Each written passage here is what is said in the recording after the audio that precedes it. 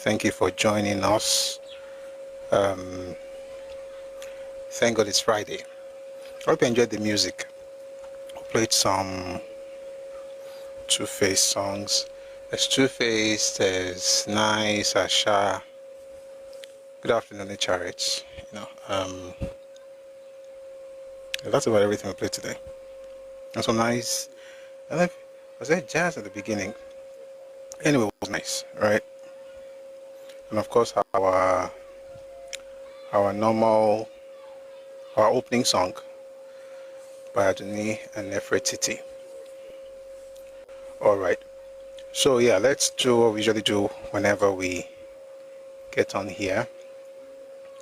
Please, whether you are old or new on the platform, please click on the heart icon beside Busui Oris. Kindly click on that icon. Drop gifts, drop heart me's.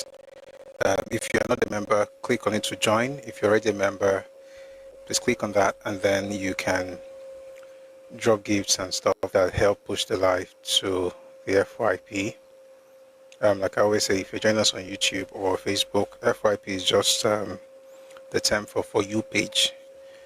So we want the app to recommend the live to others.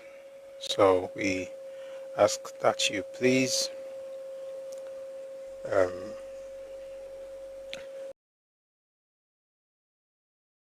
also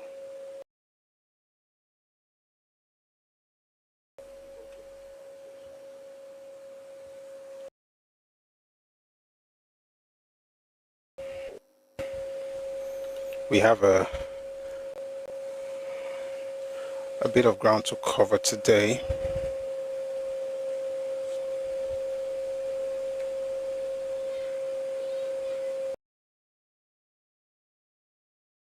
So let's quickly do the likes and shares and all that cool stuff.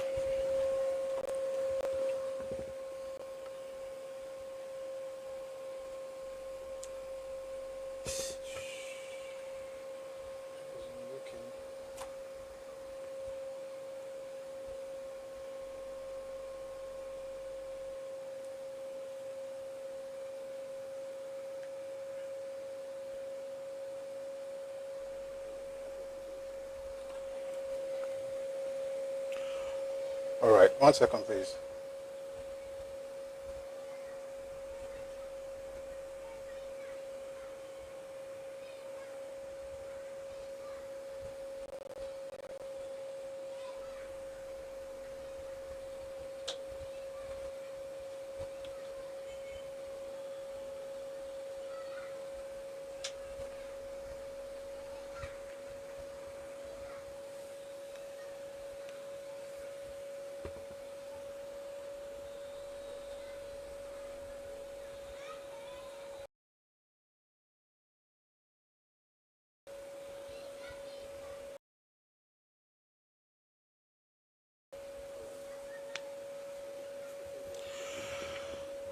All right.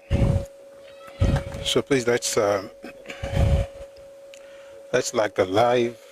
I'm trying to set up this YouTube stuff so we can share to other platforms, and then we'll be able to get into the conversation for today.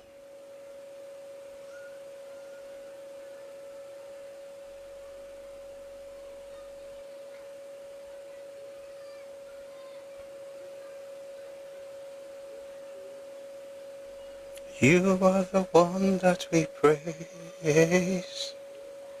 You are the one we adore. All right. Thank you on YouTube. I see you. Dan Asari. Good afternoon, sir. Good to see you. Asari sounds Ghanaian. There's a bishop from Ghana whose name is Asari. Dark, fantastic preacher. And then there's this man that I really, really like. I mean, I like Bishop Asari, but there's this man, Dr. Mensa Otabil. I think he's one of the brightest thinkers on the continent of Africa. And Ghana should be proud of him, by the way. Dr. Mensa Otabil. Fantastic man. So if you're Ghanaian, yeah, that's somebody you should be proud of. I am proud of him just because I think he's a fantastic person. Oh, you're from Ghana? Yes, I thought as much. Thank you for joining us. Whew. So let's share. I'm trying to, excuse me. I'm trying to share here on WhatsApp, and the thing is that we can't do this until the music is done, and then it's like chicken and egg. So I apologize for the few minutes delays that we usually have every time we start sharing and all of that.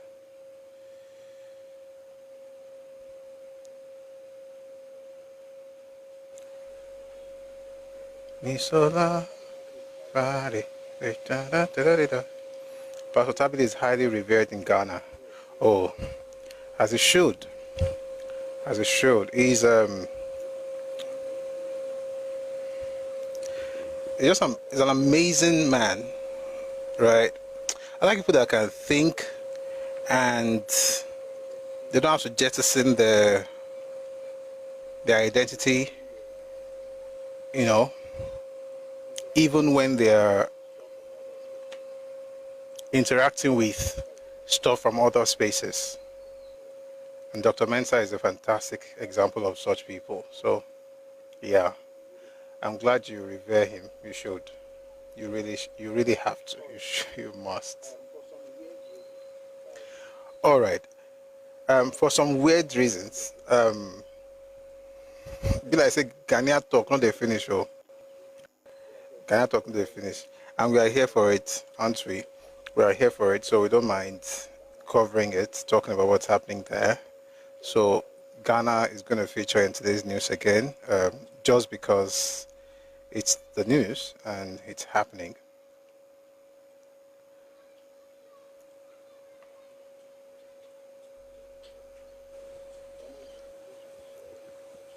All right, we're almost done. I'm just trying to share one or two more things and we'll dive right into this.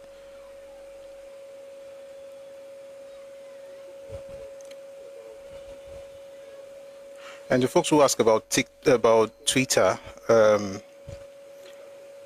please just click on the link on the Twitter page, Busui Ori's Works, and kindly join us on YouTube or any of these other platforms, because we're not able to stream on Twitter, and it's because of the quality. I don't like the sound quality. The stuff we have here, they've been set up to work with video and stuff. So I laid my hands on a couple of documents in the last 24 hours, and I'll probably read from one of them when the time is right. Let me greet people on YouTube. Adekunle Rotimi Samuel Ẹkáàbọ Shidadalewa. Thank you for joining us.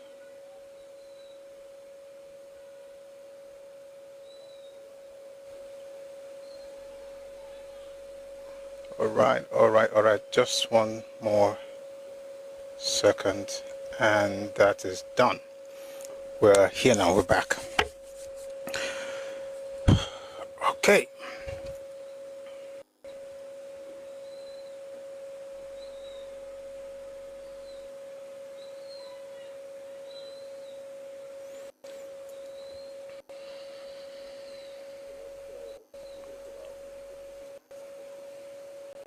So let's, yesterday we talked about Awo and Zik on state creation. But of course, we started with the bit from Kingsley Mbadiwe, and we got into all of this because, yes, we've been talking about state creation actually, but we got into all of this because of what happened in the last few days when street names were changed at Ajeromi Felodun local government of Lagos State. And that got a lot of people talking about, the need to change some other, street or road names in Lagos, and one of them happened to be Ozumbambadiwe. And the real reason, of course, yes, there's a part of, oh, we want to make sure it's indigenous, but beyond that, like I said yesterday, changing of names, it's about people who have contributed to society, particularly the indigenous people of the land. But it's also possible to have certain people who are not from there, but who have been either assimilated or integrated into society, and then they've become one of the people. And that's why I mentioned yesterday that in all those streets you had Daddy Shoki, who is not Yoruba, but who is essentially one of us, and you had Analaji Garba, and you will have things like that because you're also trying to show that, you know, you are open, but you're not so open to close your eyes to people trying to take over the space using different methods. For instance, changing names of streets and making it like it's an extension of their ancestral land, which is definitely not. And so that's not the reason I think people should say, oh, let's, you know, remove the name of Zuma. But I don't know if it's going to change, but I think it's important. There's something deeper in there beyond the name of the road. It's about the person and the things they did. And without necessarily going too deeply into the things that Zuma Badiwe did, at least not for now, we like to mention a particular narrative that he helped push and that young people today still believe. Even Yoruba people believe it, you know, the idea of cross-carpeting. And, you know, when they say, oh, Awolowo was a tribalist and he introduced tribalism into Nigerian politics. And it's something a lot of people say, and even Yoruba people believe it. It's so bad that Fela himself wrote it as one of the things, I don't know if you call that a tribute or whatever, you know, after Papa died, Fela wrote it down, talked about Awolowo introducing tribalism. And that's when I discovered that, I mean, you can be a superstar. You can be very fantastic, you know, idealist. You can be a fantastic idealist, but not understand the history of things. It doesn't make Fela bad. It just means that on that particular matter, he didn't know what he was talking about. And of course, it's because when people drive a certain narrative, and if there's no other person countering it, if you're not careful, that thing goes very far. And you would understand why that went very far. Azikiwe was literally in charge of a newspaper. He created a chain of newspapers called Zik newspapers. And one of the major ones was West African Pilot. And he had the machinery to drive that agenda, and he got it in people's faces to the point where everybody believes it. So a lot of people don't even think about whether it makes sense to believe that thing. They don't even question it. People just say, oh, it must be true. I will always introduce this. And a lot of people say that. But see, just because 1,000 people believe it, that doesn't mean that suddenly becomes the truth. You know, a whole nation can believe a lie. And I've given this example before. If you remember, when George W. Bush was trying to invade Iraq, some would say Iraq, but it's the same place. When he was trying to invade Iraq, he kept telling everybody that Saddam Hussein had weapons of mass destruction. He told everybody that, and everyone believed himself, Tony Blair, everybody said it, because he needed to get the support of the populace. So they told everybody what they needed to hear. But you see, years later, it turns out that there was no WMD, there were no weapons of mass destruction. They just had to say that because they needed public support. Now, just because the whole nation believed it at the time doesn't change the fact that it still wasn't true. It was just a narrative that they had to cook up. It's the same thing with all these narratives and propaganda. And sometimes when I speak, you know, someone reached out to me today, you know, talking about how, you know, forceful I get sometimes. And of course, like I said, I'm trying, but we're going to try more. But in all honesty, it seems forceful because there's a lot to correct. Okay, there's a lot of propaganda out there. There's a lot of narratives out there, and I mean, we're not going to be able to reverse everything in a day or two or a week or a month. I know it's going to take a while, but I also think that sometimes when you speak like that is because people just believe these things and we've never questioned it. It's similar to what certain people say about Azikiwe putting Mami water inside bottle. People just believe things, you know, and it's just important to debunk those claims. So let me just say this before we even get into the news at all, that if you're from the southeast or from every other part, and sometimes you hear what I'm saying, and maybe you agree with some things, but you're uncomfortable with the method. Let me tell you something. I try, okay? I'm trying. So try and bear with me. But also understand the fact that there is a possibility that it's not what I'm saying that's the issue, or even how I'm saying it. It's your ability to take it.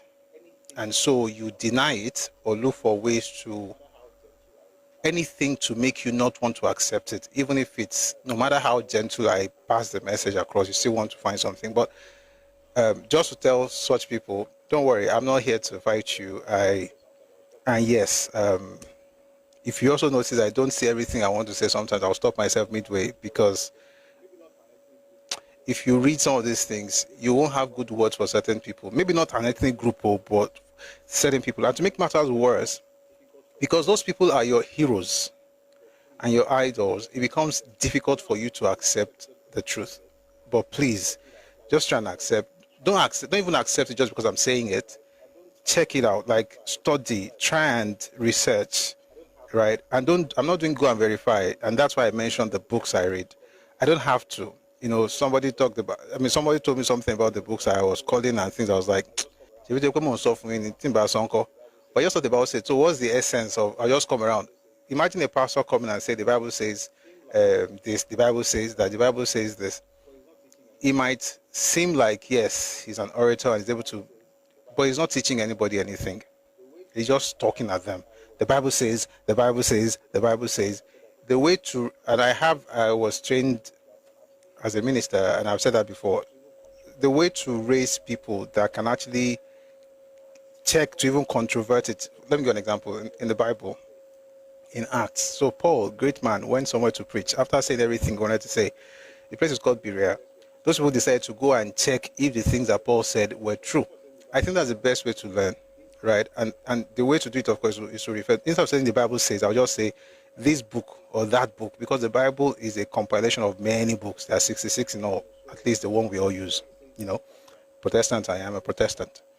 So it's important to say, look at John, look at this, look at that. I may not, of course, go into the granular details of telling you page this, paragraph this, because of course some people also think that they don't mind being spoon-fed. I may not be able to do all of that, but I can at least tell you the book to check. And the reason I do that is because if you have to fact check what I'm saying, please do so, right? And then you can decide on what to believe. But just because you've been told certain things for a long time, doesn't mean that we have to condone it because it makes you feel comfortable. It's a lie, regardless of how many people believe it. So I'm just saying all of this to explain that this is not an attack, but we have to set the record straight. It might take a while, but we, I believe, are going to continue doing it until, by the way, it's working. That's a good part. People are learning and people are discovering the truth. Thank you very much. Mai on YouTube says, yesterday was mind-blowing. Zeke's antics were particularly foul. I was left stunned by the mirror image of pre-independence, First Republic political play, and contemporary realities. It hurts, really. I'm sorry. Sorry, it hurts. Wait till we get into the reading today. Wait till we get into the reading. I'm thinking maybe I'm going to read some things from the British End of Empire. The book is voluminous. I read bits and pieces over time, but in the last 24 hours, I came across like the entire volume, and Jesus is Lord. It is well with Nigeria. Let me just put it that way. And to like I always say, I think what makes this thing very emotive or that gets people passionate, including myself, is that it's history, but it's like news. You see, it's history, but it's like news. It's like you're describing what's happening today. And that for me is what makes it very important to learn. So please try and understand we're all here to learn. However, having said that, the person said to me, I said something, but he knew I was responding to somebody. If you come for Yoruba people or you insult me, I may not. If you insult me, I may not talk. I'm not saying I will not talk. I may not. But if you insult Yoruba people or you say something about Nigeria, just insult everybody, you're going to collect. Okay. but I'll, like a parent, we beat children in love. So I will deal with you in love. And the name of the Lord shall be praised. In Jesus' name. Amen. Thank you. Now let's get into the news. So before we get into we're going to continue from where we stopped yesterday, discussing Awo and Zeke. Apparently, it's not just going to be about state creation. It's going to be about many things, but we're going to get into it. But before we do all of that, let's have the news making the rounds in the last 24 to 48 hours. And then we'll go from here into other matters. All right. Like I said earlier, it looks like Ghanaian stuff is not ending anytime soon. Let me also say that when you hear these Ghana things and all, don't get angry with me. Just look for ways to make things better. That's how you act responsibly. Don't say, why are you saying it? Just say, why are we acting like this? So that's how responsible people think. I'm not saying I'm not responsible, but I hope you got the message. Thank you. Let's start with something from Lagos State.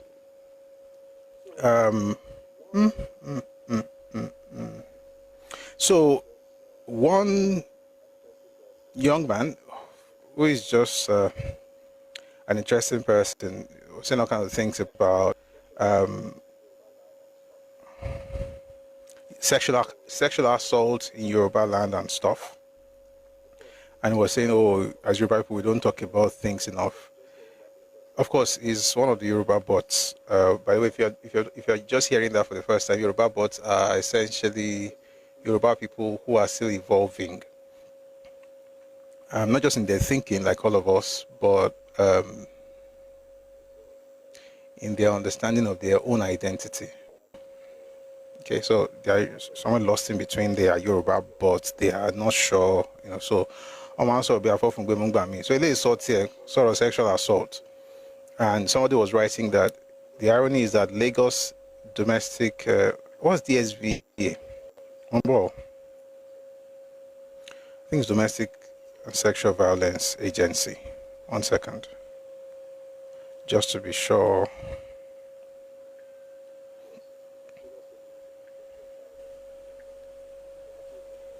Yes, Lagos State Domestic and Sexual Violence Agency. They're actually the most active of such agencies in the country. We have conservative forums in religion aspects. MS Baba is doing. Who does these things? Do you guys understand how dumb this is?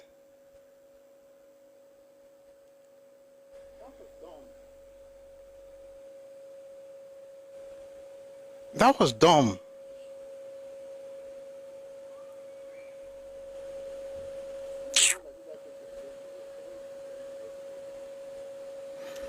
Maybe I don't like did that same thing yesterday. Somebody did the same thing yesterday. Hey John, now Emma Jakalo Lokolowa. What kind of nonsense is this?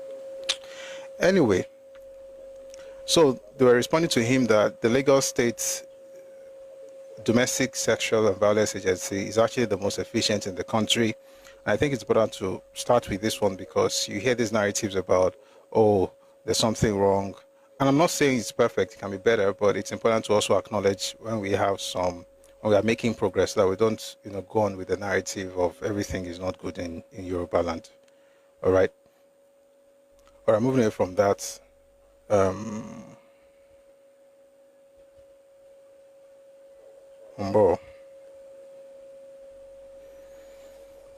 Guys, I'm trying, but I don't think I can do any more than what I've done so far because I was looking for. I don't want to get into the news about the whole Igbo thing in Vietnam and in Ghana. I don't want to start with that, so it doesn't look like one is after any group. But so let's listen to this. This is from the president. There was an interview he granted in 2007, and then he said this then. And I think this will probably help me, help us get started before we get into things happening abroad. Okay, so this is President Bola Tinubu in 2007. Take a listen, please. What happened When I, invest Lagos State money in Econet, hey, broke loose. They criticize me. I use 4 billion to bring 19 billion back to Lagos State. Who is smarter? I don't want. When you are superior to them in knowledge, in intellectual capacity, in professionalism, you expect that you are wrestling with the pig. You get a little bit of stain. When are you going to rest from politics? When I free Nigeria, I mean, crusade to take Nigeria from this terribly, retrogressive partition politics, who has become danger to our freedom, our liberty, our progress. I mean, where are they? When I brought the IPP, they say, Aaron, they thought whoever invests money is a contract, because they have no second sense. They don't have ordinary sense to think that investment must be encouraged, and you must create the environment for that, for the investment to flow into your country, because you don't even have the capital and the know-how. Okay? We brought Aaron there. Aaron was still an active participant in the market, and it's solvent. Then Aaron sold his interest. That's the liberty of business. I was very impressed with Aregbesola, with Shemole, but not impressed with Unico. To go into that. But we broke. I'm very proud. If history of electricity is written in this country today, I am the one who broke the monopoly of NEPA. I broke the monopoly of NEPA. I paid the price of lack of knowledge from Obasanjo. I was deducted. Give me all sorts of them. So, somebody wrote something about the background. Please, let's just manage it. Thank you for understanding. All right. Let's listen to the chairman of the president of Dangote Group, Aliko Dangote, speaking on the reforms of the president. Take a listen. To continue to live in peace, continue to be very prayerful, as we are, Nigerians, they're very, very prayerful, and we should actually be our own keepers.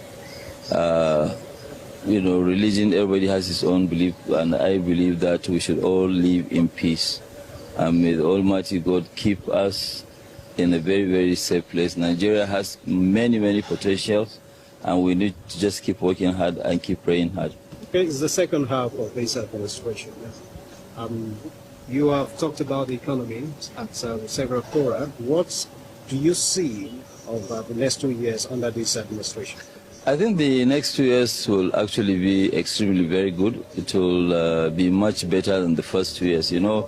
Once, you take over government, it takes time for you to settle down. It takes time for you to do quite a lot of things. But if you look at all the policies that the administration of President Bola Ahmed Tinubu introduced, they will start yielding fruits as we go along. The subsidy removal, the currency deregulation, and also the gas policy. There are so many policies that they have rolled over, including the tax policy, which was just signed. We will be yielding fruits, but I know that people are very much in a hurry, but I'm sure it will, the time will come where all of us will now have a much, much better, society. What we need really is to have people with real disposable incomes. And that one will be led by the private sector, supported by the government.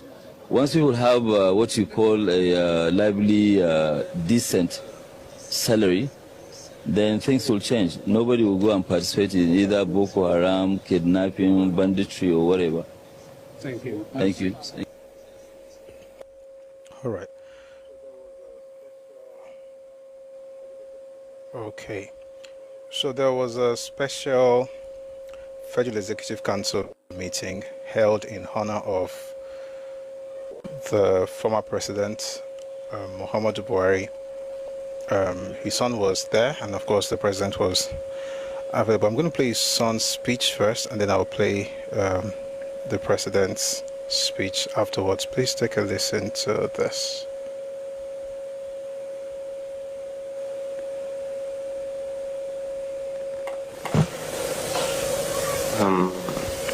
Good evening, everyone. I would like to acknowledge the protocols already established. On behalf of the entire members of the late Muhammadu Buhari's family, I wish to sincerely extend our deepest gratitude to Mr. President, His Excellency Bola Ahmed Tinubu, the First Lady, Senator Oduremi Tinubu, the Vice President, His Excellency Hashim Shetima, and his wife, Hajia Nana Kashim, for your outstanding foreign support received by the family from the time he took ill until he peacefully passed on, which was Sunday, 13th of July, 2025. It has showed that he was regarded far more than a politician, but regarded as a friend and a father. To all members of the Federal Executive Council, for the care and befitting state burial accorded to our late father, we appreciate you all. I also wish to thank the Senate President, Speaker of the House of Representatives, and all the distinguished and honorable members of the National Assembly for honoring the memory of our late father during the state burial in Deborah. I will also not forget to mention and convey our appreciation for the support from the Attorney General of the Federation and members of the Judiciary, Honorable Minister of Foreign Affairs, the Nigerian High Commission in London, the Governor of Katsina State, Borno State as well, and all his colleagues for identifying and standing firmly with us during this difficult period. Let me especially and specifically acknowledge the Chief of Defense Staff, the service chiefs, heads of security and law enforcement agencies, as well as all members of the armed forces of Nigeria. All right. It's quite a long speech, but may God rest his soul of his dad. Let's listen to the president, and this was when he renamed the University of Maiduguri to honor the late president Muhammadu Buhari. Let's take a listen to this. Of his memory,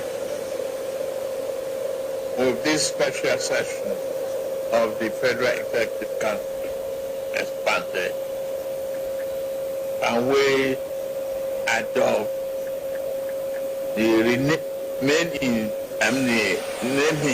of University of Maiduguri with a new name, Muhammadu Buhari University Maiduguri.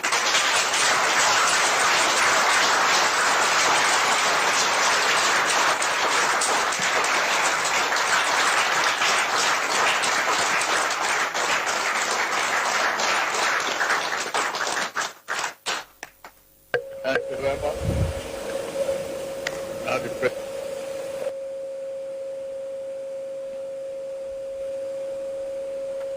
And 1 and 0 being 10 being the highest and 1 and 0 being the lowest. How would you rate this coming in the last week? Served under? That's a trick question. Yeah. I'm giving you an easy, I mean, for you to mark. So I'm with my full chest from a vintage position. And I'm going to just back this up from a very vintage position.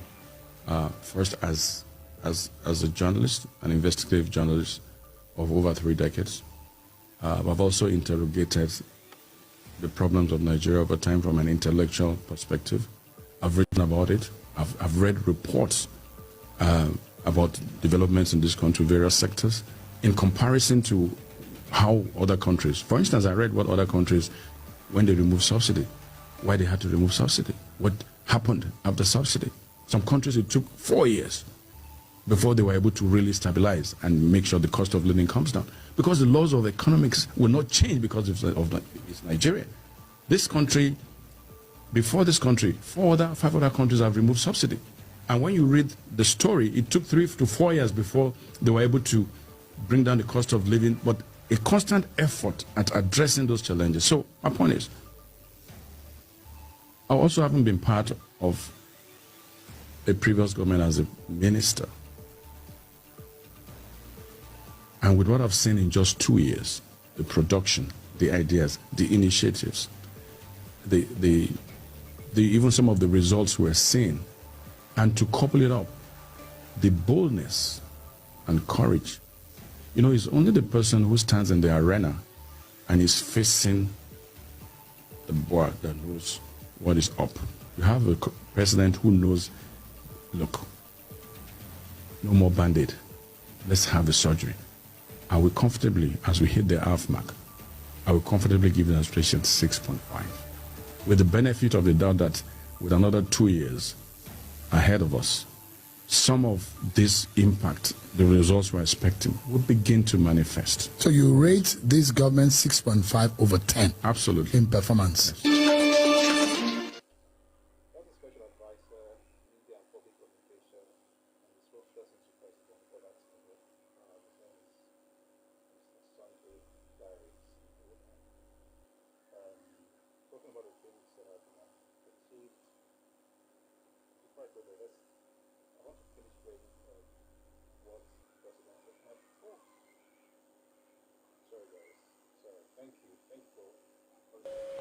Sorry, guys. Sorry. Thank you. Thank you for calling my attention to it.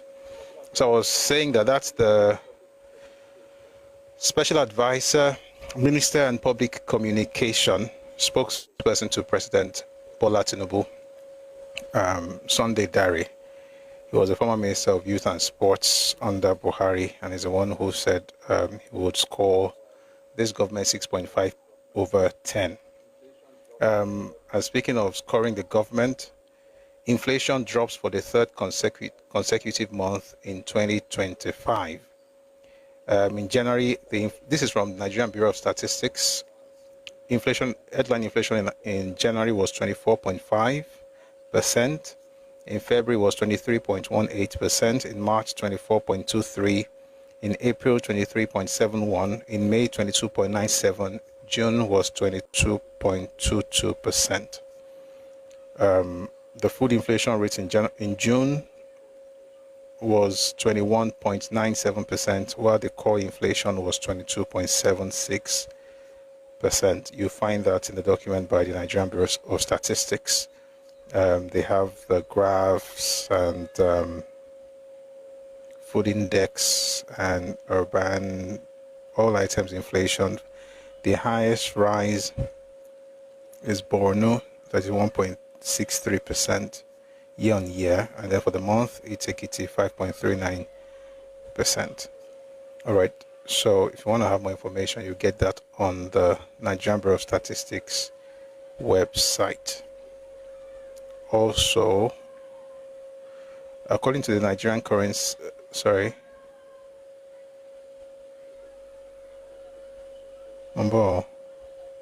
Okay, I want us to listen to this, something from the Special Federal Executive Council meeting where they honored President Buhari. Just one more thing from the President, Bola Tinubu, before we move to other news. So please take a listen to this.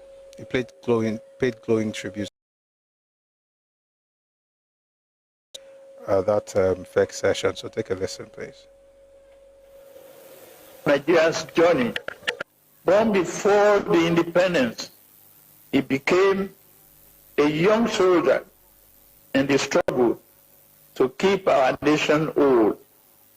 In war and in peace, he served with the vigilance and determination, as if the task of watching over Nigeria has been assigned to him alone. From the battlefield to the corridors of power. He remained faithful to the task. He governed the northeastern state and stood as head of state.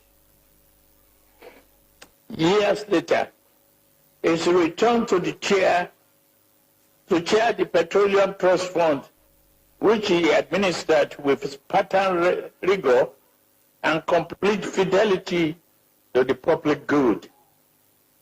Yet, with all that he had achieved, his most enduring legacy will be carved in democracy, in a time when men had lost hope that change was possible. Muhammadu Buhari put his faith in the people of this country. We stood together, he and I, alongside others, drawn from across the political spectrum, regions,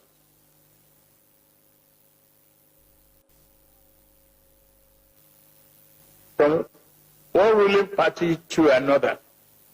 When he was sworn in as our party's first elected president, he led with restraint, governed with dignity, and bore the burden of the leadership without complaint. Those who knew him most intimately understood that the authority of that exalted office never changed him. In the face of pressure, he remained calm. In the face of crisis, he remained resolute. In the face of triumph, he remained modest. Most remarkably, he retained his jovial spirit. Nigeria. Okay, you so rest in peace. I'm not sure we're gonna ever, at least for the next few days, we'll probably be talking about the former President Buhari a lot, because I mean, his death is a great loss to the nation. So moving on from there, Nigerian troops reject 13.7 million naira bribe, kill bandits, arrest arms courier in nationwide crackdown. Nigerian troops rejected, a 30.7 million naira bribe from terrorists in Plateau, killed 2 bandits, and arrested arms courier, including NURTW members. Nationwide raids recovered weapons, uniforms, explosives, and 17.1 million naira. Oil theft rings were busted. Terrorist families also surrendered amid intensified military operations. Dangote Refinery suspends discount scheme after marketers exploit system for quick profits. Nigerians, we've got to do. You see, somebody is giving you discount. You are still using it against the people. Dangote Refinery suspended its discounted fuel supply scheme after uncovering widespread abuse by affiliate marketers who diverted subsidized products to unregistered third parties for profit. The malpractice undermined market stability and forced the company to restructure the initiative while reaffirming commitment to future reward schemes for compliant strategic partners. Very soon I will be saying in Senate claims, we ourselves, we need help. We need to help ourselves. It's important that we do so because it's not so cool the way people move in this country. ADC presidential candidate accuses Atiku opposition of plotting party takeover. The APC presidential candidate Dumebi Kachiku accused opposition politicians of attempting to hijack the party by bribing state chairmen with up to 20 million naira. He criticized Atiku Abubakar's role in the scheme and rejected any coalition, warning that ADC won't be used as a political shortcut for recycled elites. Bianca Odumegwu, the minister, has urged Nigerians in the diaspora to invest in the country's healthcare sector to curb medical tourism. And she said this at the MBC USA convention in Minnesota. She launched the Medfield Medical City project and encouraged diasporans to see Nigeria, not the West, as home and a place for impactful development. All right, moving away from that, something about the PDP. The PDP Deputy Publicity Secretary Ibrahim Abdullahi revealed plans to reintegrate Peter Obi into the party, calling him a valuable political asset. Despite alleged election manipulation in 2023, Obi secured over 6 million votes. Abdullahi emphasized Obi's roots in PDP and the strategic advantage his return could bring. All right. Peter Obi's claim on Sab Miller as Anambra's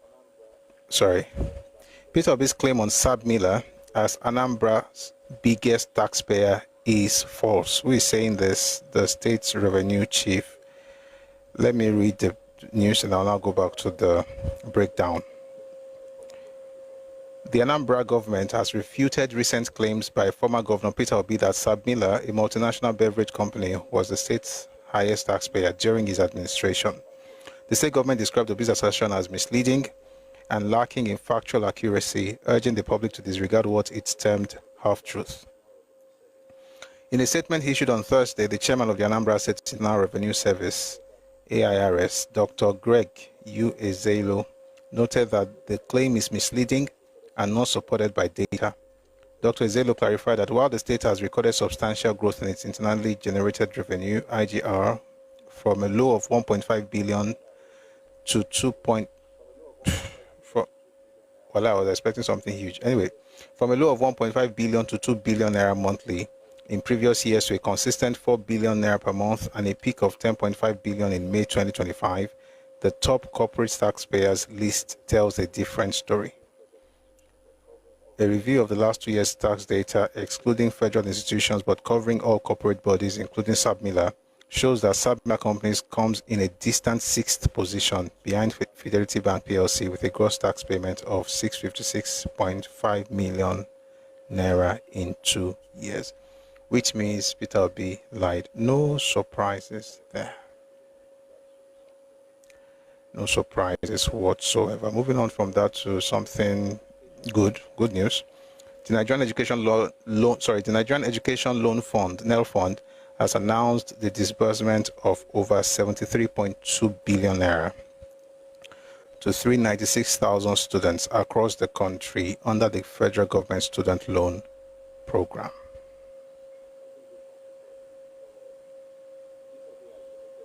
Something good from Peter Obi. Peter Obi has donated 15 million naira to UNN's dentistry department to help save its accreditation. So the department was talking about raising 38 million naira a couple of days ago. Peter Obi helped them out with 50 million naira. That's actually something quite good.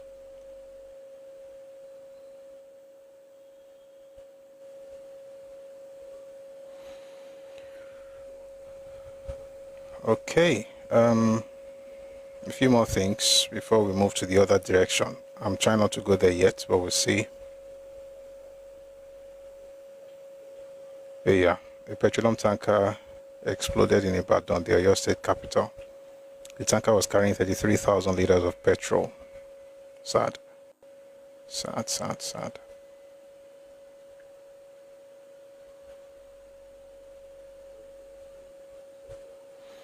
Okay, let's go to this other news now. While I'm sorting this thing out, please let's take a listen to somebody responding to this man's name is Enyinaya Izibo, and then he's responding to some comments on social media about APC. While that's happening, I'm going to sort this thing out so we can go to the other part of the news today. By the way, before I move on from here, let me just quickly read this sad news. The registrar of Unimed, Ombo, is actually bad. The registrar of Unimed Ondo, Ezekiel Imole Adeniran, was found dead in his residence on July 17, 2025. Police confirmed it was an assassination involving forced poisoning. The incident has thrown the university into mourning, with tributes pouring in. Investigations are ongoing to identify and apprehend the killers. Wow. Right, so rest in peace. All right, so take a listen to this while I open the other stuff. Oga, shut up. They don't pay you to come, they spray nonsense. He's a billionaire. If he builds or buys a house, how is that you an APC business? Well, Chinedu Wachuku, unfortunately, nobody paid me. I've actually known P2B more than you do. Back in the days in the newsroom as a reporter with the then Nigerian Compass newspaper, I encountered Peter Obi a lot. I know him. When I say that he's a liar, and he lies a lot. He lies for a living. Like I said in my previous response, Peter Obi is a billionaire. He's a billionaire. But when a billionaire like him, a former governor, a national leader of Nigerian political space, plays victim always to curry favor, to mislead people like you should get worried. Nobody pay me. I'm not a member of APC. If you might know, I'm a member of the PDP.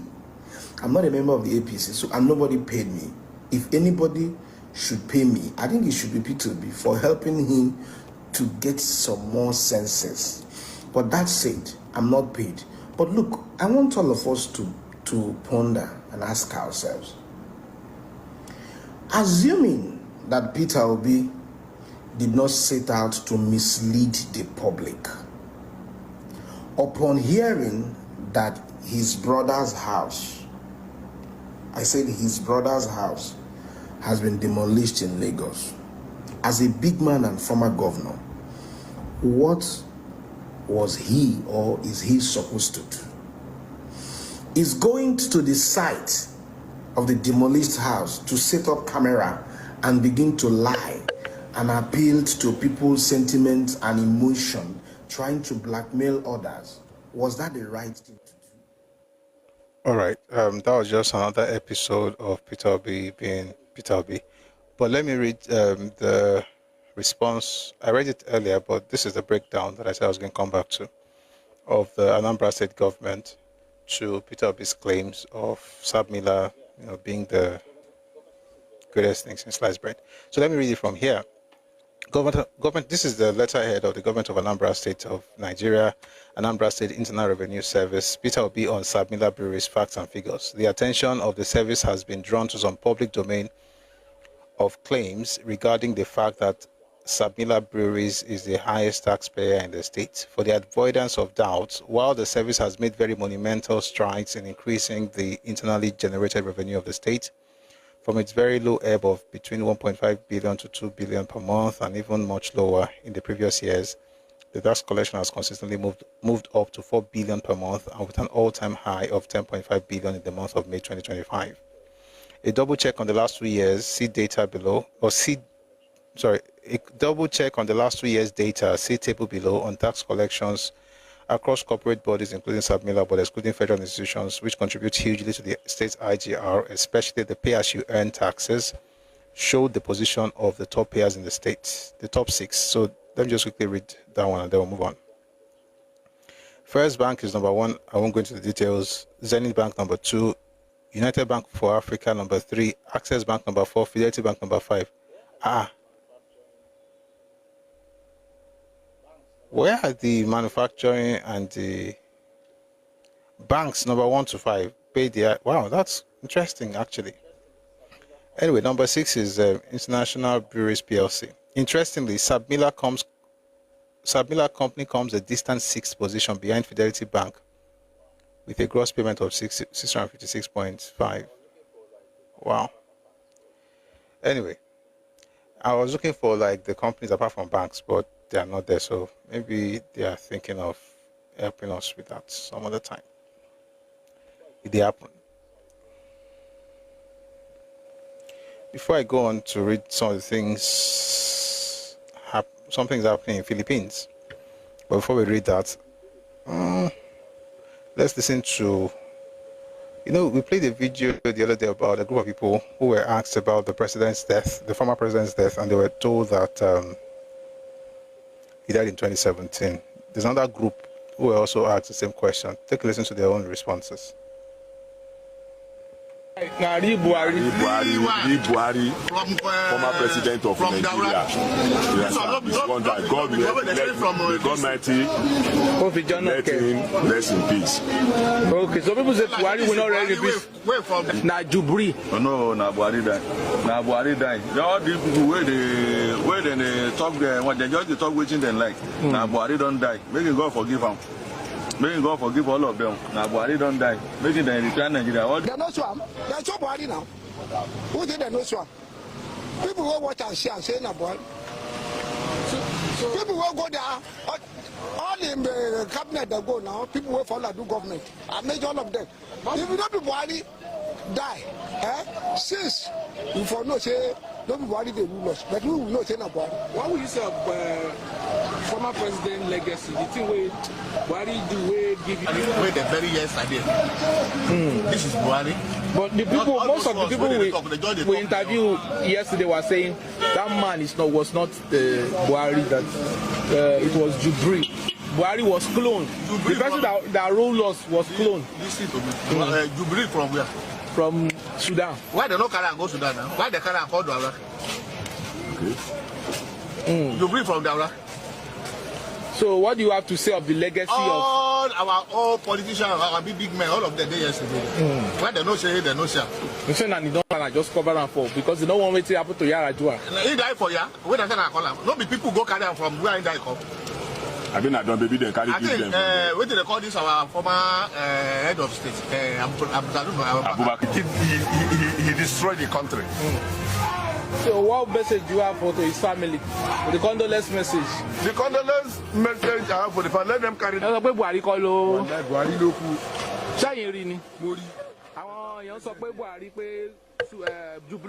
I think the crazy part is that if you are from the West, the folks from the West had an answer, the ones from the East had a different answer. It's quite interesting. Moving away from that, the SSA to the President on Community Engagement Southwest, Moremi Ojuju, was seen sensitizing the informal sector on the new tax laws. I'd like to just play something, just to tell people that something's going to change by January next year. People start paying taxes. But I kind of like this engagement. It was in the marketplace. It was with the women, and they were doing this in Yoruba language, which is quite nice. So take a listen to this, please.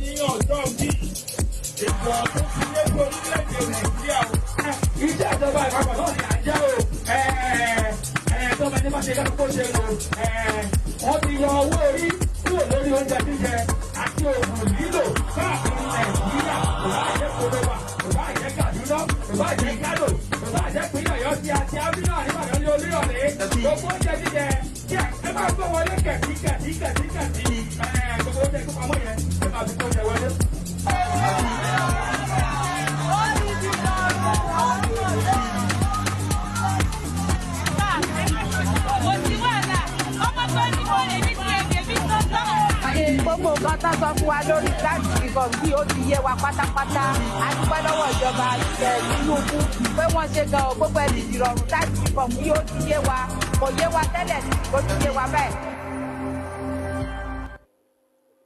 Hello. Yeah, I think that was really good, engaging the people at the grassroots.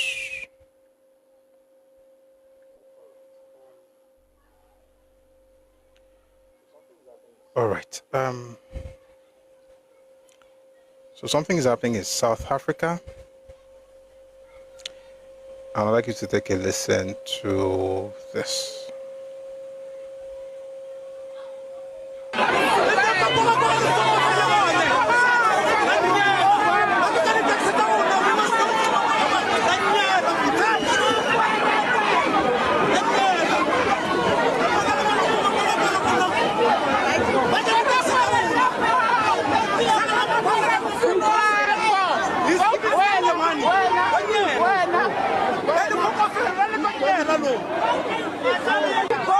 Whether you like it or not, you are going to go.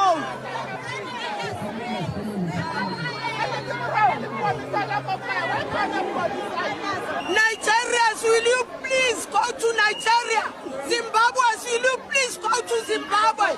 Maputo must go to Maputoans. We are hurtful in our South Africa. Our South Africa is rotting because of Nigerians giving our children drugs. We are sick and tired. So South Africans are protesting and asking the Nigerians leave their country. Before you rush to say they are being xenophobic, perhaps you should ask what some Nigerians have been doing in their land. I would say they've done terrible things. All right.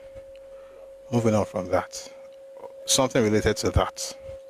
Some people are planning an event. It's called Igbo Personality Honor of the Century, 100 Greatest Igbos. And from what I'm seeing here, this 100 Great Igbos, the event will be holding in Lagos.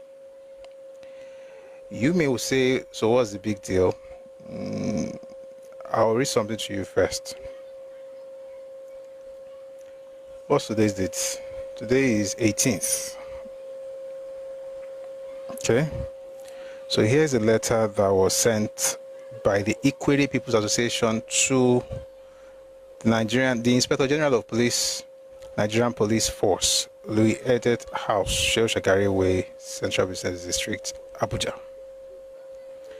The proposed Igbo Fest in Port Harcourt will cause the breakdown of law and order.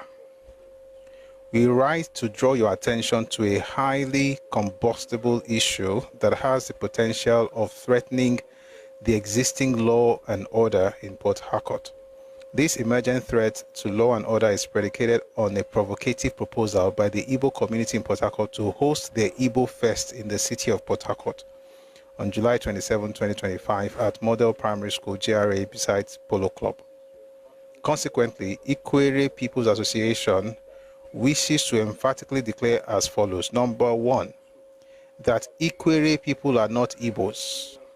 Number two, that Igbos have 5 state capitals and numerous other cities where the so-called Igbo Fest could take place, but the choice of Port Harcourt is aimed at causing the breakdown of law and order. Number three, the IPA, that's the Ikwere People's Association, and indeed all patriotic Ikwere indigents stand in strong opposition to this impending gratuitous insult by the community and their plans to use hoodlums to cause the breakdown of law and order.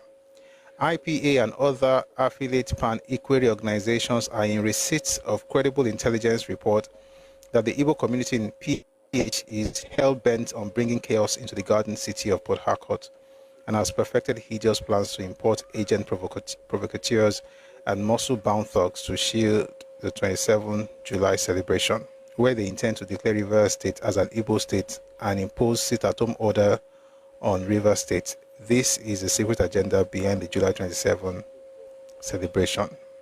They have many things to say. The proposed event will certainly result in a downward slide to social anarchy if it is allowed to proceed. We can assure the Rivers State government, security agencies, and sundry stakeholders that the proposed Igbo Fest has become the subject of heightened public interest, and the dire consequences of allowing it to proceed will unleash a catastrophic response that may be difficult to contain. We are therefore calling on the Inspector General of Police to use his good office to abort the impending chaos by putting a stop to the so-called Igbo Fest in Port Harcourt. Abia Umaya, Ebonyi, Abakaliki, Imo, Owerri, Anambra, Oka. What's the last one? What's the last one? There's one more state. Enugu. How can you have 5 states? It's like, imagine that we're having Yoruba events, but we have to go to Sokoto to do it. Why not somewhere at home? Why? They want to do one in Lagos, do one in Port Harcourt, everywhere but home. How can Lagos be one of your states? Are you lost? At this point, you guys,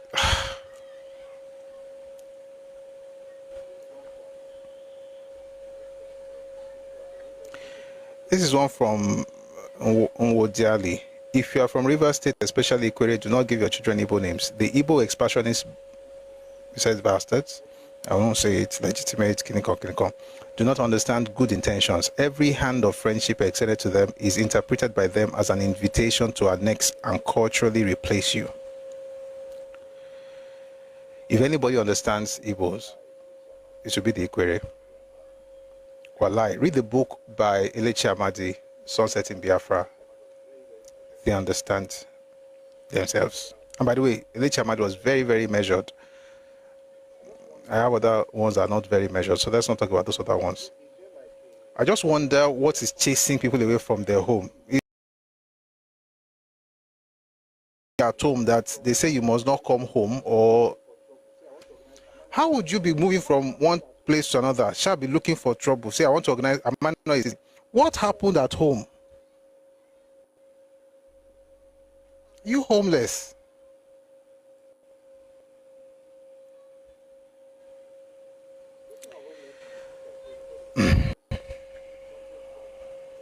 Speaking of homelessness, which I pray nobody will be homeless, but there's something from a gentleman in Ghana.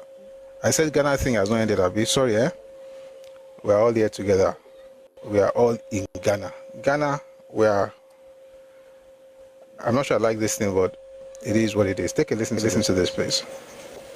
I was born in Takoradi in the year 1945. I stayed with the Igbos all along. And what they did was, every Sunday, all the Nigerians, they gathered themselves to form unions and they do contributions. And the contribution that they do, their leaders send their contribution home.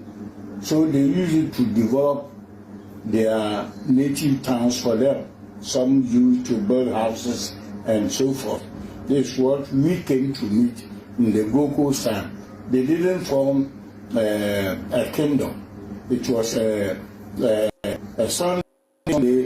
All the Igbos, they meet and they discuss the welfare of their homeland. And so, when all was said and done, they left Ghana. Nigerians must go through the Fulanese era that affected all the Nigerians.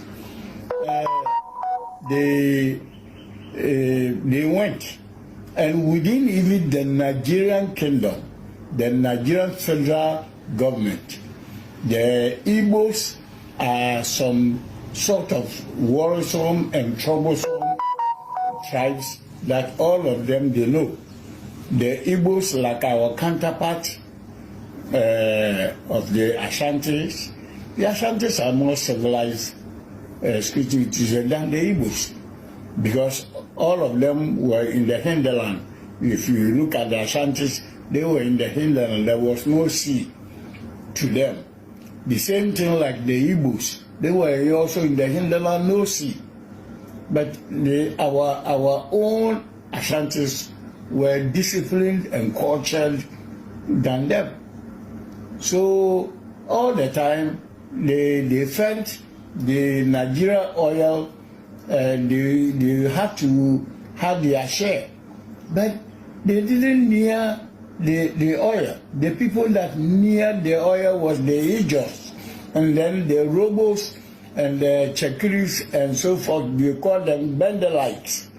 They had a seaport, and their capital was Port Harcourt.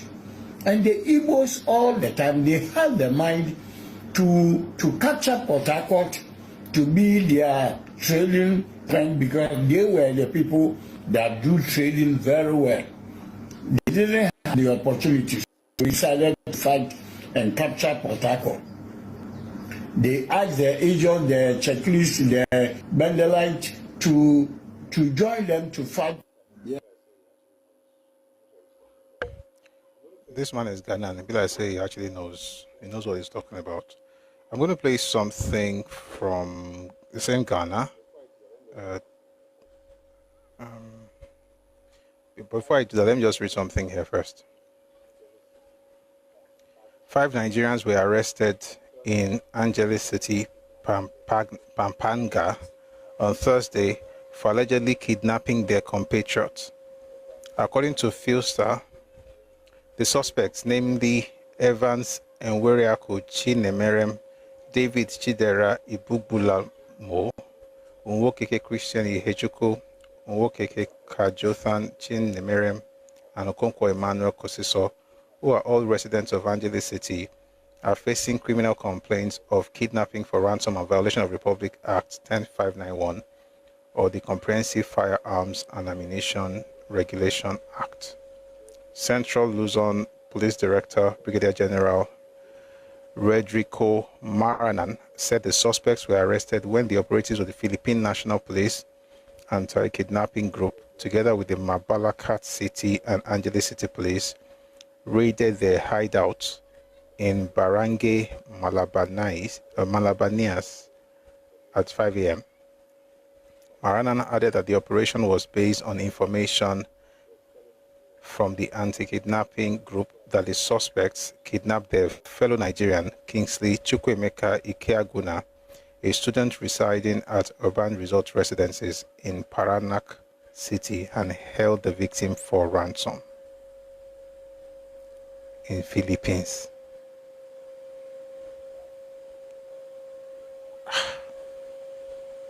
Dubai, in Malaysia, in Vietnam, in Thailand, in China, in South Africa, in Ghana, in the Philippines.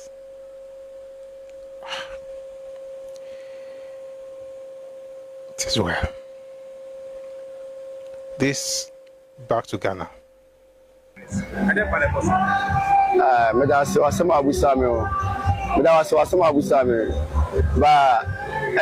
4 years and Pesamica. Ama Ghana Ninati. The entire 2 almost Sunday. A lot of food in Bonia Mujia Maya market team. And a foreigners in the Swa. Amaba you get Dimwa. Ammonia Nini. And I promise I will tell you what he's saying. 19th, you there, yeah. 19th, you must go. You must go. 19th. Yes, spoil man, yeah. I go carry your goods or go. You spoil this phone now. 19th, you must go. They are speaking to a Nigerian, an Igbo man, with a wheelbarrow. Don't phone accessories on his own. They are telling him he must go. You know, I said this. What people are doing, it will affect people that have no business being affected, but it is well. Anyway, what that man was saying, I think it's in Twi, is that they are staging a protest by closing their shops to express dissatisfaction with Igbos who are overtaking their markets. Sure. By selling cheap products to Ghanaians and running Ghanaian traders out of business. So that's why they are protesting.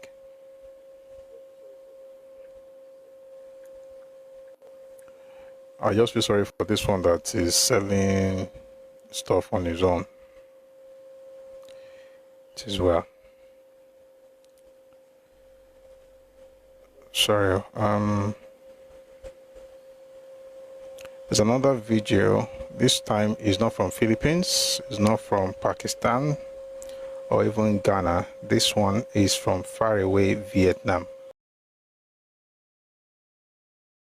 They fight Nigerians. They fight Nigerians. They fight Nigerians. They fight Nigerians. They fight Nigerians. They fight Nigerians. Come on. They fight Nigerians. They fight Nigerians. They fight Nigerians. Fucking people. Today they will collect. They will collect. They will see war today. War. No, that man's land though. Shoot God. Let it go. Shoot God.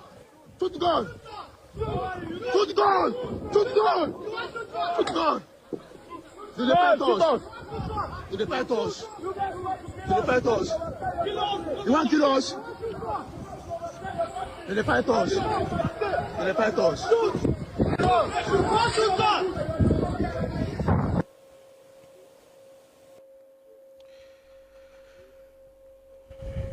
These are not Nigerians. These guys have a different nation. It's definitely not Nigeria. They only happen to carry the passports. They have their own nation. I'm going to come back to this news. I want to play, there's an interview. One of the chiefs. How can the government come in?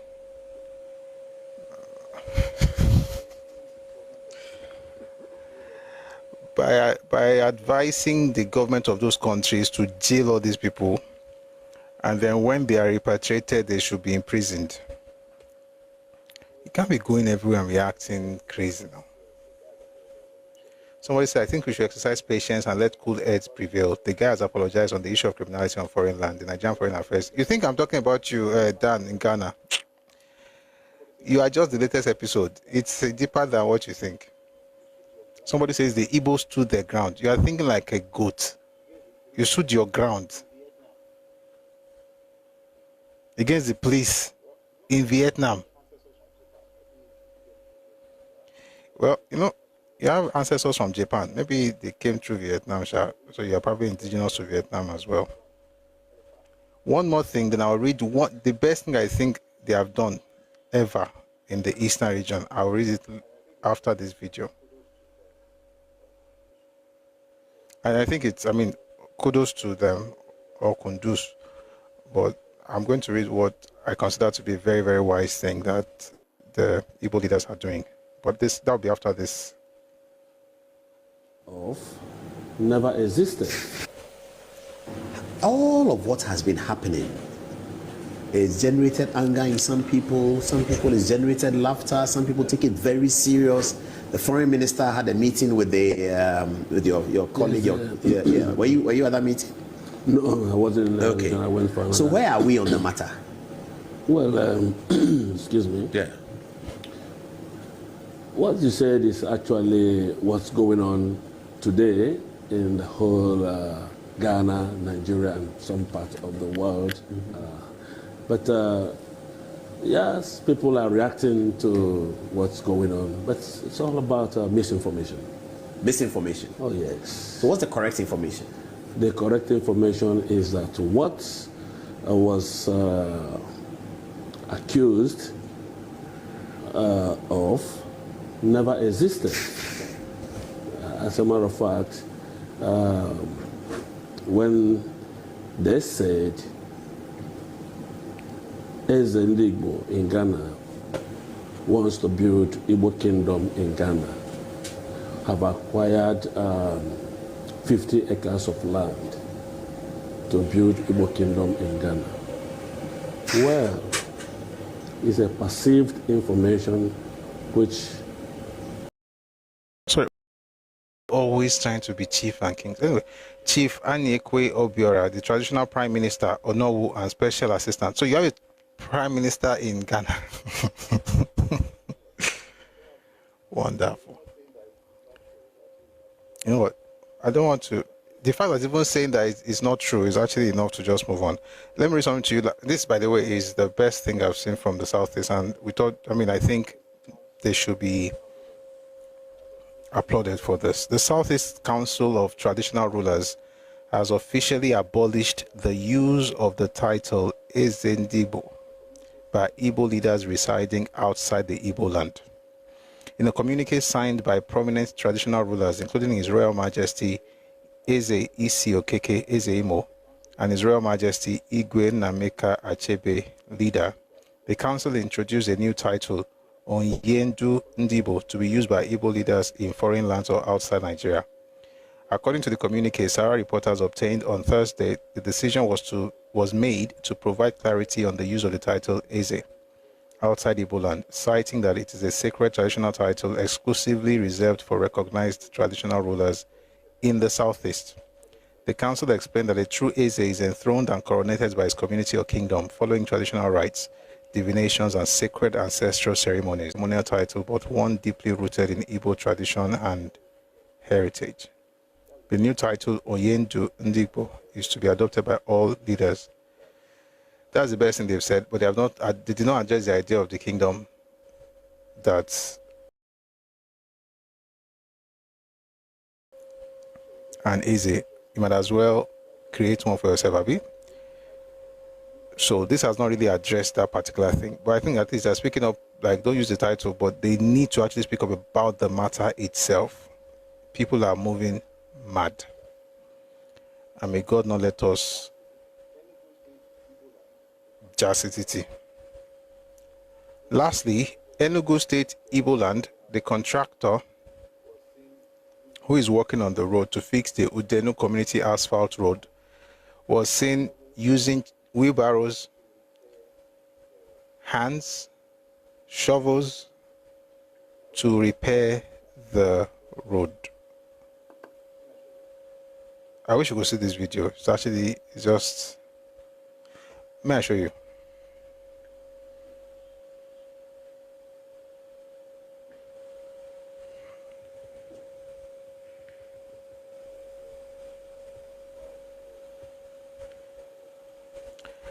That's asphalt road, is wheelbarrow, and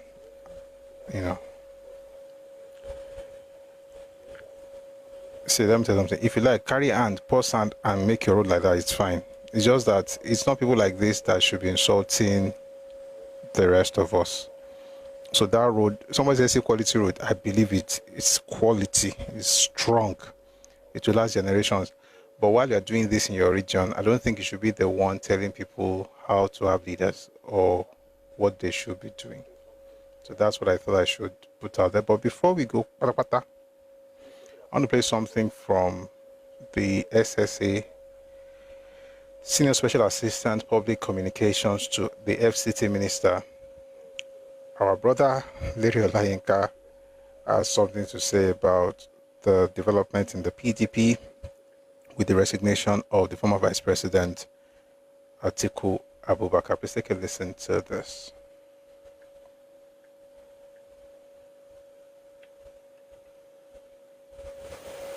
Apple in a 100 apple in a basket. The moment one of the apple gets spoiled, and you don't remove that one out of the 100, that one will infect the remaining 99, and the 99 will get spoiled. Who's the bad apple here? It's Atiku Abubakar. You're sure he's the bad apple, not your principal? He is. And let me give you, because one of the problems we have in this country is that most of us are not students of history. In 2003, PDP's effort to win Lagos State was frustrated by Alhaji Atiku Abubakar when he was vice president. And that was how anti-party started in PDP.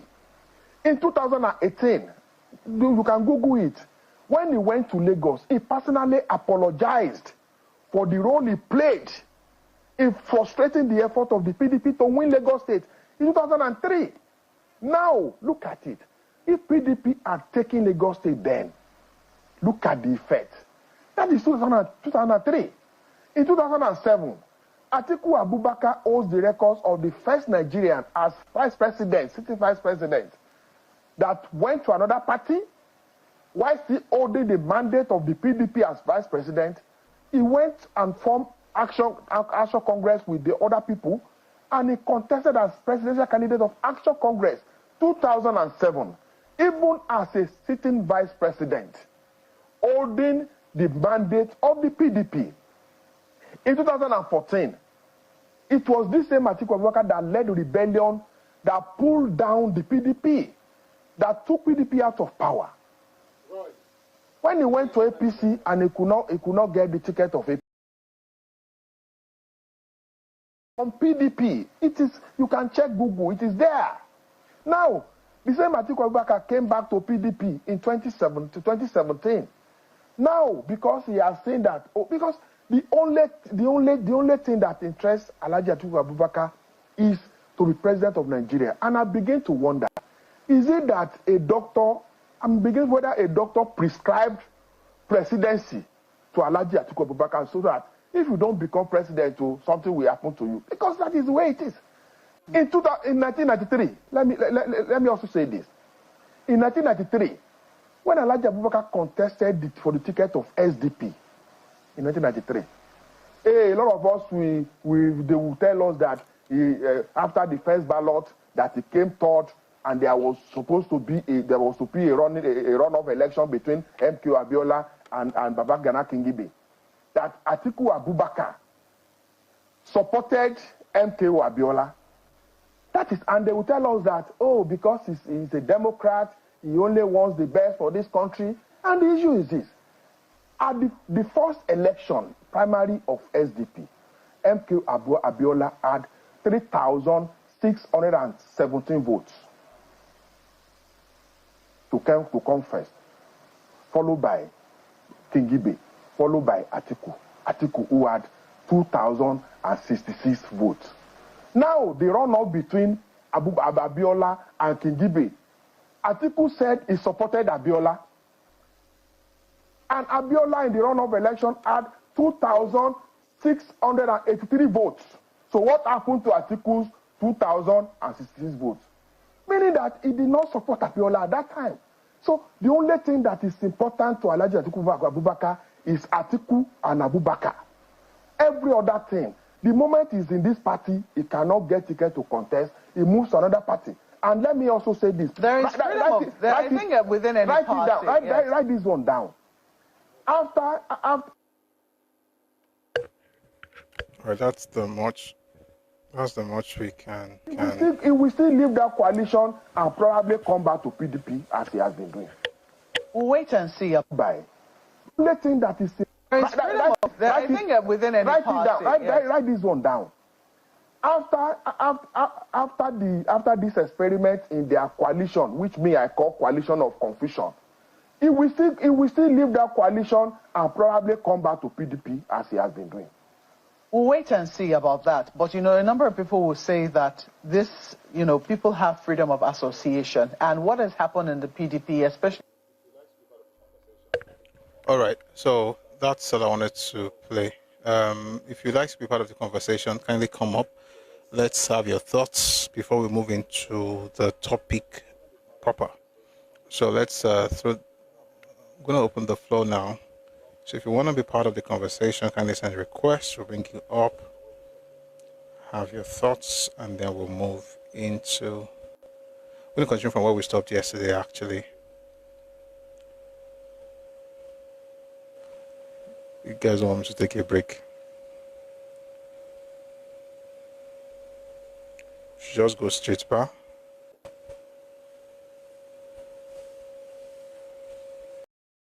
It's coming up. Please, you're gonna have to please give me like 30 seconds so that we can just go straight into the conversation. So please excuse me for a little bit.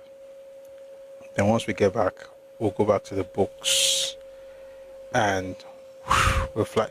When Ghanaians were fighting for independence, so Nigerians was here to fight. So you should be warned. Who is this? Are you lost?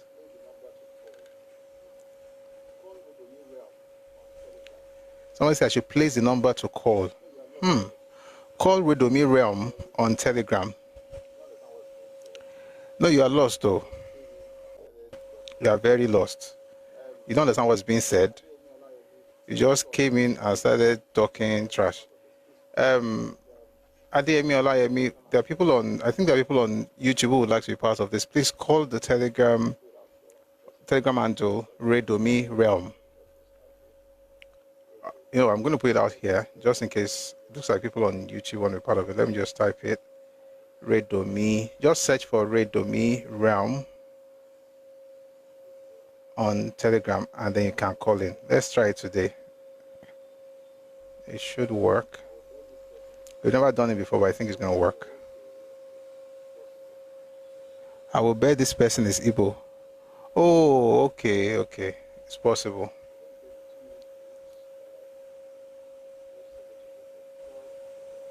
So I'm going to take 2 minutes each, just a little break for myself, and then for all of us also hear what you have to say, and then we'll move into the conversation. Please mute. Please mute.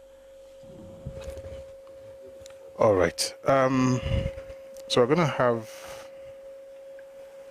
J-Links first, please. 2 minutes. Good morning, guys. So, okay. Am I the one again? So, okay. Okay. So, it's should I mute? Okay. So, first and foremost, can I go on? Okay. So, can I go on? See. Okay. So, it's been a while. I came off to speak. Well done on all the job. I think you are the one that we are still going to beg. You give you the post of is the debut of your evil lashes on TikTok. Because at this stage, well, there is I don't know what conference Nigerians or Igbo or the what is the respectful word to use now? Leaders. Let me just call Igbo leaders. They need to call a conference among themselves and talk to themselves. Because every time this thing is being discussed, the ignorant ones among them continue to make it more complex. They continue to make it more complex and made it look like it's an attack. Whereas this reality the ripple effect is giving a damaging effect on the brand of the country. Everywhere you go, Nigerian name is being called with negative, is being attached with negativity. And then the principal players are also the one always claiming good governance in quotes. The principal players are always the one always chanting for one Nigeria or whatever slogan they are known for. Me, I'm not here to slash anybody. My own point of coming up is somebody in that region need to call for a conference to make everybody to teach or to train on diplomatic relations or whichever way they can, on self-governance, on responsible living within and outside the shores of the country. If we do it now, they will say we are so. And to me, we can't continue to look and say it's their own problem. Let them continue, because it will rub on us. Anywhere you go at the international at the airport, you are late as you are known to be a Nigerian. You are put aside for scrutiny. And the more we look our eyes and say, okay, it's not our business, the more our reputation continues to go low. So I think that is an urgent call. Unfortunately, every time we are having discussion, they walk away. They don't want to hear because they believe so much in whatever they are doing. The reputation of the country is going low. Then the country the country image is being tarnished by principal players in the outside who are even the advocate of better Nigeria. Well, I believe one day we'll get it right information. The country cannot sit down and look. There needs to be someone that needs to face these people and address them and sensitize them. Maybe NOA, National Orientation Agency, need to take it up. Maybe if they can use their countrymen in the NOA, I think that would be an option. We can't sit down to look and let them continue to dance this kind of dance. We continue to beat this kind of drum they are beating for the whole country. Thank you.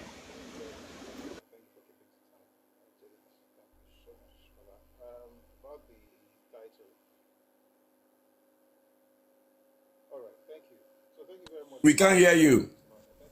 We can't hear you. All right, thank you. So thank you very much, J. Thank you, Mr. Martin. Thank you, J-Links, for keeping to time, and thank you for that submission. But about the title you're trying to give me, I know if you collect them because in my place, I cannot become a chief of anywhere. Somebody reached out to one traditional leader reached out to me once. It's not possible. I cannot be a chief of Yoruba land, so I can't be a chief, let alone of Igbo land. So, nah, it's not allowed. So let them keep the Oye. Anyway, let's go to Mr. Martin. 2 minutes, please, Mr. Martin. Good afternoon. Good afternoon, sir. Everybody. Yes, sir. There's one video someone sent to me. I saw that video. I sent a copy to you too. Said they are now having they are having different Eze Indigo on different Yoruba city. I saw Ibadan Eze Indigo with chief. Iyalo de Eze Indigo of Ibadan land. Iyaloja Eze Indigo of Ibadan land. Balogun Eze Indigo of Ibadan land. I saw that of Lagos. I saw that of Akure. I saw that of Ijebu. I saw that of Ilesha.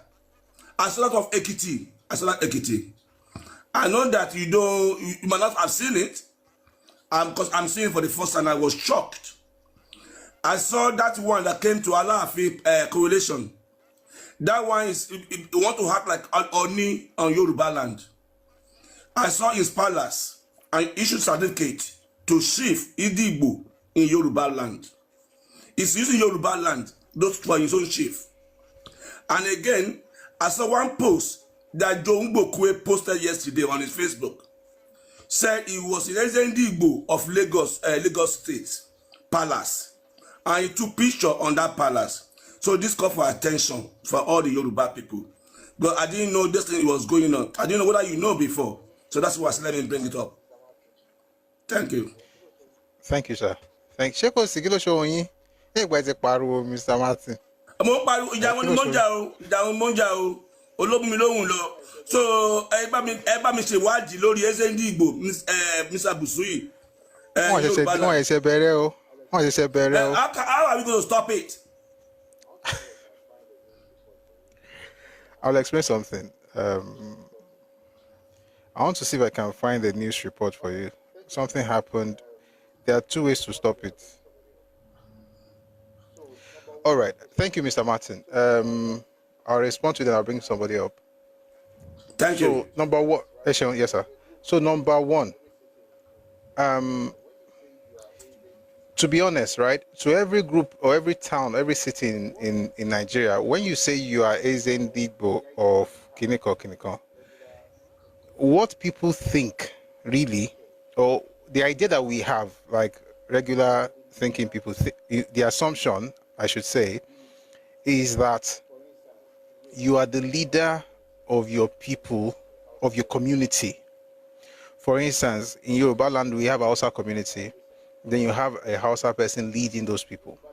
However, when something happened in Ishasha recently with the Hausa community, the Olubadan stopped it because they were now trying to make it into something more. Not normally, you should be able to have like a community association, like, oh, people from my place, so we have a person leading us. So that person, you can give him, maybe whatever title, but then you know that it's not that you are a traditional ruler. You are just the leader of your community, your ethnic community in that town. Now, this happens everywhere in the world with every group. The problem with this is that instead of you to just be the leader of your community, you are now in your head thinking of creating kingdoms outside your town. And Ondo State have banned the Igbo traditional title of Eze Ndigbo in all towns and villages in the state. The Deji of Akure, Oba Aladelusi Aladetoyimbo, announced the resolution of the traditional rulers in the state through a statement issued by his chief press secretary, Mr. Michael Adeyeye. He declared that the title of Eze Ndigbo no longer exists in the state. He said all the traditional rulers in the state had agreed to ensure that the title of Eze Ndigbo is banned in all their domains. It was gathered that the Deji of Akure planned to install a new Eze Ndigbo against the wish of many Igbos in the state, but the Akure monarch said, quote, "For the benefit of doubt, we have no intention to install any leader for the Igbo community as been speculated."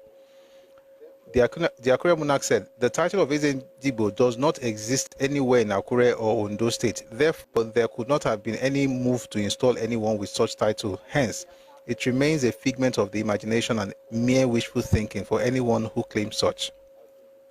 An earlier act of insubordination to the Yoruba monarchy and culture by one Mr. Gregory Iloika has been deplored by all and sundry, in all its ramifications as against the traditional norms and practice of the Yoruba people, and this led to its removal and subsequent ban of the title of Ezendibo in Akure Kingdom and entire state. The people that can ban these guys are traditional rulers, because in reality, he's just a leader of a community.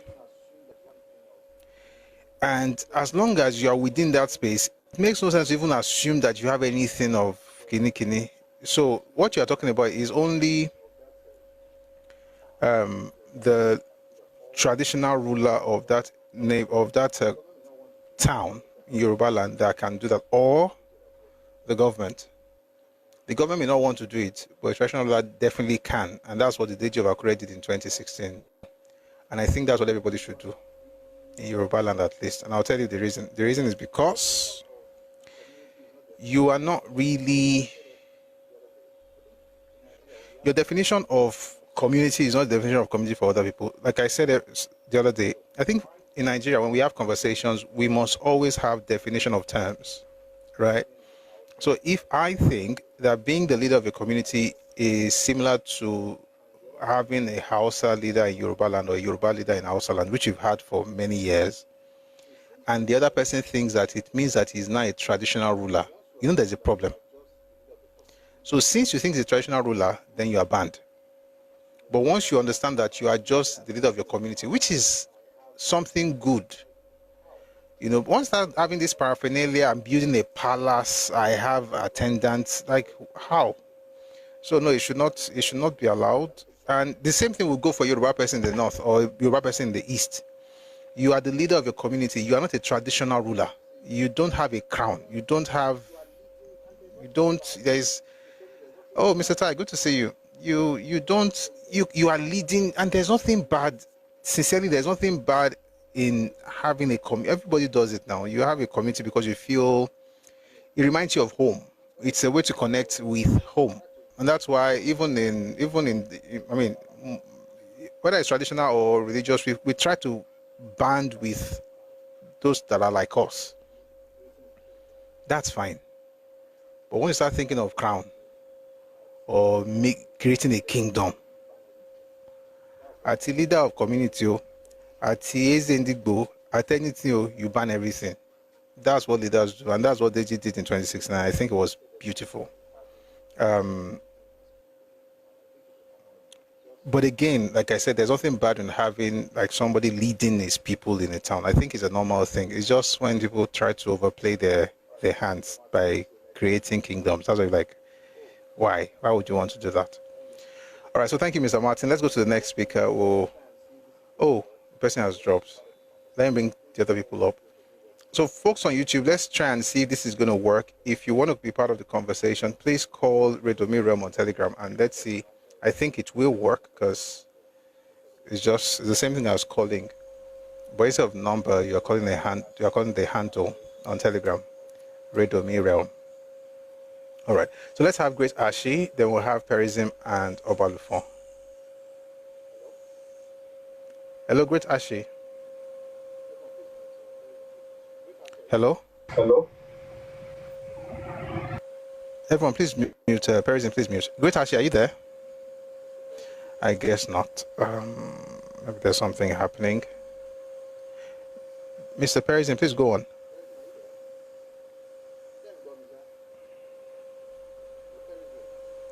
Perism, are you there? Hello, Perism. Yes, we can hear you. I don't know what's wrong. Okay. I can hear you. Okay, so it's not. Okay. So, Great Ashi, are you there now? Do you want to speak now? Because you just muted. I don't know what's happening. At the Great Ashi, at the President Agbakakon. All right, let's go to Obalufon. Thank you for the feedback in the comment section. Thanks a lot. Yeah, me, I just have these few things to say. Like, I want but get one lower long ball. Like there's this saying, there's this thing now where like the only way we can differentiate ourselves mostly is by name. That's outside the country. When you hear that is Olatubosun that did something, everybody know Olatubosun is Yoruba. But if you check their new trend now, they've been putting Yoruba name in the middle of their name. That, I think, in the next 5-10 years, when they go around to commit whatever they commit, is gonna bounce back and be like, oh, it's Yoruba. By the time you see Olatubosun Chukwumerije or Ade Bukola Okechukwu, then you'll be like, she mixed blood. But these guys, they are purely from that side, and that's the trend they are doing now. And I think the NIN and things like that shouldn't allow that, because we are tribal people, and that's the only way we can differentiate ourselves. Ayé àtijọ́ ni èèyàn kan máa kọlà lọ́ máa mọ ará Òwu yàtọ̀ sí ará Ògbómọ̀ṣọ́, ìlà Àgbàjá yàtọ̀ sí Tẹ̀rínlé. But these days we don't have tribal mark no more. Orúkọ náà ni a máa fi dára wa mọ̀. Táwọn kan bá dẹ̀ ti ń appropriate culture yàn tó ti ń fi mọ́ títí wọn, tó bá dáràn lẹ́yìn òdì, pálí kan náà la ní. Nínú ọ̀dọ̀ wa tá bá fẹ́ ṣe sẹ́ńsọ̀ tá fẹ́ yọ kàńdá kúrò nínú rẹ̀ sí.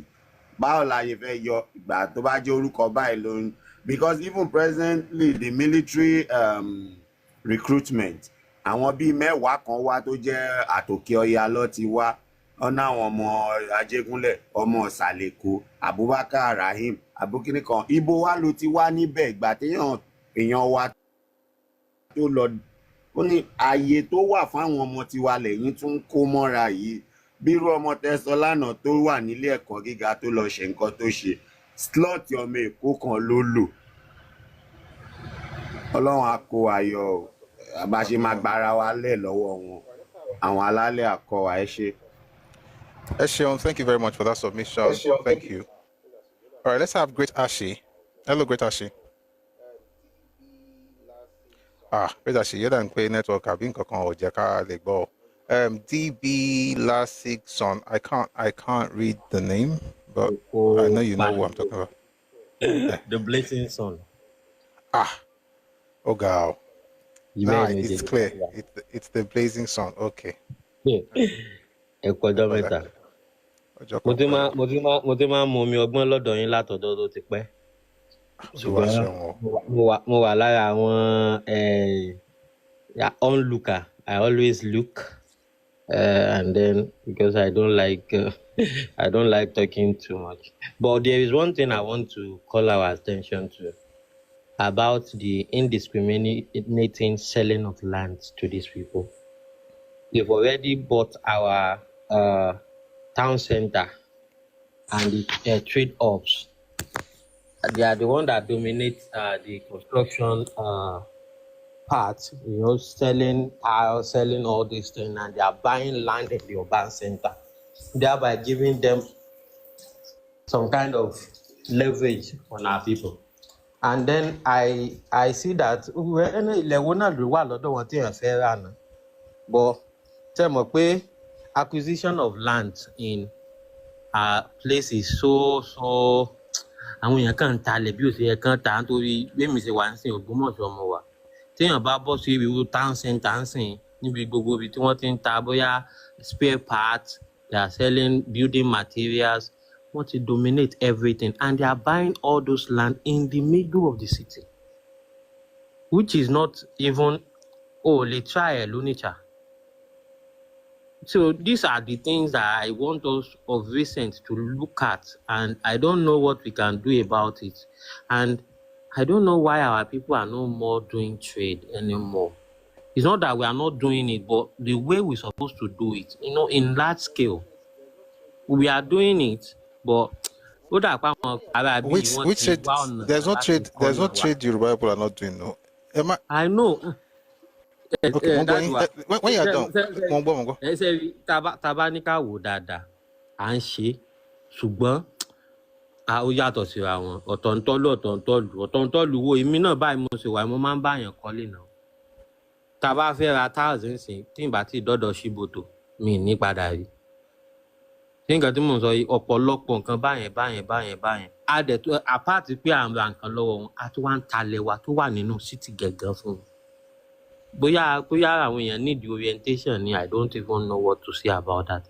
Torí tó bá ti fún ẹ lówó tán dẹ̀ ti ṣe documentation àfi tó bàbá wọn jà ló tẹ́ bá dá gbogbo ẹ̀ bóyá ìyẹn ọ̀dẹ̀ rí kò possible gan court.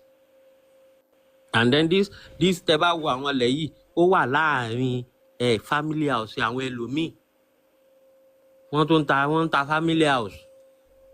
So kò jẹ́ nǹkan tèmi rí lónìí tí mo rò pé kémi náà sọ̀rọ̀ ń pa ẹ̀, because it's a menace. If we go to a time we will not see anything to hold on to in those areas. Eshon, thank you very, very, very much.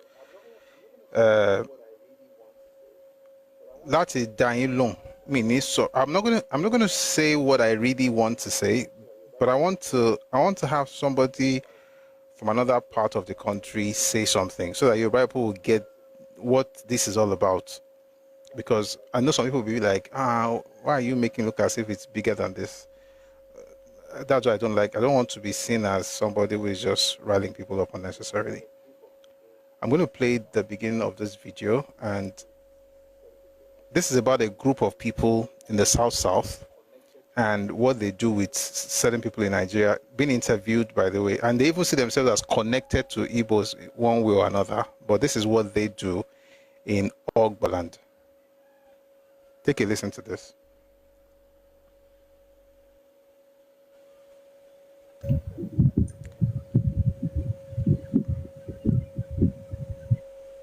Sorry, it's not connected. 1 second.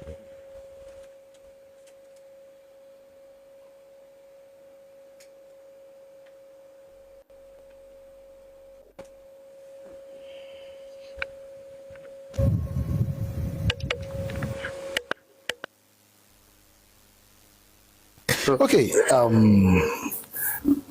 coming back to the racist law in Omoko, they decreed that they will not sell lands to the hinterland Igbos. Why is this? Well, honestly, I will tell you the truth. I don't know why it is like that, but I think it has a little to do with seeing people being superior, trying to be superior to them. But I don't see why you can give a land to somebody who is from far savannah, like Kano, Kaduna. You sell land to them, you sell to the Yorubas. But those who are supposed to be your brothers, you can't sell land to them. But they are very good for marriage, and they will give you children. Does anybody know where Omoko is? I think it's in Rivers or so. Let me just confirm. I think it's in Rivers State. Yeah, Moko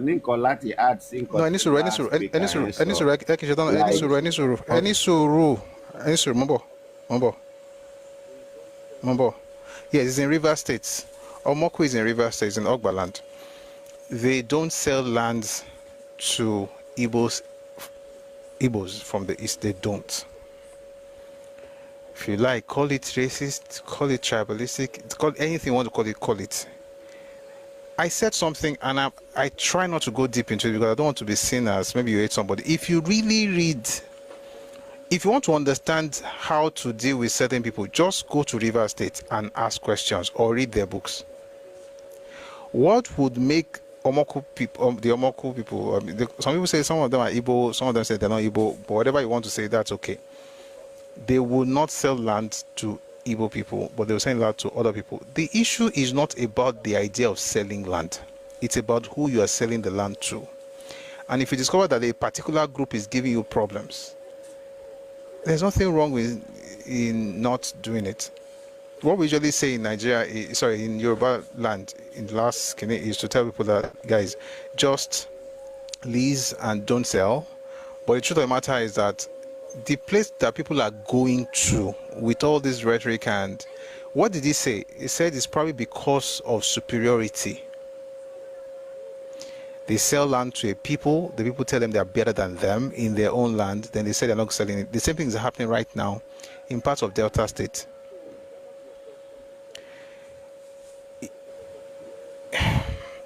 So the answer to your question is that people should protect what is theirs, but perhaps should lease more. And it's going to get to a point, which I don't think I like it, to be honest, but it's going to get to a point where people will decide not to sell land to certain people, and that's going to be bad, considering the fact that Yoruba people are quite open. But no, because before you know it, now that's saying you have Kinekon Igbo in Ibadan, Kinekon Igbo in Akure, Ife Igbo, Aosa Igbo. So that may start very soon. But what I would say is, folks should lease more than they sell. And then the thing about the business, see, a lady was complaining some years ago. I was like, what is all this? Then I got deep into it and I was like, let me tell you let me say it this way. The woman has a business in Akure, and they're all good. Everybody's selling, everybody has their own customers. Then certain people from a particular part of the country came there and started to rent shops. And of course, we are Yoruba now, so you can do your shop. And then after a while, they then discovered that customers were moving to that person. Now, what you hear is, maybe you're not treating your customers right. Which, to be honest, I think that's where you should start. Like, oh, maybe is there something I'm not doing right? Only for them to discover that the competition, so to speak, was selling at a far cheaper price than she would ever be able to. So you now ask questions. If this person is selling it cheaper than you, the only sensible explanation would be that maybe they're buying in bulk, so they're selling at wholesale price or something. And then they're like, no, this woman also buys in bulk. You know what it came to? Apparently, the person is even selling far less than the selling price. And the reason he could afford to do that is because he has, according to them, another source of income. Whatever that source of income is, you can decide in your mind. I'm sure you get the point. So that's like an unfair business practice. And they were complaining about that particular person. I don't know what they did about it, but that's the last thing I heard of it. I just wanted to know why, they were angry. And when they explained, I was like, So I think it's going to get to a point in Nigeria where people are going to be hostile towards certain people, and it will not be because of phobia. It will be because of reason. Like they use their brain and discover that this person is going to destroy us, therefore we're going to be against them. I don't think it's something I would like to see, because again, like I always say, the innocent will be caught up in it, and there are many innocent people. But if you can afford to sell things at a far cheaper price than the others, thereby dominating the market and then causing some unfair stuff, people will do what they have to do. Don't worry.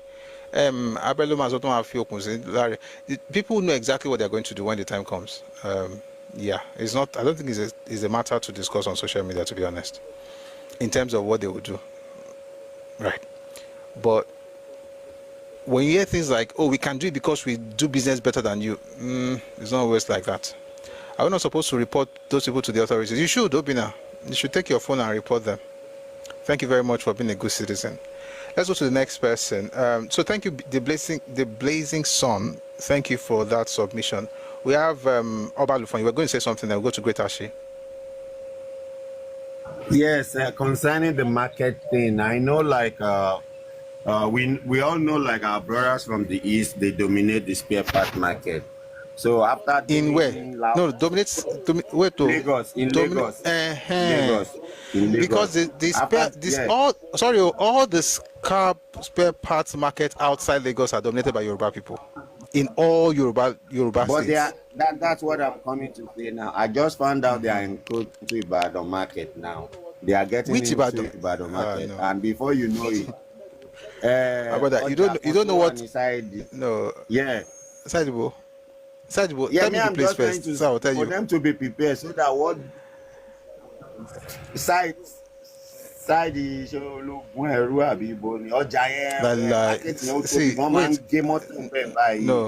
No. Gate not Ibadan.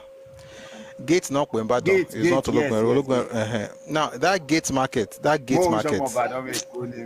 Okay, but Ibadan not be missing. That gate. Imagine sorrow. Ibon gate. Yeah, problem tèmi fẹ́ ni pé nǹkan tí mo ń tà sọ ni pé káwọn èèyàn wá wà prepared kí nǹkan tó ṣẹlẹ̀ sáwọn ará Èkó kó má ṣẹlẹ̀ ń Ìbàdàn. That's what I'm just trying to say. Because àwọn bàbá àgbàlagbà kan wà nǹkan kan tó mọ̀ ṣe nìyẹn. Wọn ò níṣẹ́ mi. Tó bá di pé àwọn èèyàn kan wọ́n ti fowó wọn, wọ́n ti ṣọjà ẹrú kan, wọ́n ń wá ọ̀nà àti fọ owó wọn mọ́. Bọ́yẹ máa ń fọ owó wọn mọ́ nìyẹn. Tó bá dà sórí ọjà yẹn, wọn ò care àti sell less than cost price because that's how people clean money. And at the end of the day, ó máa affect àwọn bàbá yẹn ò ní nǹkan míì. Wọ́n máa ṣí owó tó fi gbé bóyá Èkó lọ ti ní kọ̀ńténà yẹn dé sí lọ́ṣẹ̀ tí lọ gbé àwọn yẹn máa fẹ́ tajà láti jèrè but these other people don't care. So kójú má rí ibi gbogbo ara làwọn àgbàlagbà nílò ògùn àwọn èèyàn wá nídà tí ní pánṣá òfura pánṣá ó já àjà òfura làjá ṣe jì káwọn èèyàn wa kọ́ ní ìfura nǹkan tí mo fẹ́ sọ nìyẹn ṣe sá. Ẹ ṣeun o, ẹ ṣeun. Thank you very much, sir. Somebody said Lagos is friendly. Yoruba land is friendly. They're everywhere. But I'm talking about that thing of people want the spare parts. It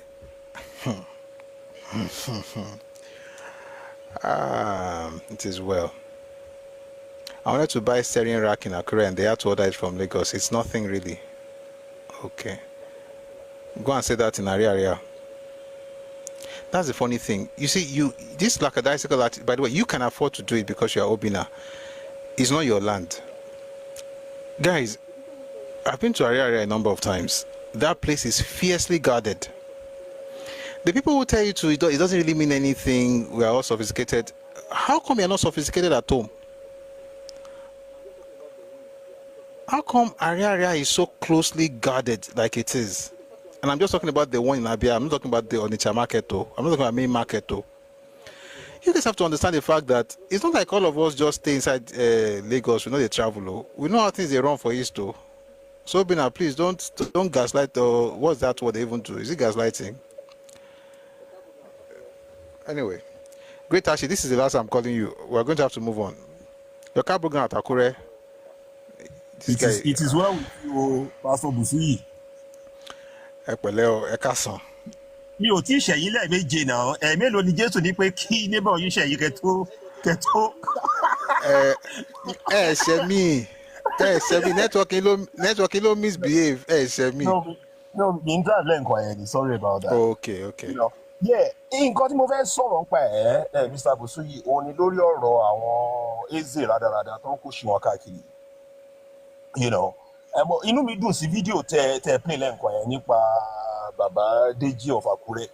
Ṣẹ́gẹ́, that level of decisiveness ní gbogbo àwọn lọ́balọ́ba wa gbọ́dọ̀ apply against these people. They have to be decisive. Tó ti yẹ yín sìn wèrè la fi ń wo wèrè. Ẹ wo bọ̀bọ̀ tó ń pàdé ìdá rẹ̀ as eze wọn lẹ́kọ̀ọ́ tó rí palace bọ̀bọ̀ yẹn. And Sherry, I am of the opinion pé àwọn people yìí ó ní meeting tó ti ṣe láti east wọn yẹn. Tó ti jọ decide, bóyá àwọn olórí wọn ti sọ fún wọn pé okay, this should be the pattern, bẹ́ẹ̀ ṣe gbọ́dọ̀ operate ní ìgbà ni àwo ni. Because the palace bọ̀bọ̀ èyí tó pàdé ìdá rẹ̀ lẹ́kọ̀ọ́ yẹn is exactly the same as, the pattern, the layout and everything is the same as that one to mess up ní Ghana yẹn. You understand? So that is how you treat these people. But when you then get to the extent pé èyí tó kí lorúkọ this man tí Baba Tinubu fi ṣe gómìnà gbà yẹn. Tí bọ̀bọ̀ yẹn lọ bẹ̀ lánàá tó ó lọ ń take selfie ń bẹ̀. Ò mọ̀ bọ́ ṣẹ́ mọ̀ àwọn Yorùbá bọ̀ wọ́n ní pé téèyàn bá ti jẹ dòdò àti sọ òdodo ó máa ń nira ń gbà mí. Because me, more reason that when you live no, this is not right. This is not right. You cannot do this on my land. Can they put a stop to it once and for all?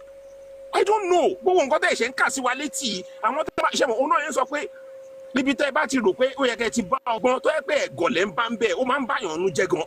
Ṣé gbogbo àwọn people yẹ kó mọ̀ nípa history kò yẹ kó mọ̀ the pattern kò yẹ kó read the same pattern playing out again pẹ̀lú gbogbo nǹkan tó ti ṣẹlẹ̀ láti joy. Can we stop and people no, we are putting a stop to it. We are putting an end to this permanently. That is how to deal with this thing. Because by the time the whole thing escalates now, government will now be blaming Yoruba youth. That is all I want to say. And I do have a moderating need that fortitude. That's God bless you. Thank you, sir. All right. Speaking of the 1 second. Speaking of the DG, there's another part of the news that I'm going to just quickly read. Hopefully that helps us to understand how people should be treated. And again, to be clear, this is more about protecting your space than about you hating on others. By the way, let me say this. If you have not been to the East, try and visit when there's no issues or when there are no issues. If there's any part of Nigeria where people fiercely guard land and tradition, is the southeastern part of Nigeria.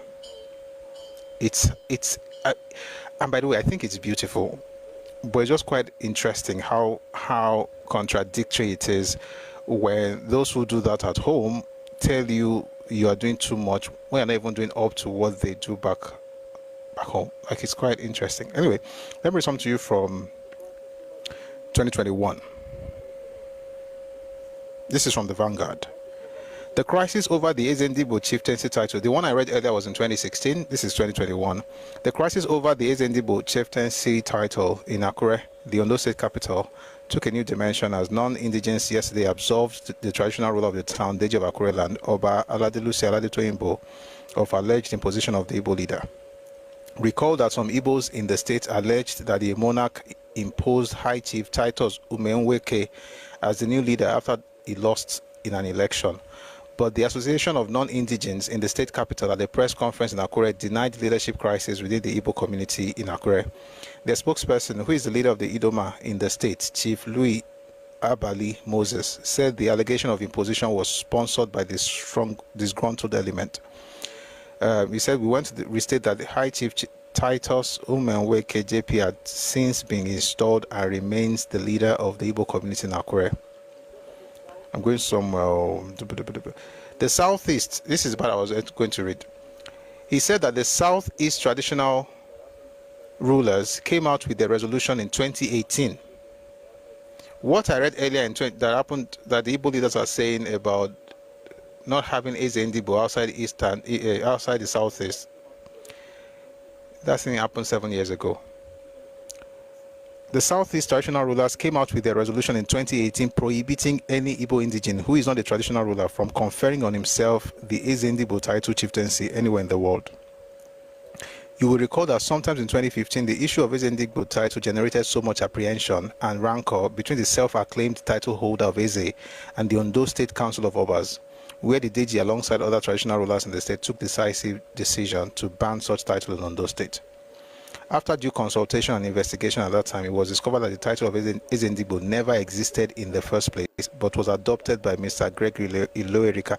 Another thing, I want to ask people, when you guys take up that title, is there anybody that confers the title, or just pick it up and just say, I am now Ezendibo? I will say something later.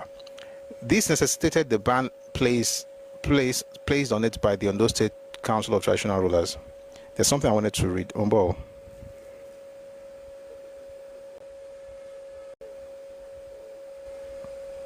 I think it's the other one. He took the idea basically is that you can have your leader, but he's not going to be parading himself as any title. I found it. It was equally resolved that the continuing use of Ezendibo title and flaunting paraphernalia of Ndigbo traditional institution in Ondo State is a calculated attempt and effort to desecrate the Yoruba traditional institution. It was considered an affront to Ondo State traditional rulers. More importantly, the traditional rulers strongly resolved that the chieftaincy title that will be recognized is the title bestowed by any host Kabiyesi in Ondo State on an Igbo indigene, such as chairman, president, or leader of Igbo indigene or any other similar title. What this is about, number one, you cannot be making yourself king in another man's land. But I like what the people did back then in Ondo State. The Oba is the one that confers that title on you. Why? Because you are under him. And I know what I just said right now. Some people hate it, but yes, you are under. You are under the Oba. You are not a king. You are a guest. So if we ever need to give you any title, it will be under us. But here's where the problem is. With all due respect, I think folks from the Southeast hate leadership. They hate order. They hate anything. Why? Because what the Southeast Traditional Rulers Council did yesterday by abolishing Ezendigbo title outside Igbo land, they did it 7 years ago. But let me read something to you. Let me read some of the comments.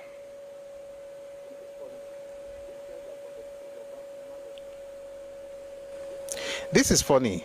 These guys are forgetting. This is from Madobuchi. These guys are forgetting that no true Igbo man gives an F, I can't say, about the Eze or whatever he calls himself. Those things are just unnecessary titles. Everyone is Eze in his own household. Hence, the name Ohaneze, everyone is a king.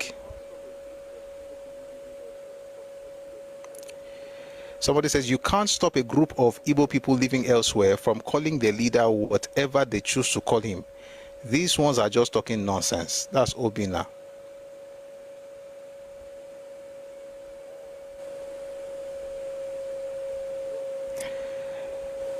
Ah, my God. No, I don't want to read the Yoruba one. That's why I'm scrolling now, because I don't want people to feel like...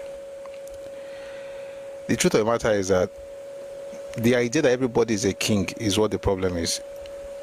I don't want to read this Yoruba. The Yoruba people are talking here. It's not necessary. Some are insulting, some are angry. The idea that an Igbo person will say to the Ohaneze Ndigbo that you're just talking your own is where the problem is. There's no structure of leadership. Nobody gives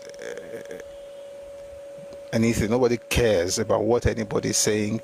Anybody can do whatever they want to do because okay, we have Kendo here. I want to ask a question. Kendo, sorry, you are Igbo. I think you are the only Igbo person here, so I just want to ask you a question. Please take this as a moment to educate me. Okay, and sincerely, I really want to know. What does Igbo Ewenze, if I'm not pronouncing correctly, please correct me. What does Igbo Ewenze or something like that? What does that mean? You mean Igbo Ewenze? You are echoing, Mr. Busuyi. Mumbo. All right, it's fixed now. Igbo Ewenze. Igbo Ewenze. What does it mean? Yeah. That means Igbo does not have king. That phrase. Do you know how long Igbos have been using that phrase? Igbo Ewenze. How long have they been using that phrase? Although I can't tell. So that means that it's probably something before Nigeria was formed, or at least not 50 years. It's been long, Abi? I can't tell. Okay. So, under question, why do you think the British decided to create the warrant chief structure for the Igbo people during the indirect rule system? Why did they have to do that?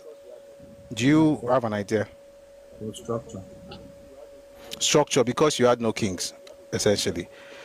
So my question is, if you had no kings during colonial era, and you have a saying amongst yourself that you have no kings, Igbo Eweze, Abi Owenze, why then, and this is my question, why do people have this need to be king in the 21st century? That's my question. And then you can have your own submission when you're done. You can make your own submission, I mean. First off, there was a respected way of doing things that time. I can't hear you properly. Can you hear me now? Yes, it's better. Yeah, there was a said way of doing things.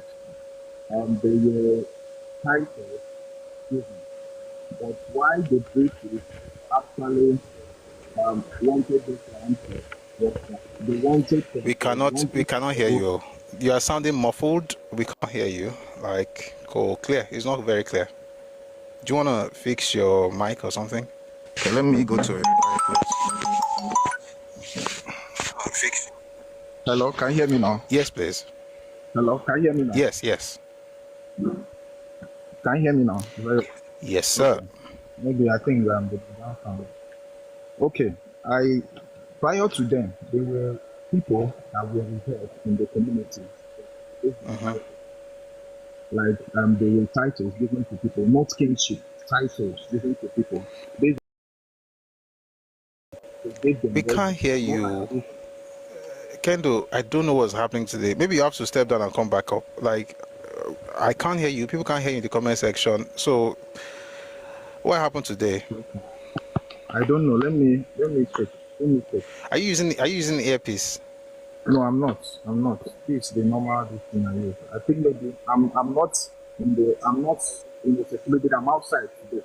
I think probably that's the. Please, if you don't mind, I really want to hear your thoughts. So if you don't mind changing your location so that we can, enjoy your submission. Okay? So please quickly do that so that we can hear from you.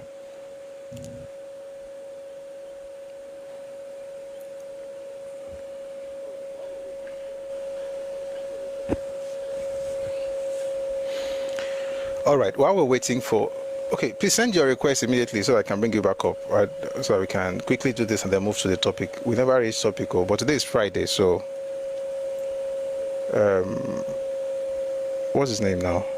Kendo, are you there? Please send your request and I can quickly bring you up. But while we're waiting for him, here's the point. I think the obsession is just people trying to make up for what they did not have when others had it. It's similar to what people do. For instance, maybe they're growing up, they had no cars, and then you notice that the person is always buying cars every year, trying to make up for the lack they had when they were growing up. And that is fine because at least they're not hurting anybody. But this whole king thing is hurting people, and people are going to turn on you guys because they are fed up, and it's happening everywhere. So hopefully people fix up and they will move on from there. Kendo, if you're there, please come back up. Want to hear you and then move to the next part of today's session. While we're waiting for him, let's have Elenio. Hello, Elenio. Good afternoon. Why did you send requests if you're not going to say anything? All right, guys. Kendo is not here yet, and we have to move on. Okay, he's back. Hello?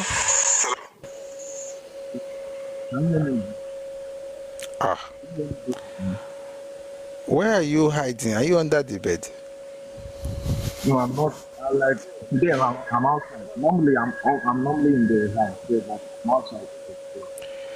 You know what? Make your submission. Whatever we can make of it, we will, because you are the only Igbo here. I don't want you to be like it's everybody but you. So please go on. Okay. This what I actually do.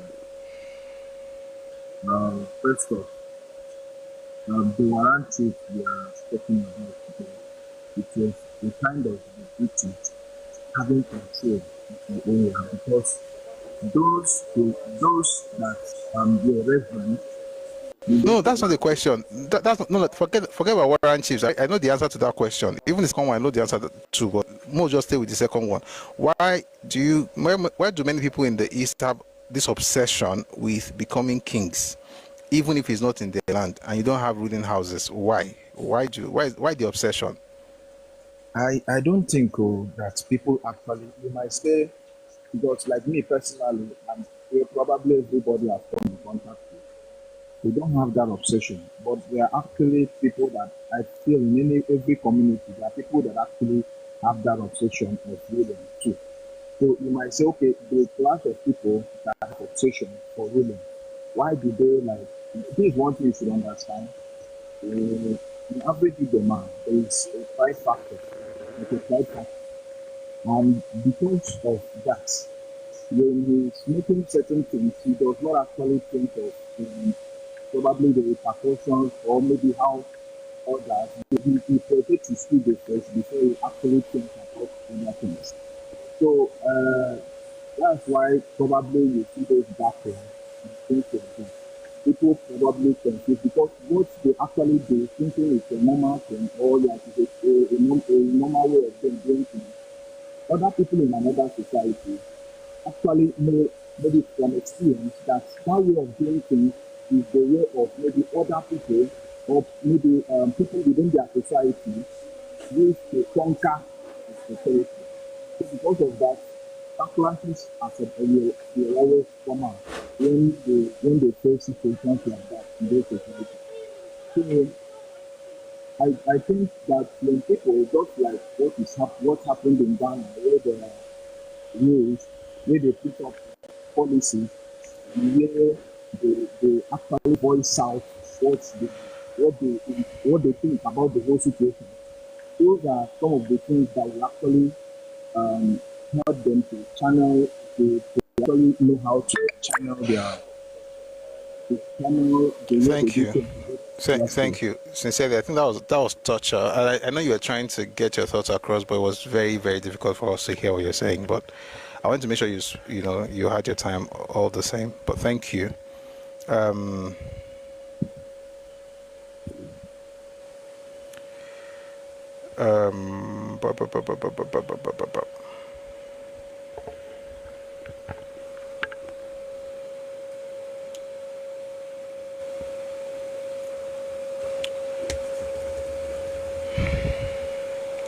You made a I don't know if it's a mistake. I think it's the culture. I asked you why people are doing stuff. You say you are not like that, and then where you are from is not like that.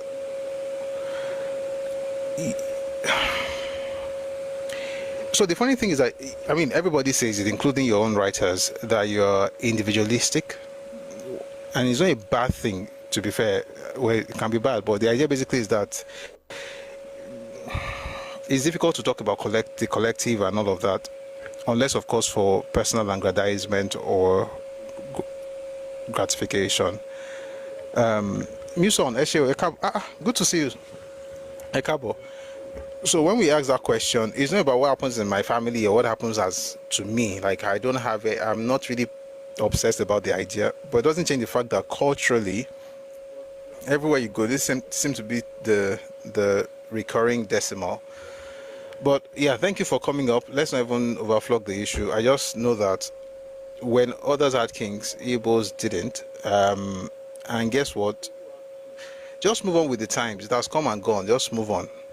Right? And even people who have kings, when you hear the word king, there's a lot of traditions involved. You don't just stand up and say, I am now the king of Kinikon. But again, we are different people, so I guess that's why. But thank you for coming up.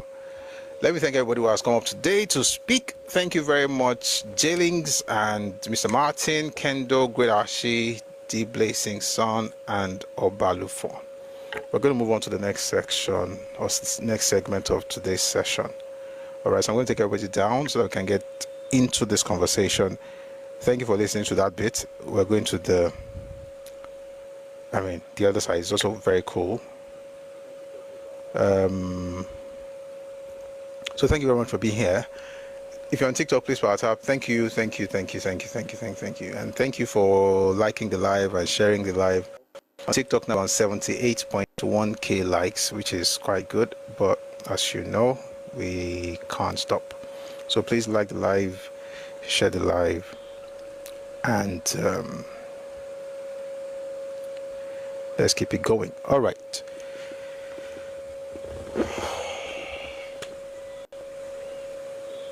There are many things. So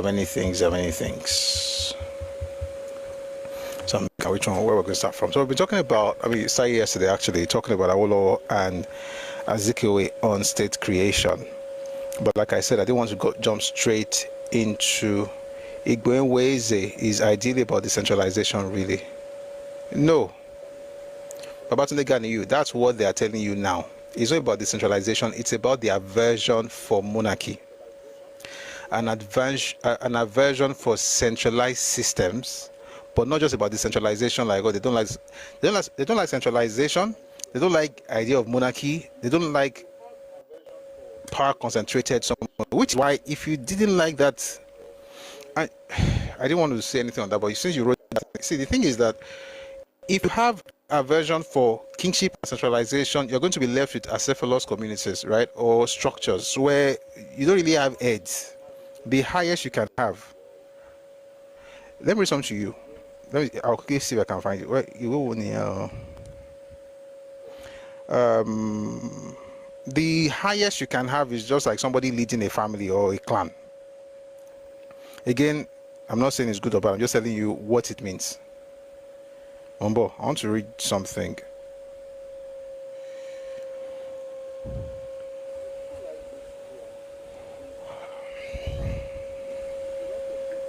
You know, people write books today and I've not seen it. You write a book and you're literally trying to deny history by saying, oh, that's not what it really means. This is actually what it means, as if Mombo.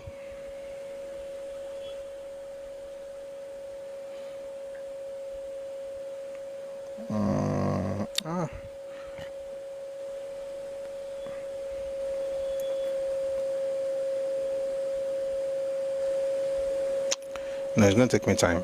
The idea basically is that, you know, let me read it from Anthony Nauro. I think that will give us what we want without having to go through the other document. Oh, it's because they like decentralization. No, that's not why. Maybe it's one of the reasons, but that's not the real thing. It's because they hated the idea of a centralized government. Let me read something to you. This is from, I love this document a lot. It's even an article on Medium.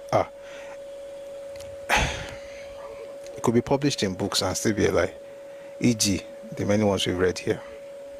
Although Nigeria was the creation of European ambitions and rivalries, its peoples had their own ancient history before the arrival of the colonizers. This newly created country contained not just a multiplicity of pagan tribes, but a number of great kingdoms which had evolved complex systems of government, independent of contact with Europe. Within its frontiers were the great kingdom of Borno, with a known history of more than 1,000 years, the Fulani Empire, which had existed for 100 years before its conquest by Britain, the Benin Empire's kingdom actually, but stretching at its zenith from east of the Niger and to well beyond Nigeria's western borders, the Yoruba Empire of Oyo, which had once been one of the most powerful of the states of the Guinea coast, the kingdoms of the Niger Delta and Calabar, the loosely organized Igbos in the hinterland of the former eastern region, and the dukedoms and small tribes of the plateau. Of the three most populous ethnic groups of Nigeria, therefore, Hausa, Fulanis, Igbos, Yorubas, only the Igbos never had an organized state, an imperial past, or a golden age. They had not centralized political administration. Not that, you know, because they prefer to have decentralized, like that article is trying to tell you. They had not centralized political administration or loyalties and never had an era of kings, dukes, or conquerors. Never. When was this statement? 12th August 1968. It was by Anthony Nauro at Addis Ababa. The idea basically is that what some people lacked in history, they are trying to have it today. What they don't realize is the fact that the way to getting that thing, you really don't know. And we said it the other day, without getting deep into it, that if you're going to be a king, you're not going to buy the land. You cannot buy the land and be the king. You either conquer the land or you inherit it. Not from someone who bought it all, but from somebody who is the king or who conquered it. And since we're in the 21st century, you can't conquer anybody. Therefore, just buy the land you want to buy and enjoy life. Forget the idea of kingdoms. Why would you want to go? I read again. It says only the Igbos had never had an organized state, an imperial past, or a golden age. They had not centralized political administration or loyalties and never had an era of kings, dukes, and conquerors. If you're looking for the major problem of the politics of the Eastern politics in the First Republic, is because of the statement I just read. If you're looking for the reason for what you're seeing all over the world with establishing kingdoms, it's what I just read. Why did people really want unitary system of government in the 50s and 60s? There was never an era of kings. Therefore, this will give them the opportunity to have what they did not have. And I've said it several times, all of us wake up at different times. Whenever you wake up is your morning. However, that's your morning. Let it be with you and your people. Don't come and try and expose it to other parts of the world. Like if you wake up at 6 p.m., just stay at home and enjoy yourself. Don't try and be telling people that it is 6 a.m. Everybody knows I are late. Okay? Without going deep into that, so it's not like they don't like it's a strong aversion for it, and it also shows a lack of capacity to build something like that. And by the way, I'm not insulting, we're just talking. And the reason for the lack of capacity, listen, it's in the history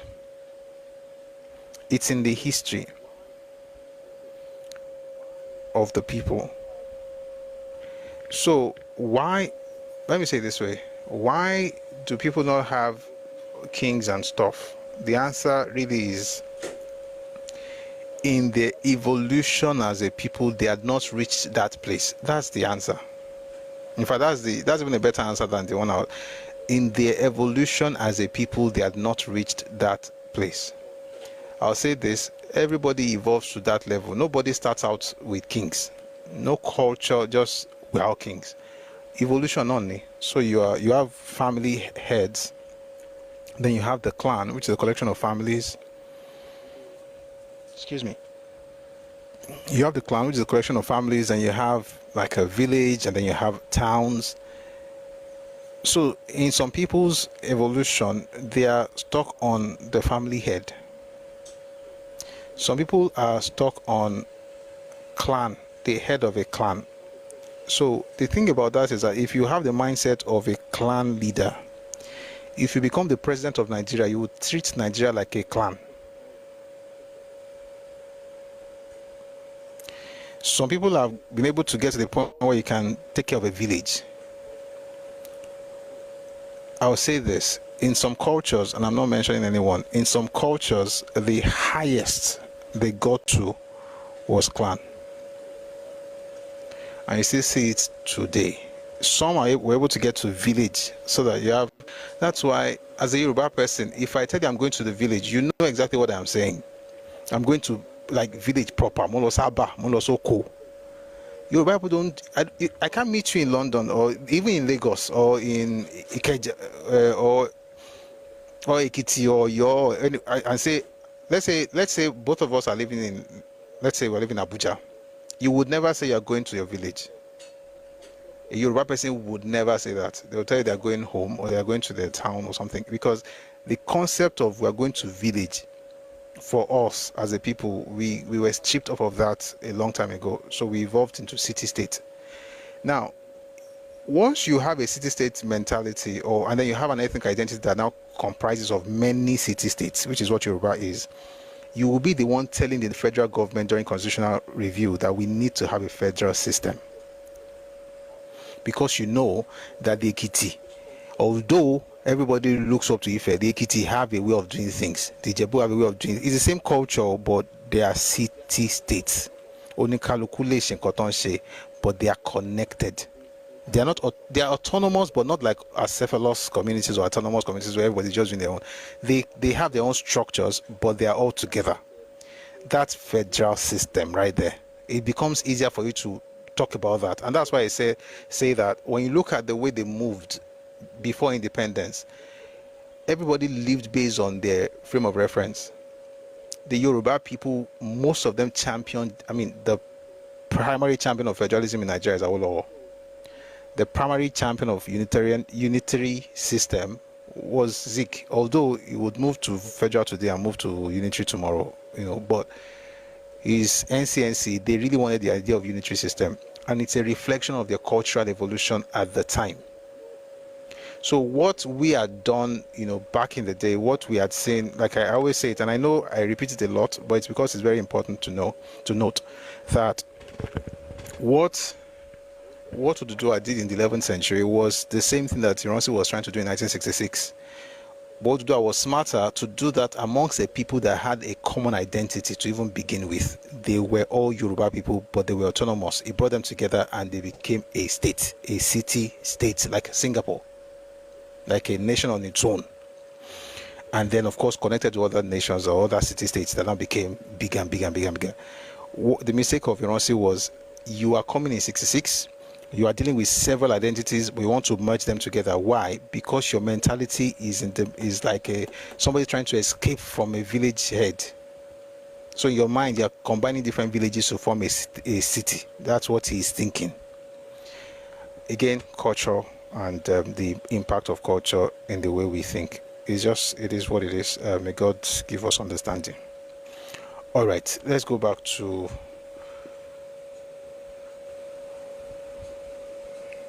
like I'm going to take a break soon. I just felt something. Oh boy. I have like 5. I'm thinking of where to start.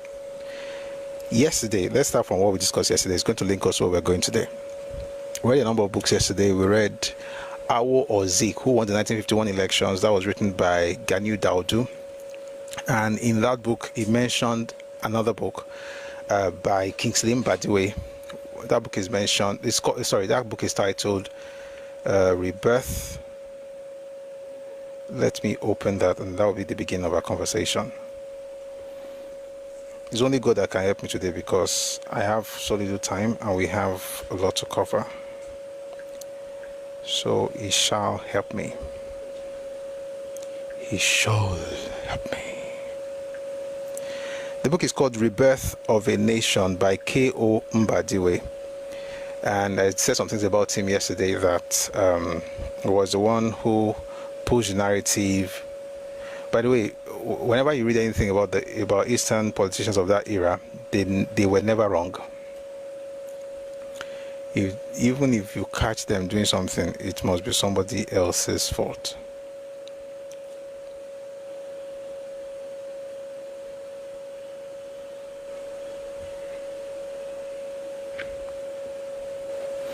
Well, let's start with his book.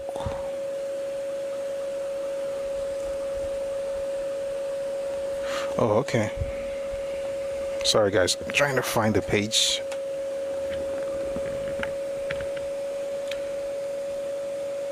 Adeyemi Olayemi on YouTube says you can't give what you don't have. Simple. That's true. Kubo says there are many Middle Belt tribes who only had village level chief. That's true as well. And there's nothing wrong with that. There's nothing wrong. Wherever you are, there's nothing wrong with it. Just make sure that on your own, be evolving. Don't use that one to, don't bring that into my space. Like, oh, this is where I am. Okay, God bless you, but enjoy where you are. All right, so let me read to you what he said.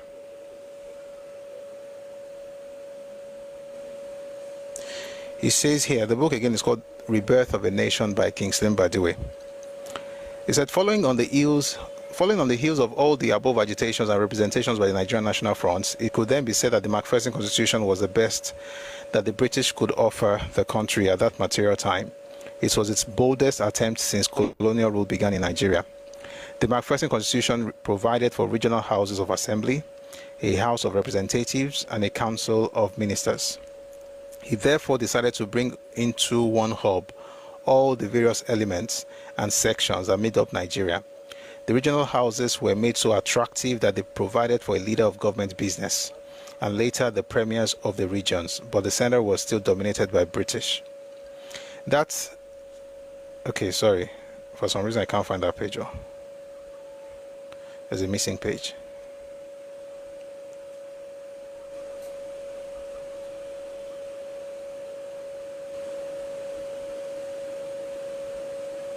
There is a missing page. 1 second.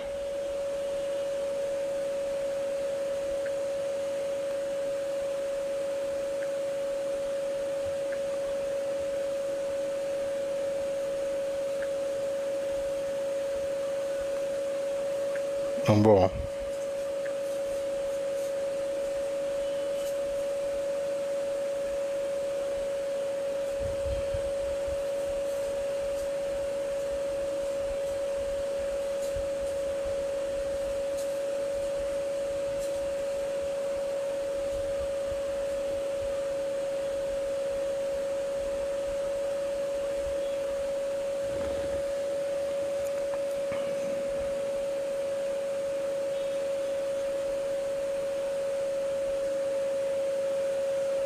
Okay, I found what I'm looking for.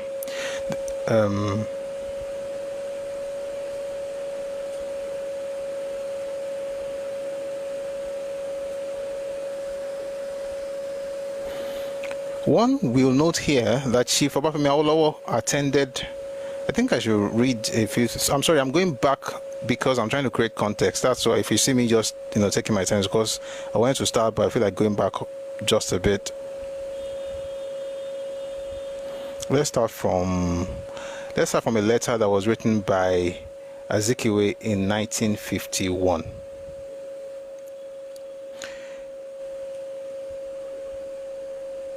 He wrote this letter to Mbadiwe.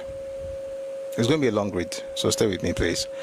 Mazi Ozumba Mbadiwe, Mazi Mbono GK, 23 Kings George Avenue, Yaba Estate. Dear Sir, this was April 17, 1951. As a result of the reorganization scheme of the National Council of Nigeria and the Cameroons, it has become necessary to invite more nationalists to serve on our Cabinet of Executive Committee. I am wondering whether you will be good enough to accept this invitation to serve with us on the Cabinet. Notices of meeting will be sent to you from time to time, and so on and so forth, signed Dr. Nnamdi Azikiwe. Then he replied, I accept your nomination to serve in the Cabinet of National Council. Okay, let's start from here. Chief Obafemi Awolowo and his attitude towards national unity. So this is now, by the way, I'm going to start from here now. Oh, really? Kubu, he did? Interesting. All right, let's start from here. One will note here that Chief Obafemi Awolowo participated fully. In one of his motions in the committee, he moved for the dissolution of both the Nigerian Youth Movement and the NCNC and suggested the establishment of a new political party. This motion was, however, rejected. Meanwhile, Chief Gogo Abe, journalist at Aba, who attended the National Rebirth Committee meeting, had in an article published in the Daily Times of March 26, 1951, a date to the National Rebirth Conference captioned Towards Nigerian Unity, Who is Right, HOD or Awolowo, brought out forcefully the philosophy of Chief Awolowo towards Nigerian unity. It contradicted the principle behind his motion for a fresh new party. This was contained in a lecture Chief Awolowo gave to members of Egbemo Odùduwà at Aba. According to Chief Gogo Abe, quote, Awolowo's opinion is that advocating mass unity, I'm going somewhere, I'll first read the nonsense they have to say, then I'll read the real thing. I'm not apologizing. Nonsense, but you'll soon see the truth. Let's just continue. Awolowo's opinion is that advocating mass unity for Nigeria is mere dissipation. The easier way is to start from the bottom, for Nigerian leaders to educate the peoples of their respective tribes into the real meaning and practice of unity. In other words, Awolowo wants Zik, Nwafor Rizu, Ojike, Mbadiwe, and others of the noble band, to see to it that all Igbos are taught to appreciate fully their common stock and interest, while he, Davis, Maja, Rotimi Williams, and the Yoruba colleagues will see to it that the Jebu man who settles in Ibadan is made to feel thoroughly complete at home. The same must apply to other tribes. Action, which assuredly must result, they will by themselves begin to aspire to greater benefit of countrywide unity. That, according to Awolowo, is the bottom medium of achieving national unity. Awolowo's bottom medium is miserable mediocrity and vulgar half measure. If unity must be achieved, it must be countrywide. This is why I said it is nonsense. Like I say, I respect people, but once you say Awolowo's work is miserable mediocrity, it means what you are saying is also nonsense. So if you don't know why I said nonsense earlier, that's why. I was preempting I read it before, so let me explain what's happening. How we're setting them in the 1950s, guys, let's do this thing based on our ethnic identities, like ethnic spaces or linguistic spaces. So I'm Yoruba. Let Yoruba people teach Yoruba people about governance within Yoruba land, and then have your structure in that space. You Igbo do the same thing. Now, this is what he described Awolowo's idea as. He calls it miserable mediocrity and vulgar half measure. If unity must be achieved, it must be countrywide. You know the crazy thing about those who are always looking for Nigerian unity? They've been looking for it since the 1950s. They have not gotten it. I don't think they will ever get it the way they are doing. You know why? They don't have unity at home. Why? Sorry, I hope the noise in the background is not too much. I'm not hearing a lot of it, but I hope it's not.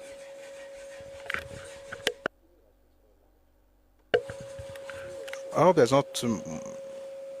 I'm feeling like it's quite loud. Say Kosaro in the background, sir. No, okay, thank you. Thank you for the feedback.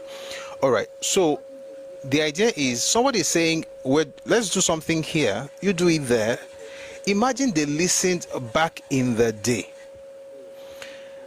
And this is why I said, if there's anything I'm really trying to hammer at in this series, really, is to just put it in our heads that regardless of sovereignty, we are all nations. We are a nation. So when Awo says, let's do this thing amongst us as nations, and this one calls it's a mediocrity, you begin to understand what this was all about. He says, if there must be unity, it must be countrywide. That unity, have we gotten it today? You cannot get it. Why? We are not the same people. And a sensible person who understands, who has a mindset of a city state or who has a city building mindset would understand that you have to break a big stuff. Like if you have a big pie, you have to break it into, let's say you have an organization. Anybody here, if you have an organization, you want to administer, you want to create structure for that organization, you cannot control everything from the center, from the top. You have to devolve. You have to give powers to others so that they can do it at different levels, and then you can all win together. So if, for instance, you have something let's say you have a hand to deal with, you look for somebody to head this one, somebody head this one, head this one, head this one, head this one. Each of them focuses on their own bit, and then somebody else takes care of the palm. And then by the time everybody wins, the hand has won. But what they want to do is want to put the hand together from the beginning and want to, make sure everybody wins at the same time. Why don't you have enough common sense? You're supposed to break this thing down. And the person who tells you to break it down and grow from there is the one who is mediocre. But you want to steal what belongs to other people. You're the one who has the great mindset. And I'm saying steal for a reason. There was a plan before this meeting to take over different parts of Nigeria. And it was a plan by the Igbo State Union. I already read part of it the other day. Let's continue. So he says Awolowo's stuff was, that according to Awolowo is the bottom medium of achieving national unity. Awolowo's bottom, by the way, he did not write this book until Awolowo died. So much for a bold person, just a bunch of cowards. He's a coward, by the way, because if you're going to see all these things, the one that Awo wrote, he wrote in 1960, Azikiwe was alive. The one that Bola Ige wrote, he wrote in 94, Azikiwe was alive. The ones that these ones will write, they'll make sure that everybody with the one you saw don't die finish. They'll come, they talk, like say they know what's in the talk. Chief Awolowo was not convinced. Sorry, let me finish what he even said. It says, Awolowo's bottom medium is miserable mediocrity and vulgar half measure. If unity must be achieved, it must be countrywide. Chief Awolowo was not convinced that Nigerian leaders were serious. If political leadership would mean anything in Nigeria, it must be a full-time affair, he insisted. He forgot that a political party of people with a common ideology can have that cementing influence that is essential to unity. In other words, that the Igbo, Efik, Yoruba, Ijo, and Hausa who belong to the same school of political thought could be more united than members of the same tribe who have different political views. Having failed to achieve the purpose of his motion, namely to break up the NCNC through the medium, I've not found this anywhere else. Through the medium of the committee, Chief Awolowo announced the formation of his action group based upon his Egbe Omoduduwa doctrine. The doctrine became an important development in Nigerian political scene at the time, when we were ushering the new Macpherson Constitution. But in pursuance of the policy of creating political climate, what he said that Awolowo wanted for NCNC, I've not seen it anywhere else. So I can't say it's true. But in pursuance of the policy of creating political climate healthy enough to make one a citizen wherever he lived, this is where I'm going. Dr. Azikiwe contested and won the general elections in 1951 into the Western House of Assembly. To stultify this policy of one Nigeria in favor of his tribally based philosophy, Chief Awolowo got some elected members to cross the carpet from the NCNC to his AG side. Zik the victor lost, and Awolowo's party was able to form the government of the Western region. That was the beginning of rigid tribalism and carpet crossing through the purchase of political party members. That incident shook the advocates of one Nigeria to the marrows, and the politics of Nigeria has never recovered from the tremors of that vicious maneuver ever since. Just to be clear, King Slim Badiwe was fantastically dishonest. That's not what happened. So if you were here yesterday, we went through all of those things. When he said that they cross-carpeted from NCNC to AG, it is not true. I don't know if I need to read everything that we read yesterday, but maybe I just give it. I'm trying to provide us with a backdrop, before we move into something else. So what really happened was this. The Zik win, yes, Zik won. But what did Zik win? His seat, one seat. Zik won his seat. And the nonsense about the fact that it was a tribally based philosophy. It's nothing. There's no sense in it, and the reason is because Zik won a seat, but Zik's party did not win the majority in the House. It is impossible to leave your party as a lawmaker. Then your party own your seat and can even remove. Well, it's a bit different. The point here is not even about that. Let's start with this. The idea that you can be from different ethnic groups and have the same political philosophy, is it true? Yes, absolutely. But this is what I have noticed in Nigerian politics. The people who say this thing, who get Yoruba people, especially in the name of we have the same school of thought, to join that organization, always use that organization to lift their own tribe. And I'm using the word tribe intentionally, not even ethnic group, because they have a tribal mindset. That's why they always call everybody tribalist. That's really what happens. So you'll be told that we are all doing something for Nigeria. It's a nationalist organization. It's all about the country. Only for you to discover that everything the person is doing it because of his own ethnic group. The joke is on you. That's why I don't believe in it. Why? Because at the end of the day, from what I have seen, those who canvass for one Nigeria, I believe in one Nigeria, apparently. But I think that the growth of Nigeria is based on the growth of its constituent units. It's not just going to grow like that. It's going to grow in bits because it's too big. Nigeria is big. That's why unitary system would make sense to a person like this, but federal system would make sense to a person like how. Nigeria is not your village that one person can just lead and, something happens to your road, you call the president. Something happens to agriculture, you call the president. Education, you call the president. Health, nobody knows anybody in charge of anything. Everything is just president. You can't grow a nation like that.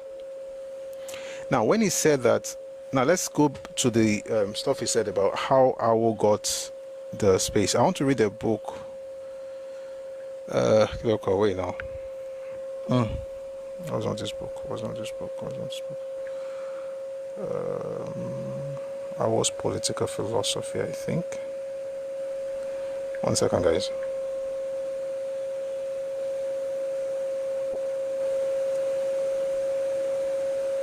The Political Philosophy of Chief Obafemi Awolowo by Olayiwola Abegunrin. I was close. The Political Philosophy of Chief Awolowo. Number.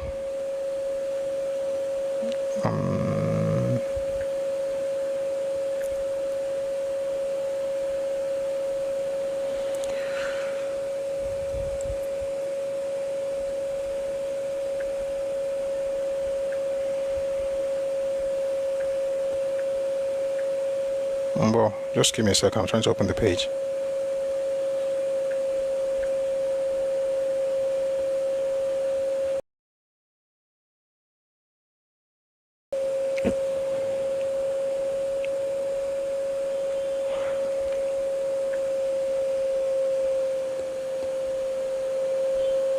I opened this thing yesterday now, so why is it taking so much time?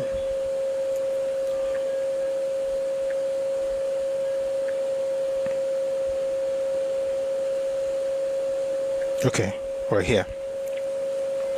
The 1951 parliamentary elections was contested by two main political parties, the Action Group and the NCNC, who vied for supremacy in the western Nigeria. Although there were other local parties, there's the humming sound. My brother, don't worry, when we get a new mic, we'll not hear the humming sound. Right now, I think, if you're just joining us, maybe you're the only one hearing it, because I don't think anybody else. Maybe I don't know what sound you're talking about.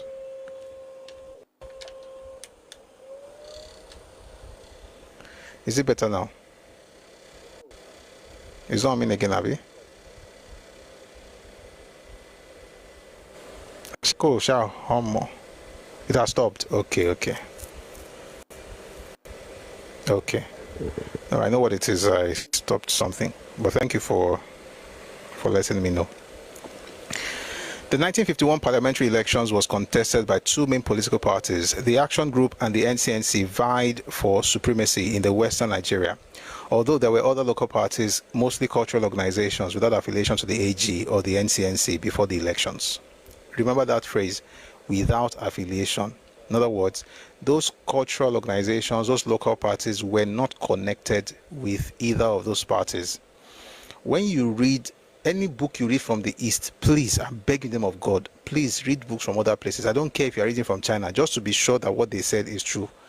Every single book I've read from Eastern authors in Nigerian political history. Now lie they full. It's just the truth. Now lie they full. He says that, let me read what he said, because I like to compare so that we know exactly where we are. It becomes easier for us to enjoy the session. It says, Chief Awolowo got some members to cross the carpet from the NCNC to his AG site. That's what he said. That Awo got some elected members to cross the carpet from the NCNC to Action Group. That's what he said. But what really happened, that's not what happened. What happened was that those people who crossed did not belong to either AG or NCNC. As a matter of fact, they were members of local organizations such as Ibadan People's Party, Ibadan Citizens Council,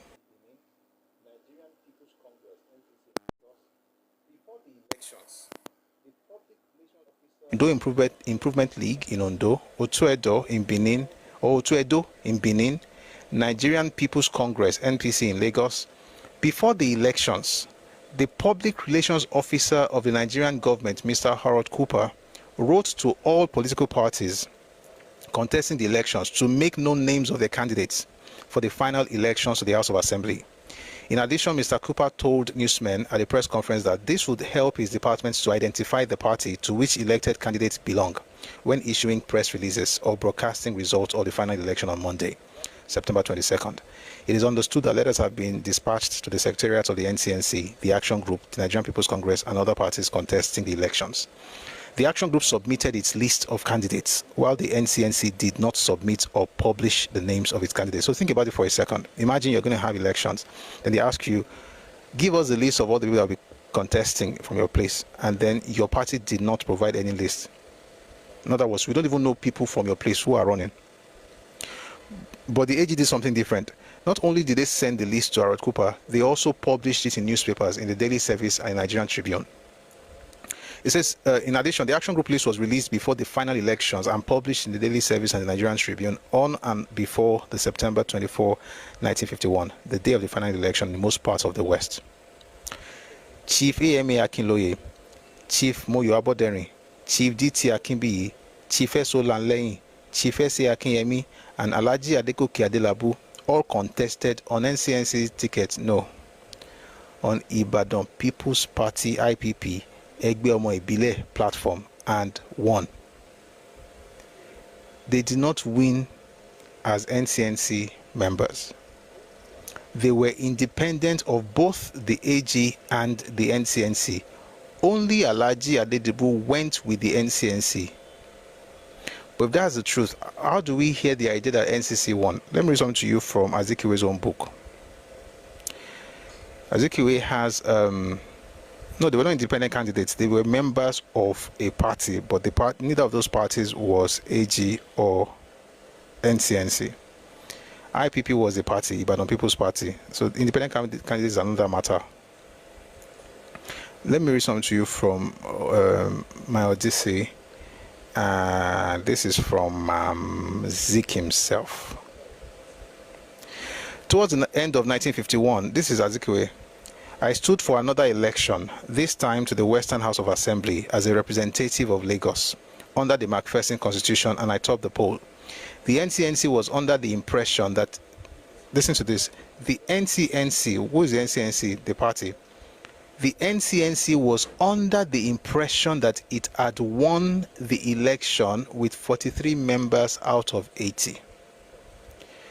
Have you ever heard a politician say that, oh, we lost, but we were under the impression that we won, therefore we won? It's just that he now poached people that were in our party who won for us already. We were under the impression. That impression was what Mbadiwe now fleshed out by saying Awolowo took NCNC members. But let's go back to the book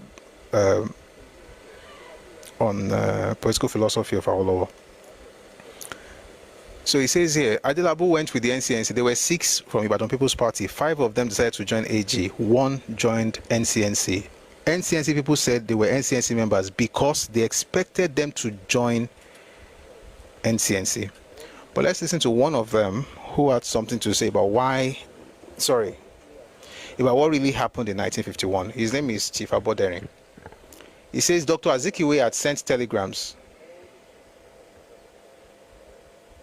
All right. Dr. Azikiwe had sent telegrams to all the 6 elected members of Ibadan People's Party, urging them to join his party, the NCNC.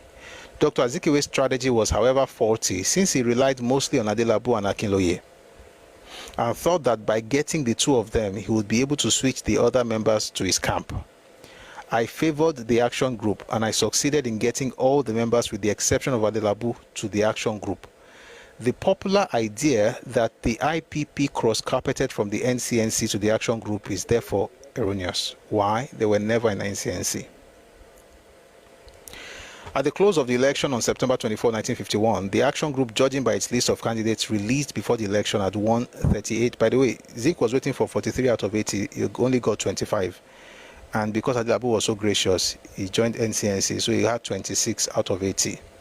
And the pain is what people are still carrying today. It's the pain of loss. And why they lost, we'll get to that very soon. Then we'll link it with I'm still doing a recap of yesterday, but I hope if you were not here yesterday, at least you will know exactly what we discussed, at least part of it. At the close of the election on September 24, 1951, the action group, judging by its list of candidates released before the election, had won 38 out of 72 seats contested. 3 days later, 3 candidates who contested were Alhaji DS Adegbenro, Egba Division, J.O. Osuntokun, Ekiti Division, S.O. Hassan, Ekpe Division. Those ones were independent candidates, but they decided to join action group, making it 41. Chief Adeola Odutola contested and won as an independent in Ijebu-Ode, and after the election, he declared for the AG. Chief Adeola Odutola's declaration for the action group was announced by Chief Bode Thomas in the Daily Times of November 1, 1951. In addition, 3 Otu Edo members, including Eso Ighodaro, Benin Province, won on the platform of the local party, but he also declared for the action group. The Western Regional elections of November 51 gave the action group a majority of 44 seats out of 75 in the Western Nigerian House of Assembly. Only in Lagos were the 5 seats won by the NCNC, led by Nnamdi Azikiwe, and there were internal squabbles and indiscipline within the party, which led to all 5 legislators contesting among themselves for the 2 seats allocated to Lagos in the House of Representatives. I'll explain all these things. While the 1951 became the seat of discord, the results in Lagos, as recorded in Daily Times on November 22, 1951, had noted that, quote, the election result was a disappointment to the NCNC, whose leader, Nnamdi Azikiwe, has anticipated a majority in the regional and central federal legislature prior to the election. Azikiwe declared that he would not accept a ministerial post in an inferior legislature of the colonial type. The loss crippled the plan of the NCNC leader to paralyze the machinery of government, which will lead to the reformulation of a new constitution for Nigeria.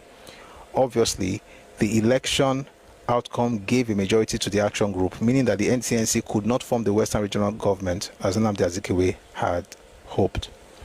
However, the result in Lagos gave NCNC some hope that its national president, Nnamdi Azikiwe, would become a leader in the federal legislature, because under the McPherson Constitution, a stipulated number of representatives from each administrative division was to be elected to the Federal House of Representatives from the Western House of Assembly. When the Western Nigeria House of Assembly met for the first time on January 7, 1952, 49 members instead of 44 declared for the action group, thus culminating in a controversy that created a long mistrust between Chief Awolowo and Azikiwe. Let me quickly explain some things. But by the way, there's a table here that has the number of seats won. NCNC had 2 in Abo, 3 in Asaba, 1 in Ekiti, 2 in Ijesha, 1 in Ishan, 1 in Kukuruku. They don't call it that again, they call it now, they call it Afemai. 5 in Lagos, 1 in Okutubukwa, 1 in Owo, 5 in Urobo, 1 in Warri, and 1 in Western Ijo. But Action Group had 2 in Badagry, 4 in Egba, 3 in Egbado, now Yewa, 2 in Ekiti, 1 in Ekpe, 2 in Ife, 2 in Ijebu-Ode, 2 in Ijebu-Remo.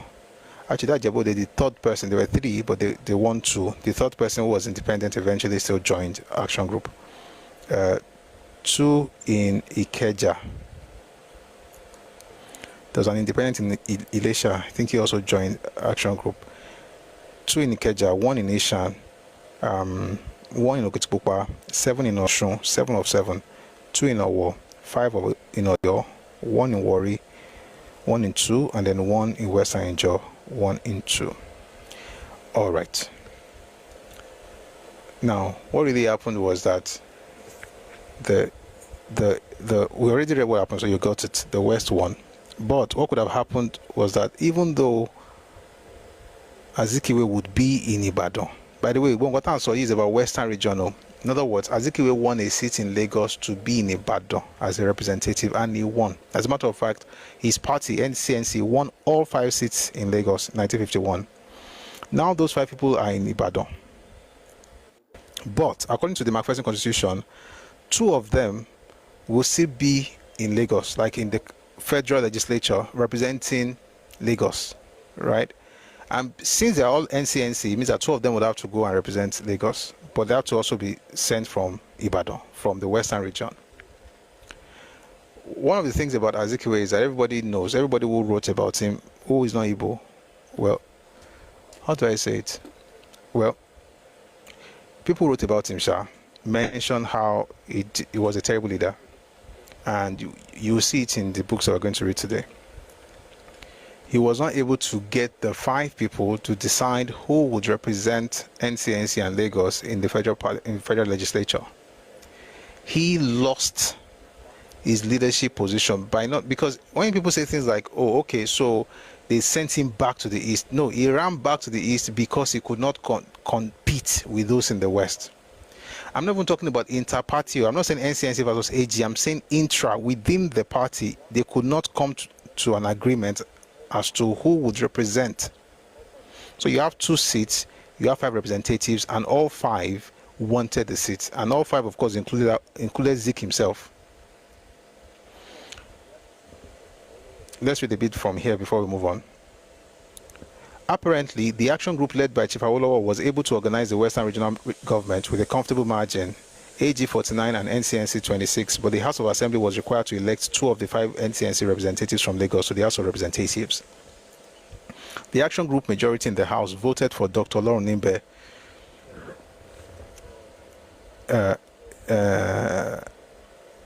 I'll take that again. The action group majority in the House voted for Dr. Lauren Nimbe, NCNC, a Yoruba, and Prince Adeleke Adedoyin, a Yoruba, who later joined the action group, neither of whom would step down in favor of their leader, Dr. Azikiwe, NCNC, and Igbo. In other words, within the party, I mean, Number one, action group should not be the one to help you organize who should represent you. The action group can choose who they want to choose within the party. Even if they chose those two, which they did, you could have had a conversation amongst them and say, okay, let me go, you go. And having lost their respect, how they played that game, oh, it was tribal. Well, Zeke was a tribalist. I think the thing is, before this stuff, Zeke always won. Let me come to you from Koroko document to you. Number.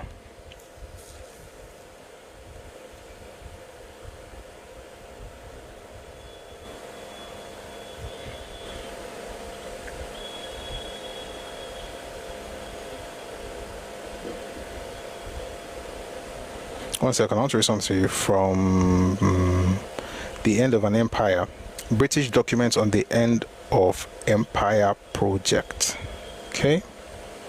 There's something I found in there I thought you would like, I think.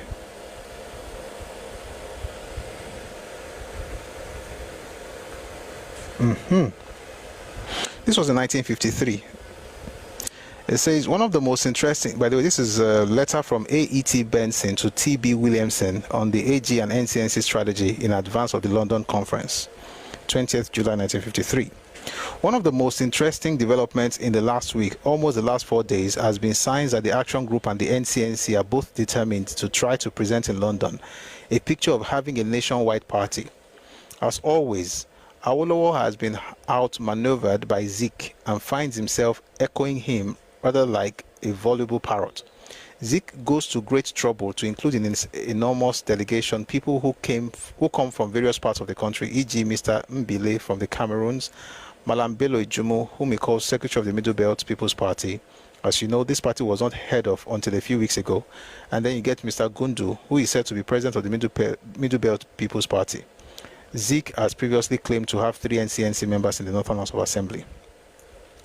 The inclusion of Ojukwu is also most interesting as permitting Zeke to claim support from business magnates. That's Ojukwu's, that's the father, not the son. Please, if you're on TikTok, kindly power tap. Thank you. We have Amber Alert, but please power tap.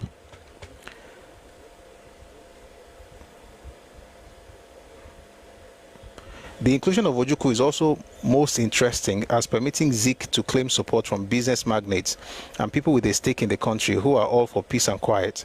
What Ojukwu himself wants more than anything is peace and quiet to enable him to run his transport business throughout the east and the west and the north without having his tires slashed or sugar put in his petrol tanks. This protection has cost him a lot in the past, but he's ready again to put a considerable amount of money into a political party's coffers, provided that the political party is going to have enough influence to ensure that tires are not slashed and that sugar is not wasted, and that he himself, Mr. Ojukwu, is able to push out the money as and when he thinks best. In other words, he's going to keep hold of the money back strings. Anyway, the point I'm trying to make from this reading is that I think the real issue is Zeke not being used to losing to anybody, and the fact that having lost to Awolowo, they had to create something to explain their loss, and that particular narrative is what we have had to deal with for many, many years. Having done that, now let's go into what we want to discuss today. All we've done so far is just to do like a recap of yesterday. And I'm going to start with this document before I go to Zeke's book. Zeke's book. Maybe it's Papa's book. I'm going to Awo's book. So let's take this one. Again, I'm reading the... That title is a mouthful. Let me see if I can find it here quickly and just tell you. It's called the British End of Empire Document from 1943. I think it was started to 57. No, I'm going to call 57 one be. But let me just read this piece quickly. It's a letter from A.E.T. Benson to T.B. Williamson on a letter from Dr. Nkrumah to Dr. Azikiwe on the unity of Nigeria. I want to read this because I think it's very, very, very important to this conversation. I think you ought to know that our people here know of a very interesting letter recently sent by Nkrumah to Zik. We're going to have a session on Nkrumah and Zik later, but just for now, let's just talk about that letter. In it, Nkrumah stated that the Gold Coast, that's Ghana, was very worried about the possibility that the London conference might result in a three-way split in Nigeria, and particularly over the suggestion that the North might split itself from the South. He thought Zik ought to be prepared to make great sacrifices in order to ensure that all delegates from Nigeria spoke with one voice during the London talks. Politicians in the Gold Coast had experienced exactly the same difficulties with the peoples of the Northern Territory at the time when the present Gold Coast Constitution was being put into operation, and much had to be sacrificed before unity could be achieved. The CPP of the Gold Coast was not only concerned with self-government within its own territory, but hoped to start a program of self-government for the whole of West Africa after each territory had gained its own measure of self-rule. If a split took place in Nigeria, then this idea would come to nothing. Nkrumah would have come to Nigeria and toured the north, speaking to the northern emirs and political leaders, if he could have got away at the present time, and this would have assisted Zik. If the Nigerian situation is no further strained as a result of the London talks, he would gladly visit Nigeria thereafter, if invited, and contributed his quota towards finding a solution.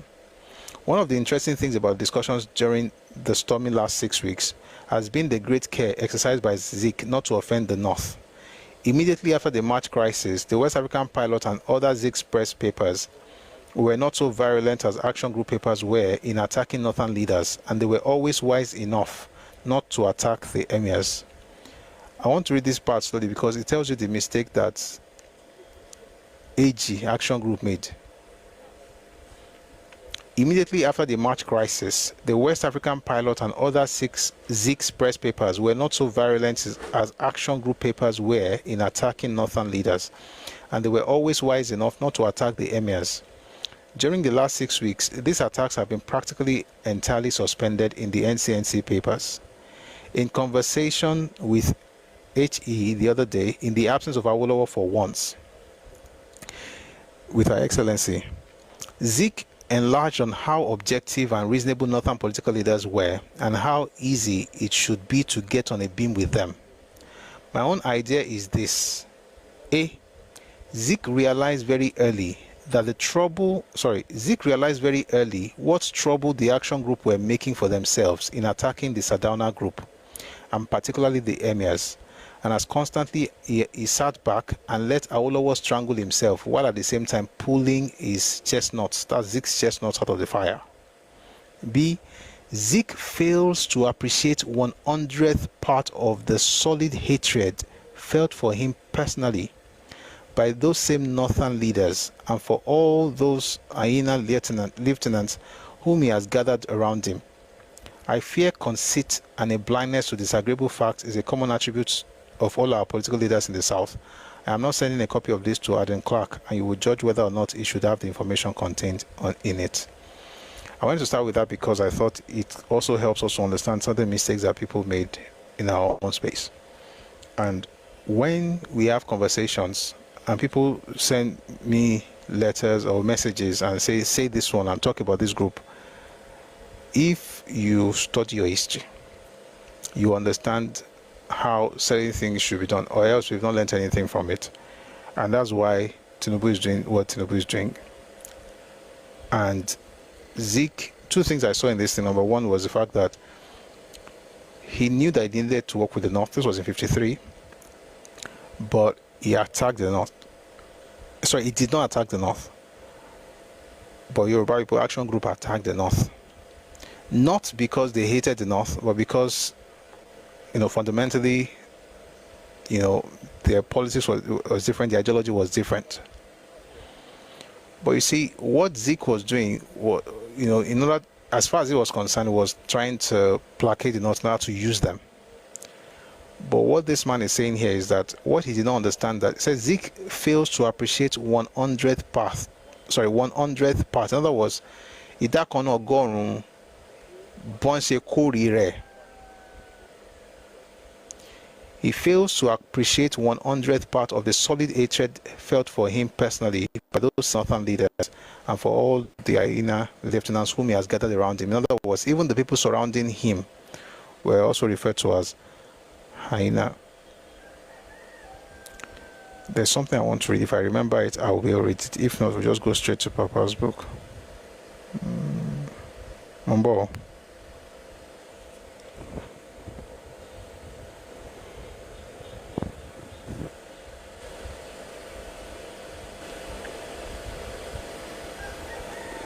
How were we by yesterday? Why did you stop? Why did you stop? Why did you stop? Give me a second. Let me just find the page.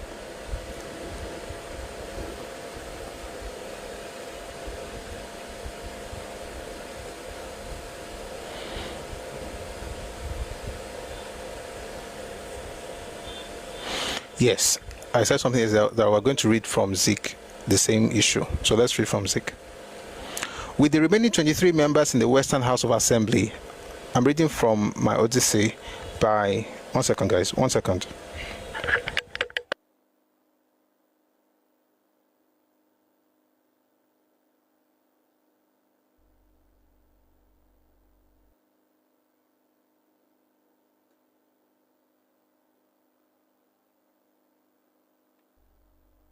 Odyssey.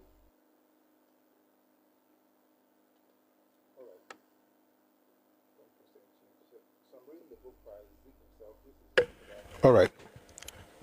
Thank you for staying tuned. So I'm reading the book by Zik himself. This is his autobiography. It's called My Odyssey. One second. I want to just find something, and then we'll go right into it. Sure, this thing is...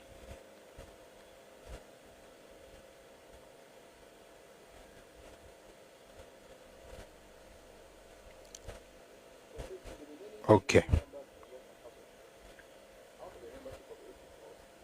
So it says, with the remaining 23 members in the Western House of Assembly, out of a membership of 80 plus, the NCNC decided to go into opposition since the action group had been invited by the Lieutenant Governor to form the government of Western Region.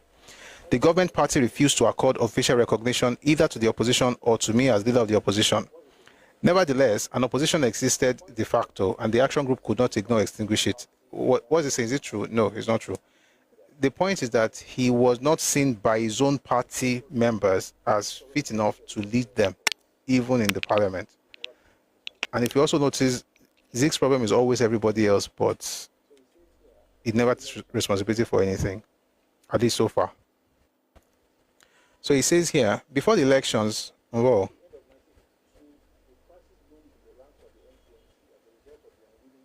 before the end of 1952, a crisis loomed in the ranks of the NCNC as a result of the unwillingness of certain NCNC-appointed federal and regional ministers to toe the party line. This is a long story which I hope to expand in a later volume. Consequently, I was drafted to contest an election into the Eastern House of Assembly and regularize this irregularity. Let me just ask a question in the comment section. If you think they drafted him, you know they did not draft this man. This man actually... So, I mean, let me explain. The only reason, or the primary reason I should say, that Zik ran to represent Lagos in the Western region was to become the leader of government business, which would make him eventually the premier of the Western region. And having won, he thought he was going to have that, but he did not have it. Therefore, he felt he was too big to be the leader of the minority, and then he went to the East. It was not that they called him from the East, it was that he went to the East because what he could not do in the West, he tried to do in the East, and by the way, he succeeded. So he says, before the elections, a constitutional conference had taken place in London to replace the unpopular Macpherson constitution, one of the effects of which was to saddle ministers with responsibility without power. It was decided that all parties that Nigeria should... It was decided by all parties that Nigeria should become a federation of 3 regions, with Lagos excised from the Western region and treated as a federal territory. The new constitution reinforced the cabinet system of government and introduced the post of regional premier, leaving the federal government to follow suit 3 years later. In January 1954, if you're on TikTok, please let's power tap. The Amber Alert is not good enough. Please let's like the live. You know how TikTok works. If it doesn't see enough engagement, it might just go off.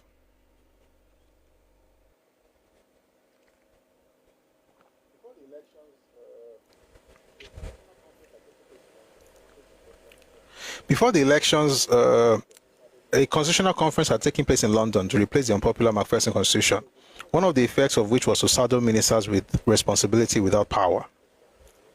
It was decided by all parties that Nigeria should become a federation of 3 regions, with Lagos excised from the western region and treated as federal territory. The new constitution reinforced the cabinet system of government and introduced the post of regional premier, leaving the federal government to follow suit 3 years later. In January 1954, I was sworn in as Minister of Local Government, and on October 1, 1954, I was inducted into office as Premier of Eastern Nigeria. This meant the relinquishing of all my business connections as from the beginning of 1954.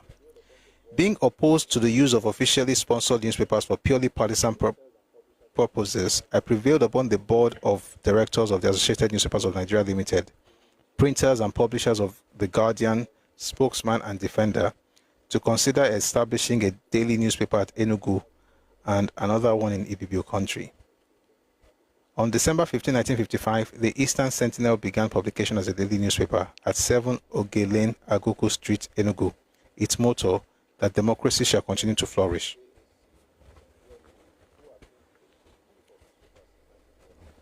Its first editor was J.A.C. Onwegbuna, who had been with the Zik group of newspapers since 1940. I did my best not to interfere directly or indirectly in formulating or implementing its policy, editorially or otherwise. I'm trying to rush to the part that I'm actually interested in. But let's continue. I directed the chairman of the group of the company to warn the staff of all the Zik group of newspapers not to mention my name or the names of my family in their newspapers except with my express permission or with the sanction of the chairman himself. In the same manner, I summoned the chairman of the Eastern Nigerian Information Service, Abdul Karimi Disu, to see that the Eastern Outlook and Cameroon Star, printed by the government printer and published by Ennis at Enugu, was not allowed to be converted into a party organ. I exhorted him to use the space of this officially sponsored newspaper for publishing the activities of the government of Eastern Nigeria together with the official and semi-official acts of ministers, parliamentarians, including opposition members, government departments, local government bodies, statutory corporations and bodies, and so on. Mr. Disu assured me that he would enforce my directives. It was not long before opposition members began to accuse my government of transforming the Eastern Outlook into a party organ. Naturally, I was unhappy about the allegation and I demanded full explanation from the minister responsible. Both he and Mr. Disu satisfied me that it had never been their intention to subvert this official publication for partisan purposes. I'm going to jump to the one that has to do with well,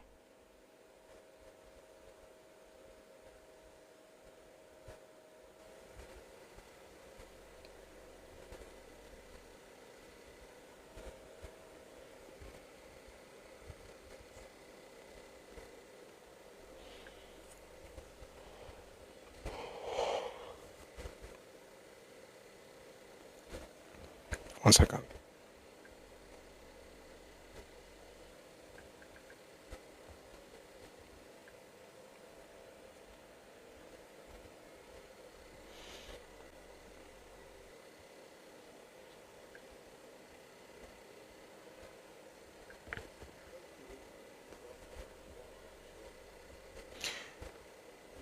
Thank you on TikTok. We're on 112,000 likes, which is really good. But please, we're still on Amber Alert. So if you can, if your hands are not too busy, please power tap. Thank you very much.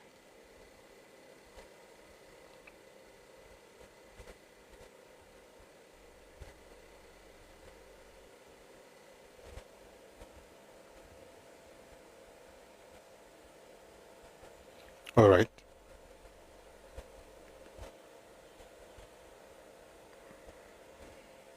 There's a page I'm looking for, and I thought I had it opened.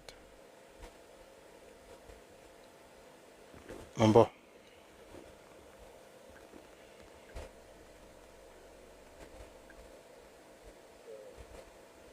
I found it. Okay. It's from the document of the end of empire, British end of empire. So it says here, the tabling of the motion in the Eastern House in April 1956 by E.O. Ayo, criticizing Azikiwe's behavior in the African Continental Bank affair, led to a major crisis in the Eastern region and more broadly across the Federation. Ayo's charges referred to the transfer of funds from the Eastern Region Marketing Board to the Eastern Region Finance Corporation. The Finance Corporation then purchased shares. I'll take it, this was after Azikiwe had become Premier. You know what he said earlier, that he had to relinquish everything he was doing before, now working for the government, all those nice things. Anyway. Oluwabukola Ayola on YouTube. What can't you find? Anyway, let's continue. So it says, Ayo's charges referred to the transfer of funds from the Eastern Region Marketing Board to the Eastern Region Finance Corporation. The Finance Corporation then purchased shares in the African Continental Bank, appointed it as its banker, and urged its customers to make deposits in it. I'll explain now. Let me explain now. So imagine you have a state government. They don't have to imagine. It happened recently. So imagine you have a state government, and let's say that state government has a company. Maybe they shall make money anyhow. Maybe they make money through internally generated revenue, or they make money through exports or whatever. So they have a finance corporation. That finance corporation now takes the money that government has generated, puts it in a bank, then tells people to use that bank. But the person who owns the bank is also the person who is the leader of government.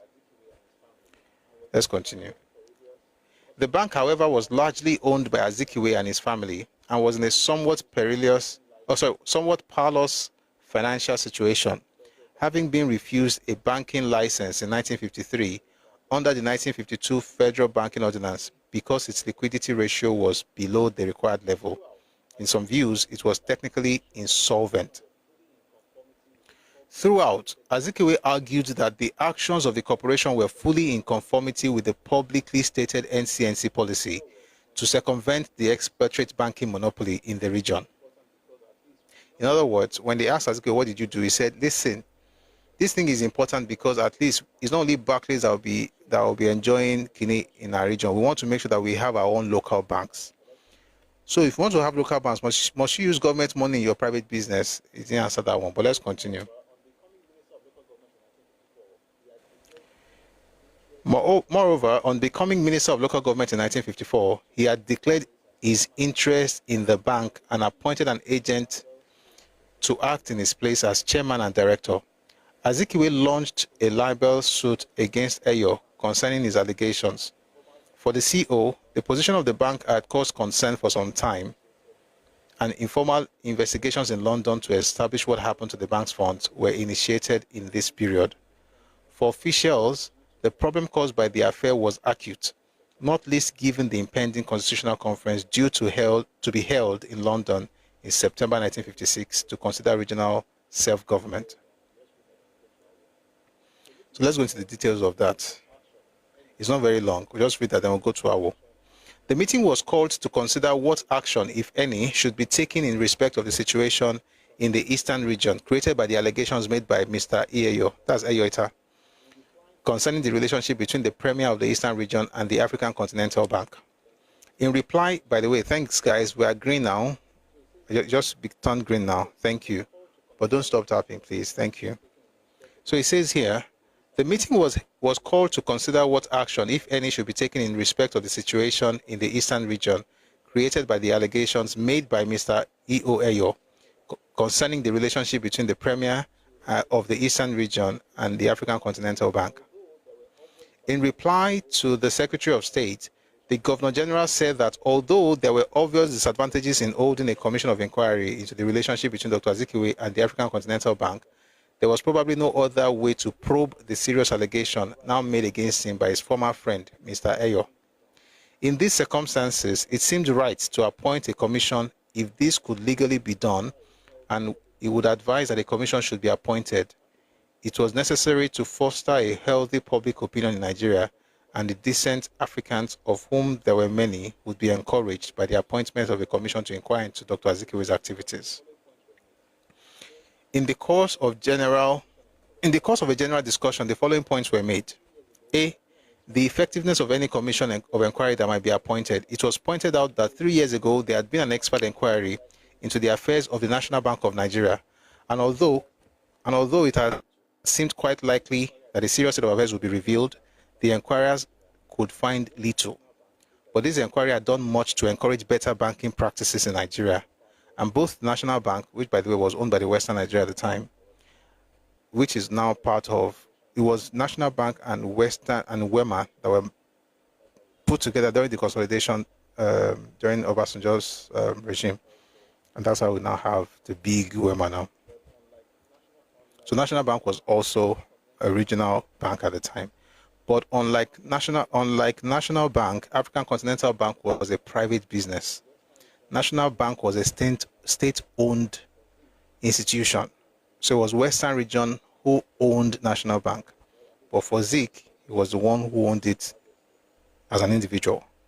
Or, well, at least he had the largest share, so to speak, or largest stake. All right, where were we? All right. But this inquiry had done much to encourage better banking practices in Nigeria. And both the National Bank and it was believed the African Continental Bank had since taken on experienced staff overseas in an endeavor to observe proper banking practices.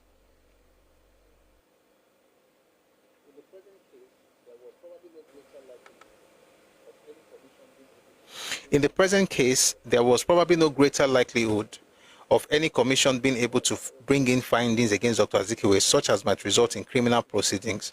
It was noted that there had already been difficulty in getting at some of the papers relating to the bank through the registrar of companies, who was a friend of Azikiwe and apparently kept the bank's papers in his private safe.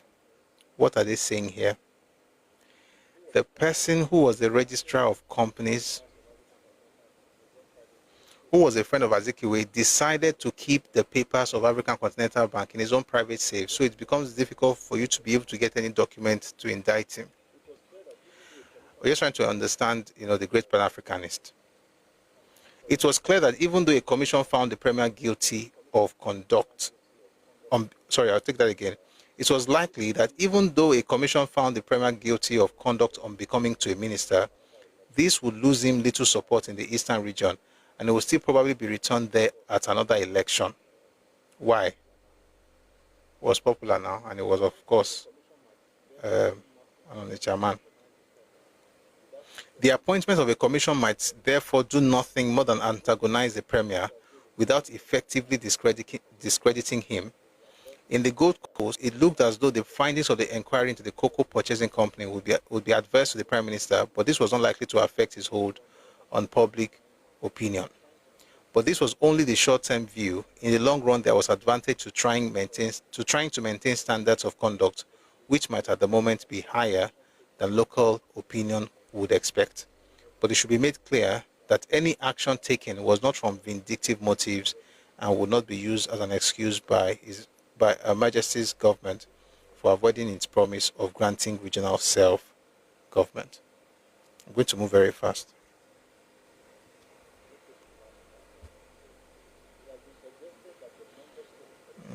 I'll just go to the last paragraph.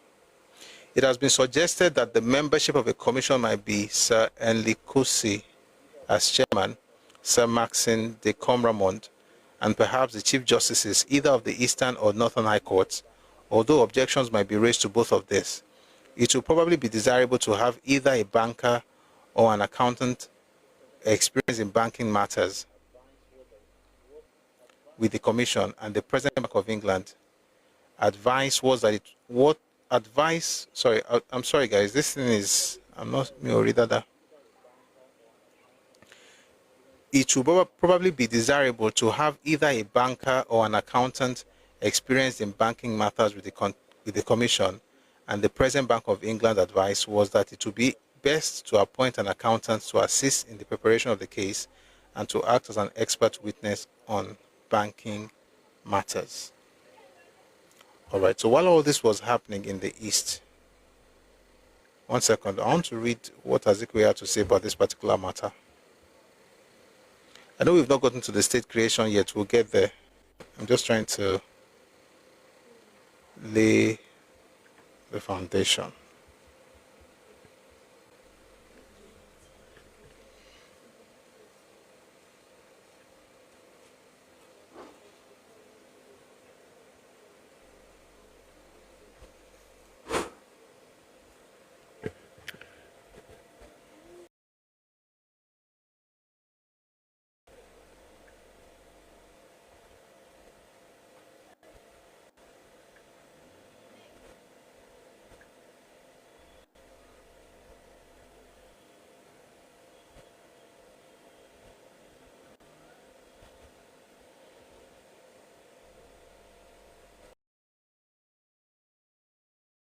Open the page. 1 second, please. One moment, please. Thank you.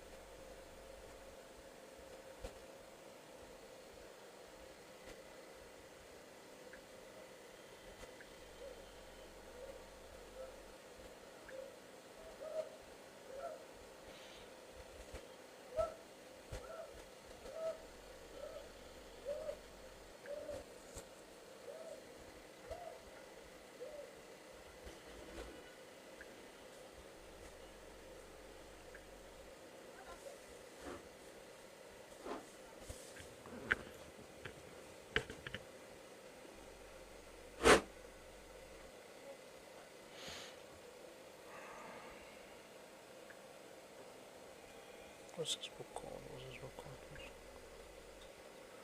Okay.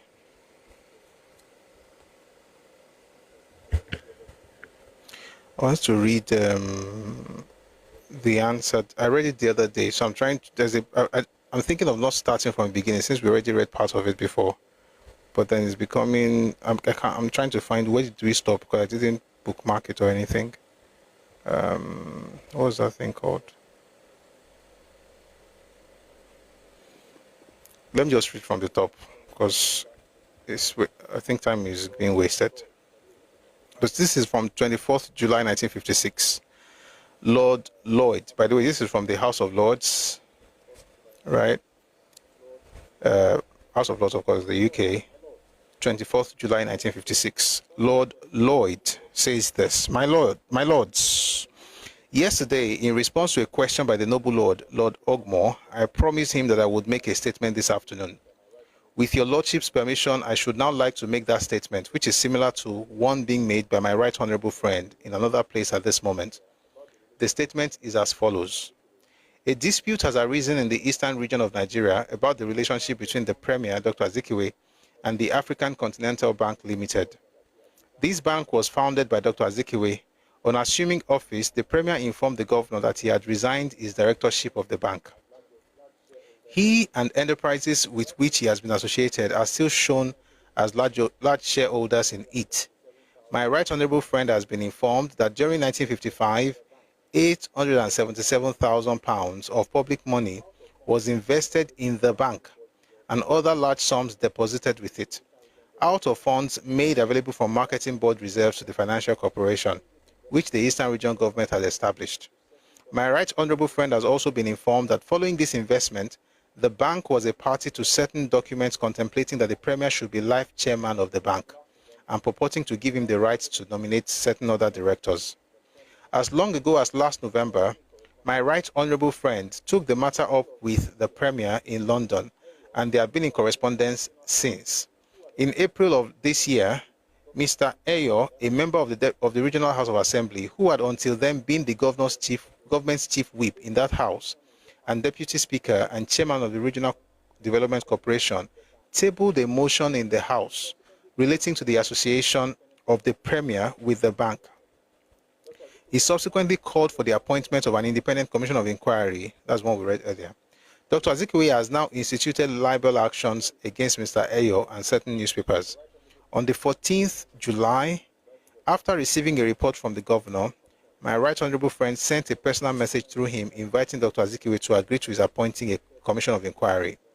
My right honorable friend considered it essential that these matters should be fully cleared up before the next Nigerian Constitutional Conference. This conference will consider further constitutional advance for Nigeria, and in particular, the grant of regional self-government to those regions that desire it. In other words, at this time in Nigeria's history, there were no premiers yet. Right? What we had... One second. What we had was the leader of government business until 54. So he says, my right honorable friend considered it essential that this matter should be fully cleared up before the next Nigerian Constitutional Conference. This conference will consider further constitutional advance for Nigeria, and in particular, the grant of regional self-government to those regions that desire it, in accordance with the undertaking by Her Majesty's government in 1953, as recorded in paragraph 28 of the London Conference report. I'm going to jump very fast.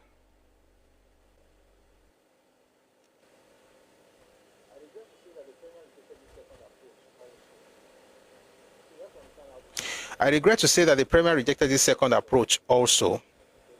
So you have to understand how this thing is working. This is right, he's talking about 56. We're discussing what happened before 56. Before 54, there was no Premier. But now, there's a Premier. And it is now that they're having the Commission of Inquiry. So when you hear the Premier or leader of government business is the same person in the Eastern region at the time, it was Zik. I regret to say that the Premier rejected this second approach also. Instead, he and his colleagues now advise that the governor, let's just take it from that second paragraph. On July 16, my right honorable friend received from the Premier a message couched in terms which I must confess disappointed him.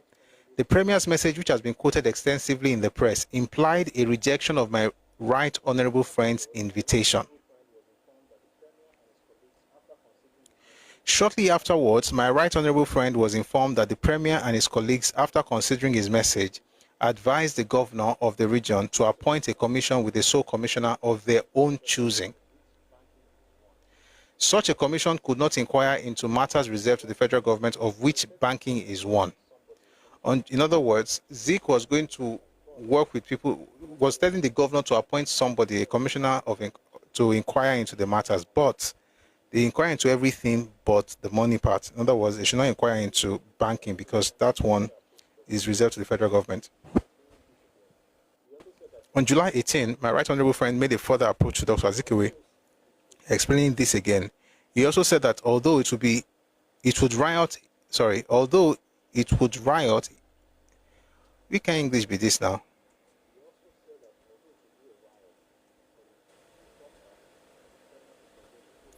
He also said that although it would be a riot, but it would be proper for the Premier to suggest the full membership of the commission, since he would be personally involved in its proceedings.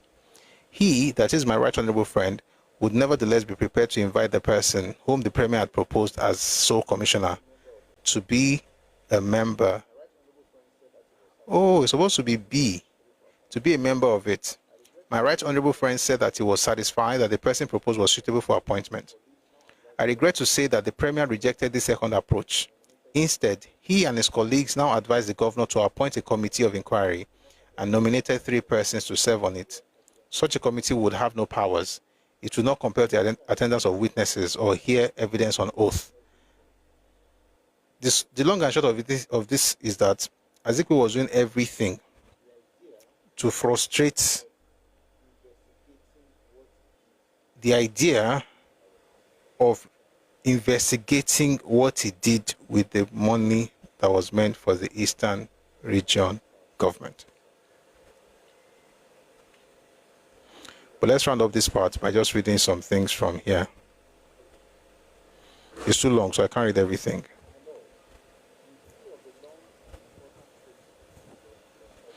My lords, in view of the long and important statements, this is Lord Ogmore. In view of the long and important statements that the noble Lord Lloyd has made, perhaps I may be permitted to ask a few questions arising out of it in order to throw more light on this difficult matter. In the first place, may I ask the noble Lord whether it is not a fact that the governor approved, indeed suggested, the deposit of public funds in the African Federal Bank Limited, and after consulting the Federal Financial Secretary's office at Lagos? Secondly, did not Dr. Azikiwe declare his interest in this bank, which is the bank in question, before being appointed a minister in 1954? Thirdly, was not the original motion to deposit the first sum of public money in this bank, namely £30,000, made by Mr. Eyo, the man who is now the objector to this practice? Fourthly, has not the governor overruled the Speaker of the Eastern Region in constituting a commission of inquiry, whilst the case involving Dr. Azikiwe and Mr. Eyo is sub judice? Lastly, was not the suggestion of Dr. Azikiwe and his Eastern Regional government at a certain stage that they should appoint a commission of inquiry consisting of a High Court judge, a suggestion which was turned down by the Secretary of State, perfectly in order, as this was the original matter and the original Attorney General had so advised? This is a reply from Lord Lloyd. My lords, I have been asked a number of questions and I will do my best to reply to them, though noble lords will appreciate that since the whole of this matter is sub judice, I must exercise a certain caution over all I say. First of all, with regard to the noble lord's allegations that the governor approved of the investment of a sum of money in this bank, it is perfectly true that he approved the principle. That confirms what I have already said, that it is not the policy and never has been the policy of Her Majesty's government to try to set up a British banking monopoly in West Africa. But to say that the governor approved in the circumstances of what has been done here is certainly not true. You know what, this thing is long, man. I'll just read a bit more because I'm feeling like I'll just explain what is there. Just a little more than I'll explain. So it says here, but to say that the governor approved in the circumstances of what has been done here is certainly not true, insofar as the governor did or did not approve, insofar as the governor's conduct in this matter is concerned. That is clearly a matter which falls under the general terms of reference of the Commission of Inquiry. That will all be gone into. He approved the principle, but that does not mean to say that he approved everything that was done. That is the first answer to the first question. Let me explain, and then we'll move to the next book I wanted to read. What he's saying basically is this, that the governor of the Eastern Region was the person who actually encouraged the region to deposit money in the African Continental Bank, which was £30,000, so that they will be able to break the monopoly of the British banks in the Eastern Region. However, he's saying here that doesn't mean that they were saying that he should now carry all the money from the region, put it in his own bank, and then invest it in the companies that he has set up by himself. So essentially, he was using the bank as a funnel to get the government, the money that belonged to the people, into his own companies. The sad part is that all this dabaru thing that he was doing, his companies failed, and then the bank was going to go bankrupt. So that's that about what Zeke did. I wanted to read that because I started reading it last week, but I didn't finish. I still can't finish because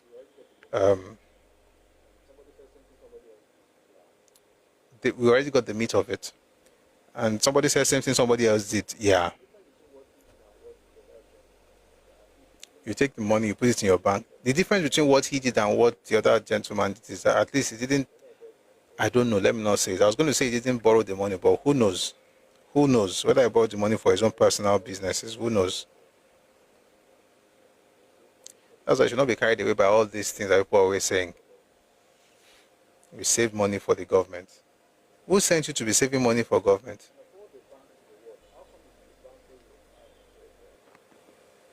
And of all the banks in the world, how come it's the bank where you have interest that you are saving the money? I like you, Jerry. You are very smart. Very, very smart. Let's go back to Awo's book.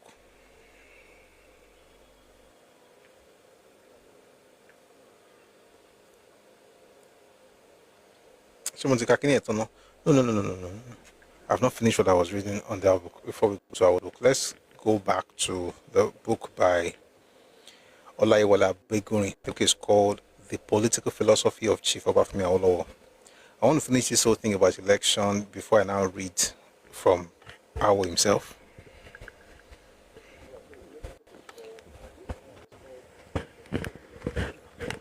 All right, so again, the book is called, this one is called The Political Philosophy of Chief Obafemi Awolowo by Olaiwola Abeguni.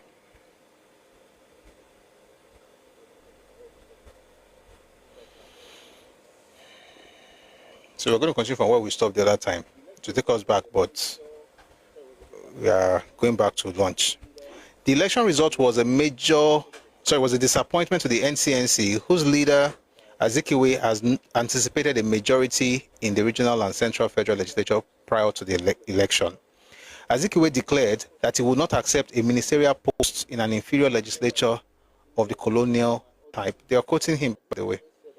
And the reason, of course, so when he said that in his own book, My Odyssey, Azikiwe said that they called him from the east to come and run.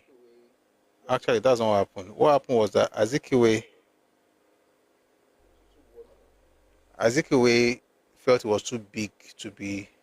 Sorry, is YouTube working?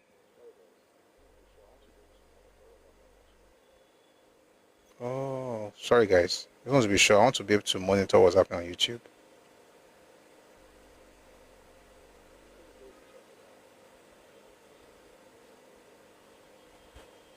Retain majority share in the bank. What was that? I think you wrote something before. I see two. I can't see one.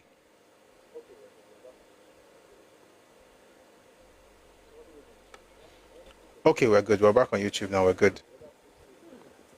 Somebody wrote on YouTube, one put the people's money into his personal bank, the other put state money into his personal brewery. 0 sense of accountability to the people. Wow. Who said that? Kubu on YouTube. We're done. Please let me change the audio source before this thing goes off. Thank you.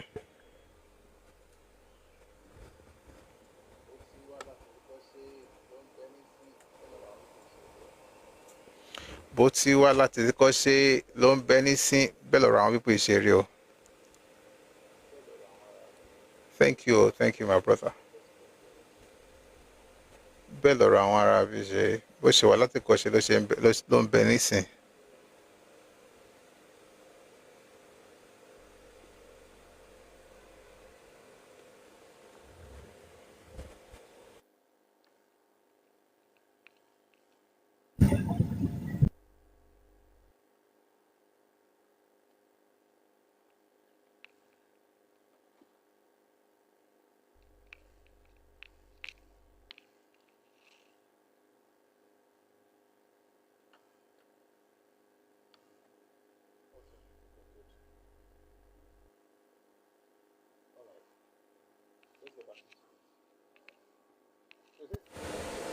All right, so let's get back into this.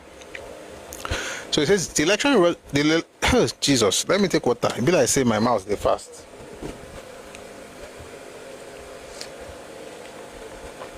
Okay, the election result was a disappointment to the NCNC, whose leader Nnamdi Azikiwe has anticipated a majority in the regional and central federal legislature prior to the election.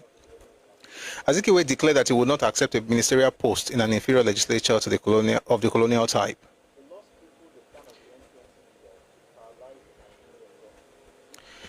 The loss-crippled plan of the NCNC leader to paralyze the machinery of government, which will lead to the reformulation of a new constitution for Nigeria. Obviously, the election outcome gave a majority to the action group, meaning that the NCNC could not form the Western Regional Government as Azikiwe had hoped. However, the result in Lagos gave the NCNC some hope that its national president, Dr. Azikiwe, would become a leader in the federal legislature, because under the McPherson Constitution, a stipulated number of representatives from each administrative division was to be elected to the Federal House of Representatives from the Western House of Assembly. When the Western Nigeria House of Assembly met for the first time on January 7, 1952, 49 members instead of 44 declared for the action group, thus culminating in a controversy that created a long mistrust between Chief Awolowo and Dr. Azikiwe. Apparently, the action group led by Chief Awolowo was able to organize the Western Regional Government with a comfortable margin, AG 49 and NCNC 26. But the House of Assembly was required to elect 2 of the 5 NCNC representatives from Lagos to the House of Representatives.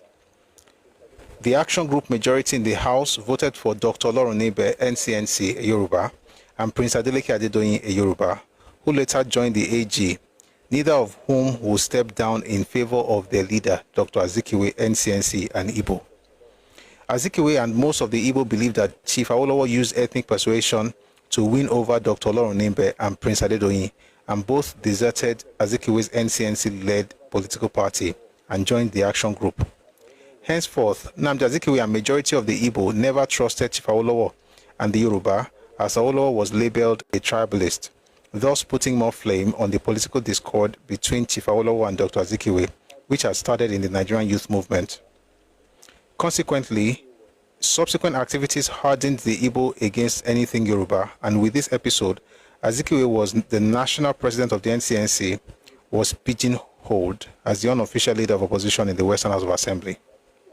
Dr. Azikiwe defended his abysmally poor performance at the polls, that he and his party were under the impression that they had won 43 out of the 80 seats in the Western House of Assembly, but 20 of the legislators whom they regarded as their members, supporters, or sympathizers aligned themselves with the action group. We explained all this yesterday. The action group won because it was strong, disciplined, cohesive, committed, and well organized. The NCNC had the goodwill but lacked organization. The internal squabbles and indiscipline within the NCNC affected its image. For instance, 5 NCNC legislators contesting among themselves for the 2 seats allocated to Lagos in the House of Assembly. Action Group concentrated on the West and limited its operations to the Western region throughout the period of the countrywide elections. The AG's campaign strategy was more appealing and effective. On the other hand, the NCNC sought votes only from big towns, while AG covered all grounds in towns, villages, and hamlets. Most important, Action Group came out with very impressive and well-reasoned policy papers, with the party manifesto informing the voters of the programs which the party would pursue if elected. It chose to work for the welfare state, which would, among other things, provide free education and free health services for the people of the Western Nigeria. To capital, the party's motto, freedom for all and life more abundant, was more appealing and encouraging to the people of Western region. The NCNC did not present any party program or party manifesto. Dr. Azikiwe promised that it will be after the elections that the NCNC will present its manifesto, and accused Chief Awolowo of presenting AG party programs ahead of the election results. However, the Action Group leaders' sagacity, popular appeal, and pragmatic approach to politics were indisputable. And I remember saying yesterday that just like you ask people what's the plan that the Lord and Savior has for Nigeria, they'll tell you you should not reveal his plan so that you will not steal it. Well, what happened in 2023 actually also happened in 1951, when Zeke would not, thank you for the gift, Banks, thank you, sir, where Zeke would not reveal his manifesto, perhaps because people might steal it, like the other ones are saying now. Don't tell them, or don't. So how am I going to vote for you without knowing your plans for me? Be like, say, again, like I said, history, Nigeria's history is like news. Be like, say, it's just happening right now. On February 6, 1952, Chief Awolowo, leading the Action Group, took charge in the Western region. Since Nigeria was still under the British rule, it meant he was subordinate to the Lieutenant Governor, Sir John Rankin, the last colonial governor in Western Nigeria before independence. Whose authority and cooperation with the majority party was needed before it could function. Chief Awolowo, as the leader of the government business and the Minister of Local Government, could have gone to the Federal House of Representatives since the AG won a majority seats to the Western House of Assembly in 1951 election, but he decided to stay at the Western Nigeria House of Assembly and made it clear to his fellow Action Group members that the only place our policies and programs had a chance of being made effective was the region. The leader of the party himself, who was the moving spirit behind all these plans, must be on the spot to take charge and direct the operations. I wish Papa remembered this in 1959. Just stay in the Western region. But hindsight is 2020, isn't it? Chief Awolowo knew from the beginning in his administration that a large section of the region whose affairs he was to administer had no faith in his party. As he put it, quote, "The Yoruba are a fastidious, critical and discerning people. They will not do anything in politics merely to oblige a fellow Yoruba.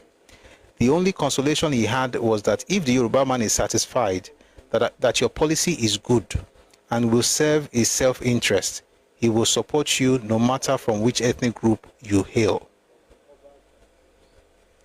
He was also aware of the extreme sensitivity of the Obas and chiefs, who were very jealous and concerned about their traditional rights and privileges.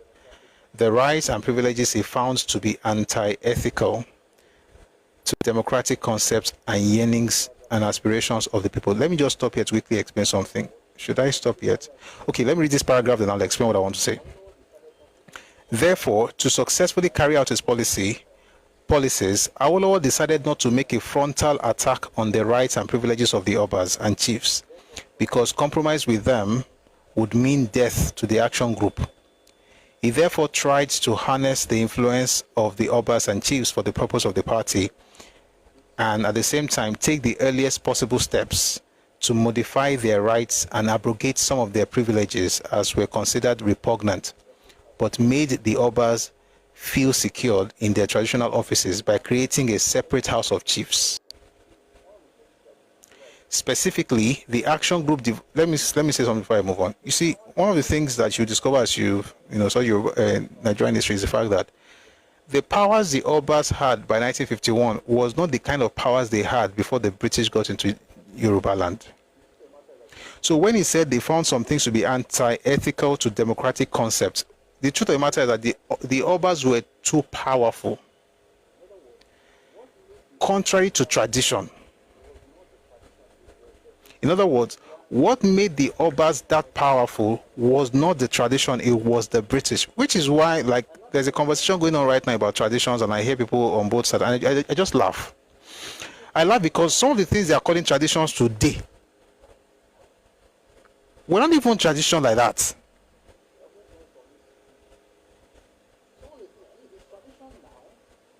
We have moved on from this thing though. Some of the things, I mean, it's tradition now, but some of those traditions were not like as old as they are thinking when they say things like Nigba Iwashe. Some of those things is just Igba Toyin Bode. It's not Igba Iwashe at all. And why it happened was because when the British introduced indirect rule system, what they did was to essentially break apart the traditional structures that the Yoruba people had for themselves in their monarchy.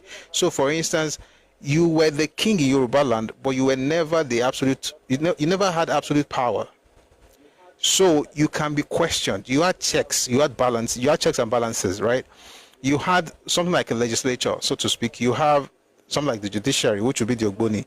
You had your cabinet. You could be questioned. You could be talked to. You could be reprimanded. However, when the British came, they removed all the checks and balances and became the only one that the king could answer to.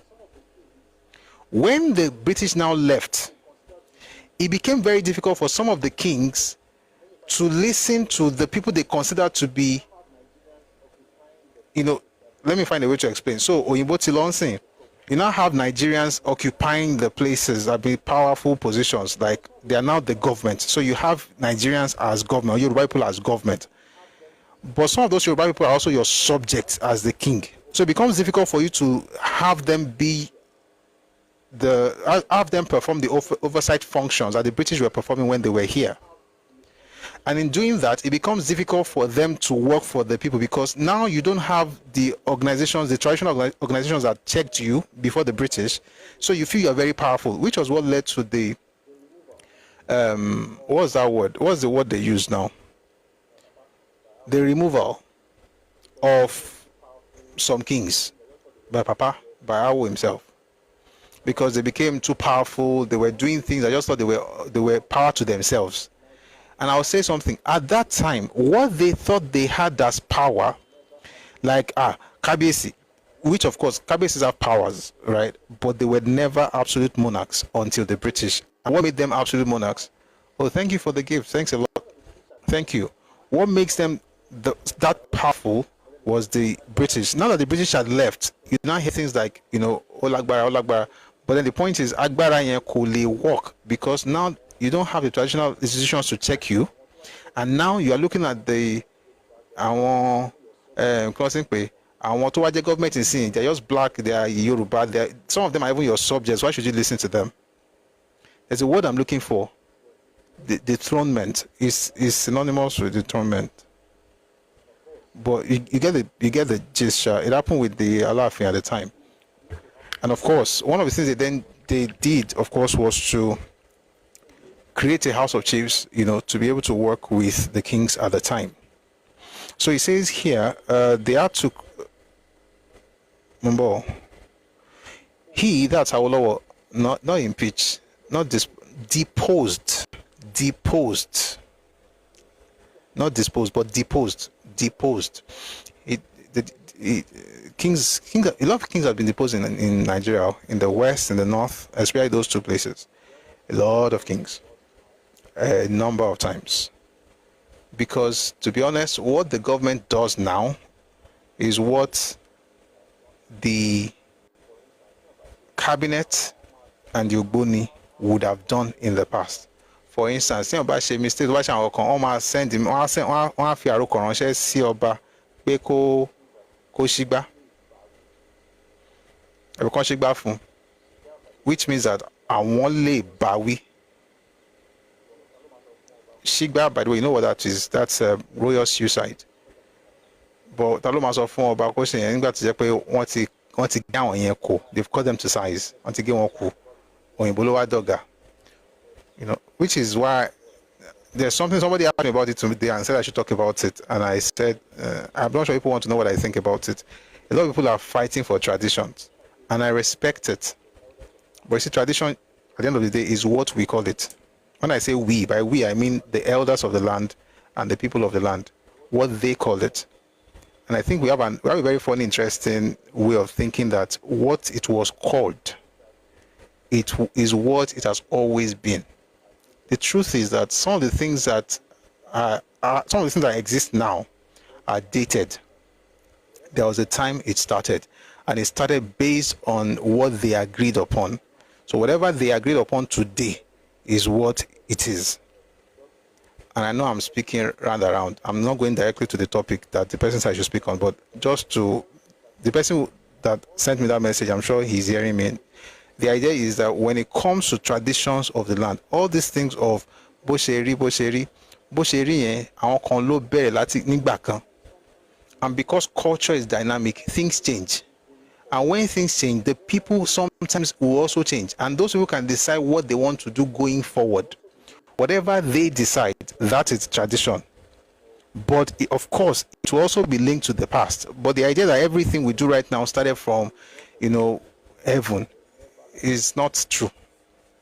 A lot of things that we do were never like that in the beginning. It's never like that. But it's a particular thing I wanted me to talk about. If I start now, it's going to change the topic. But I just wanted to put that out there. So let's go back to the book now. Again, the book is called The Political Philosophy of Chief Obafemi Awolowo. It's written by Olayiwola Abegunrin. It says Chief Awolowo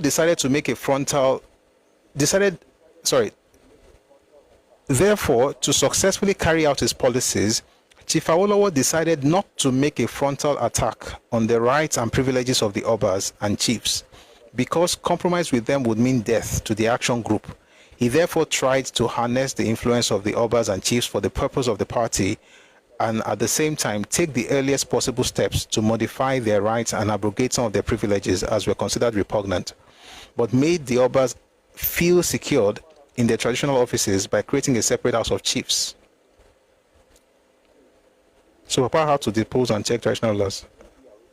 Everybody had to. I mean, maybe we'll get to that one. Maybe I'll even read it. Maybe.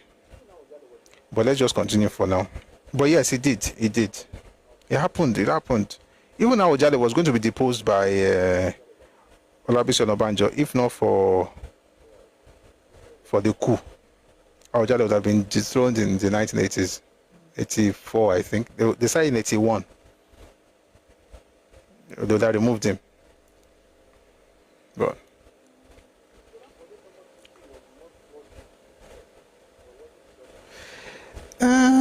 so that Bode Thomas issue was what brought it to a head, but it wasn't just because of Bode Thomas. There was an issue of the courts that the Alaafin was holding contrary to what it was supposed to be doing. Bode Thomas was the event that like the camel that the straw that broke the camel's back. But there are many things that were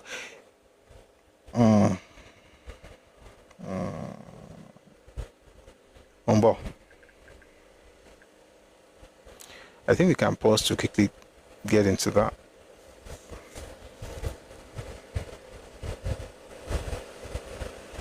Give me a second. I'm going to open. We'll quickly read something on that.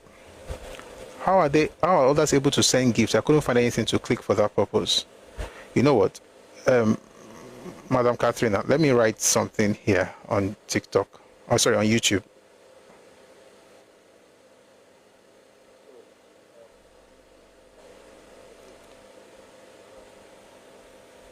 So, Miss Katharina Oloyede, please use that detail, the bank detail. I think that would work. So, YouTube, you can, on YouTube, there is a super stickers and super chats and a way to send gifts. But in case you're not able to do that for now, just use the bank details. It will also, it will also get to me. So thank you very much for your support. You know, with super, YouTube has a different way of doing it. There are super chats, super stickers, but you can also use the bank details. Thank you very much. Because I remember you asked the other day, but now hopefully you can use that one. Thank you. I'm going to read something to you about what happened with the Alaafin. And I was dethroned.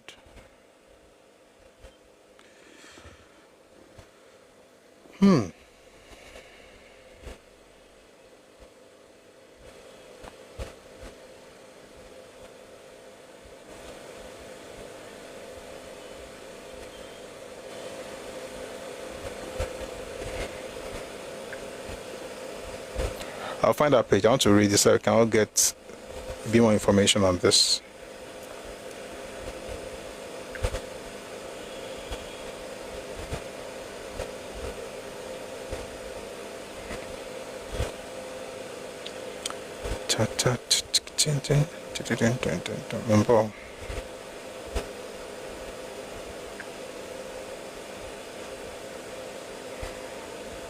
That was Alaafin Adeyemi.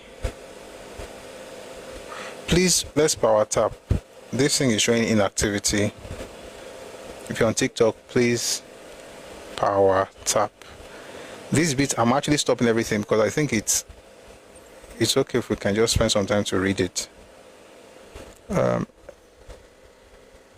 It's showing inactivity on TikTok, so please, if you can, kindly power tap.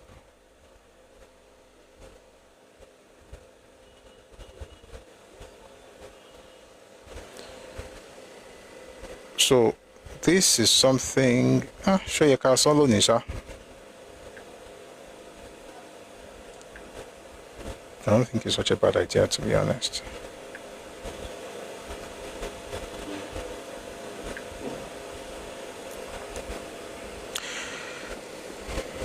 So let's get into let's quickly deal with this matter because I think it's also going to help us understand how politics worked back then. So this was in 1955. Papa was the premier, and of course Oba Adeyemi Adeniran was the Alaafin. Obademi was playing friendship with the NCNC, an opposition party to the Action Group, a party set up by Chief Awolowo. Following his support for the NCNC, a rival party. No. 1 second. No.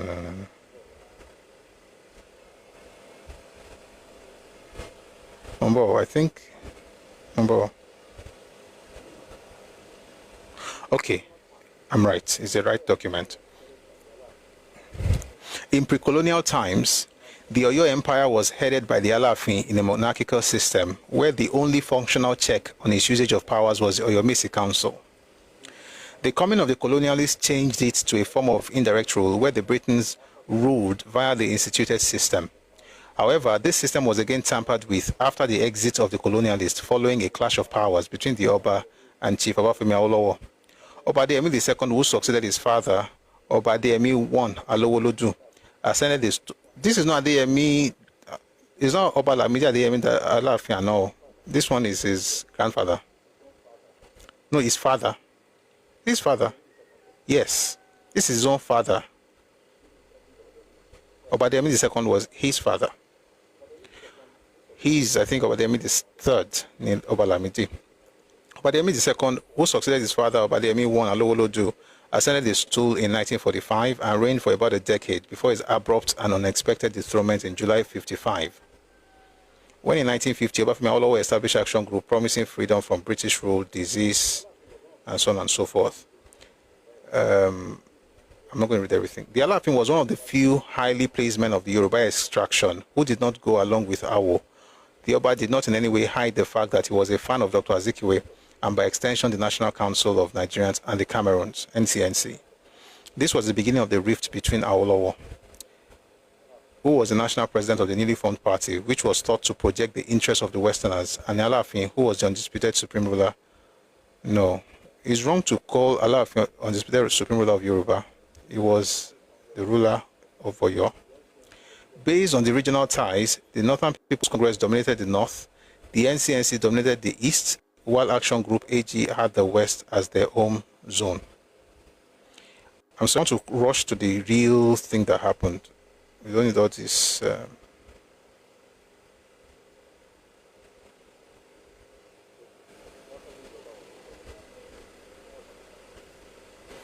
Okay. So apparently the Oba was supporting NCNC, but that was not the reason this thing happened. So let's get to the reason itself.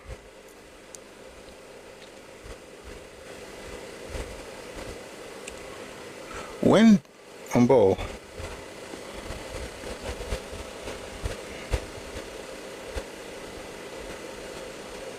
okay. Sequel to the 1951 elections, Bode Thomas became the chairman of the Oyo Divisional Native Authority, controlling the town of Oyo and the hinterlands, while Abiodun Akerele became the chairman of Oyo Southern District Native Authority, both of which were either controlled by the royal stool. This is where we're going. Furious over the attitude of the Alaafin, which was not in any way favoring the regional government, the Olowo government started dishing out policies. The policy, which one might be tempted to refer to as anti-Alaafin. The policies were majorly targeted at undermining the authority of the traditional rulers in general, and the Alaafin in particular. Actually, it was traditional rulers in general. And I'll tell you why this may look like it was targeted at Alaafin, was because, how do I explain? Again, Alaafin, there was a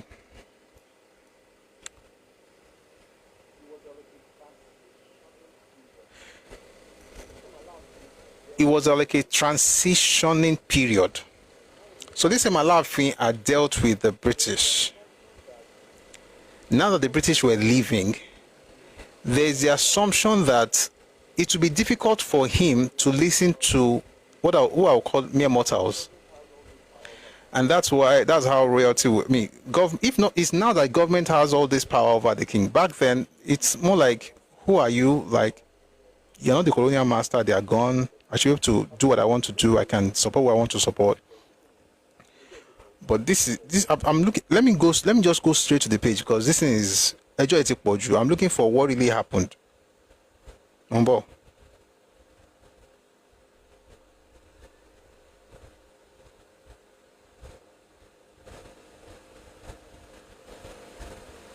This is not what I'm looking. This is not It had to do with the Native Council and the courts. It was holding courts.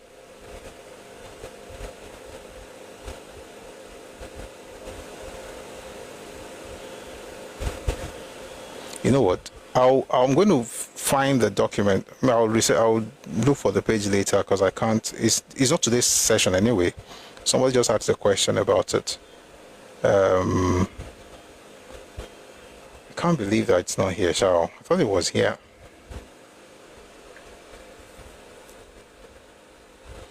Give me a few seconds. If I don't get it sorted in a few seconds, then we'll make it on that day. Okay?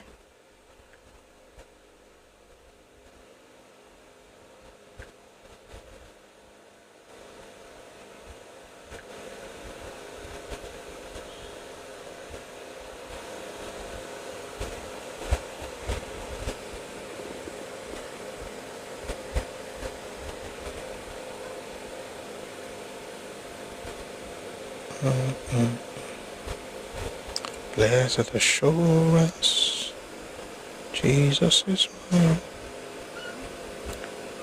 Oh, what a foretaste. Sorry, 1 second, guys.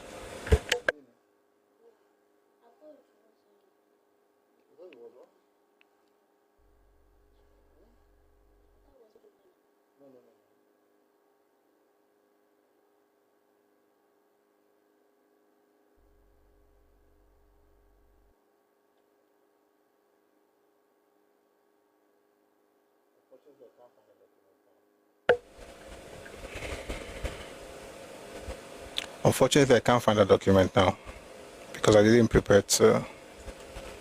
I know we're going to get into all of this. I could have sworn it was in this page now, but I'll read it. We'll have a session maybe on Monday. I'll get it before Monday, and then I'll be able to, because this particular narrative, I know where it's coming from, and that's not the narrative. I think this one copies something from somewhere else and added his own stuff.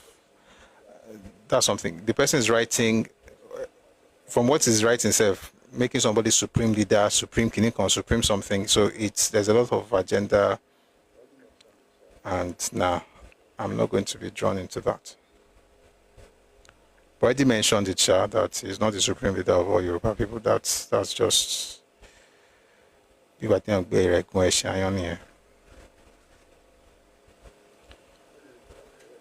All right, I'll get back to that later. Let me reach that where we stopped. Let's continue from where we stopped. Please, if you're on TikTok, we've got to power tap 150k likes. That's very good. Let me even clap for everybody. Thank you.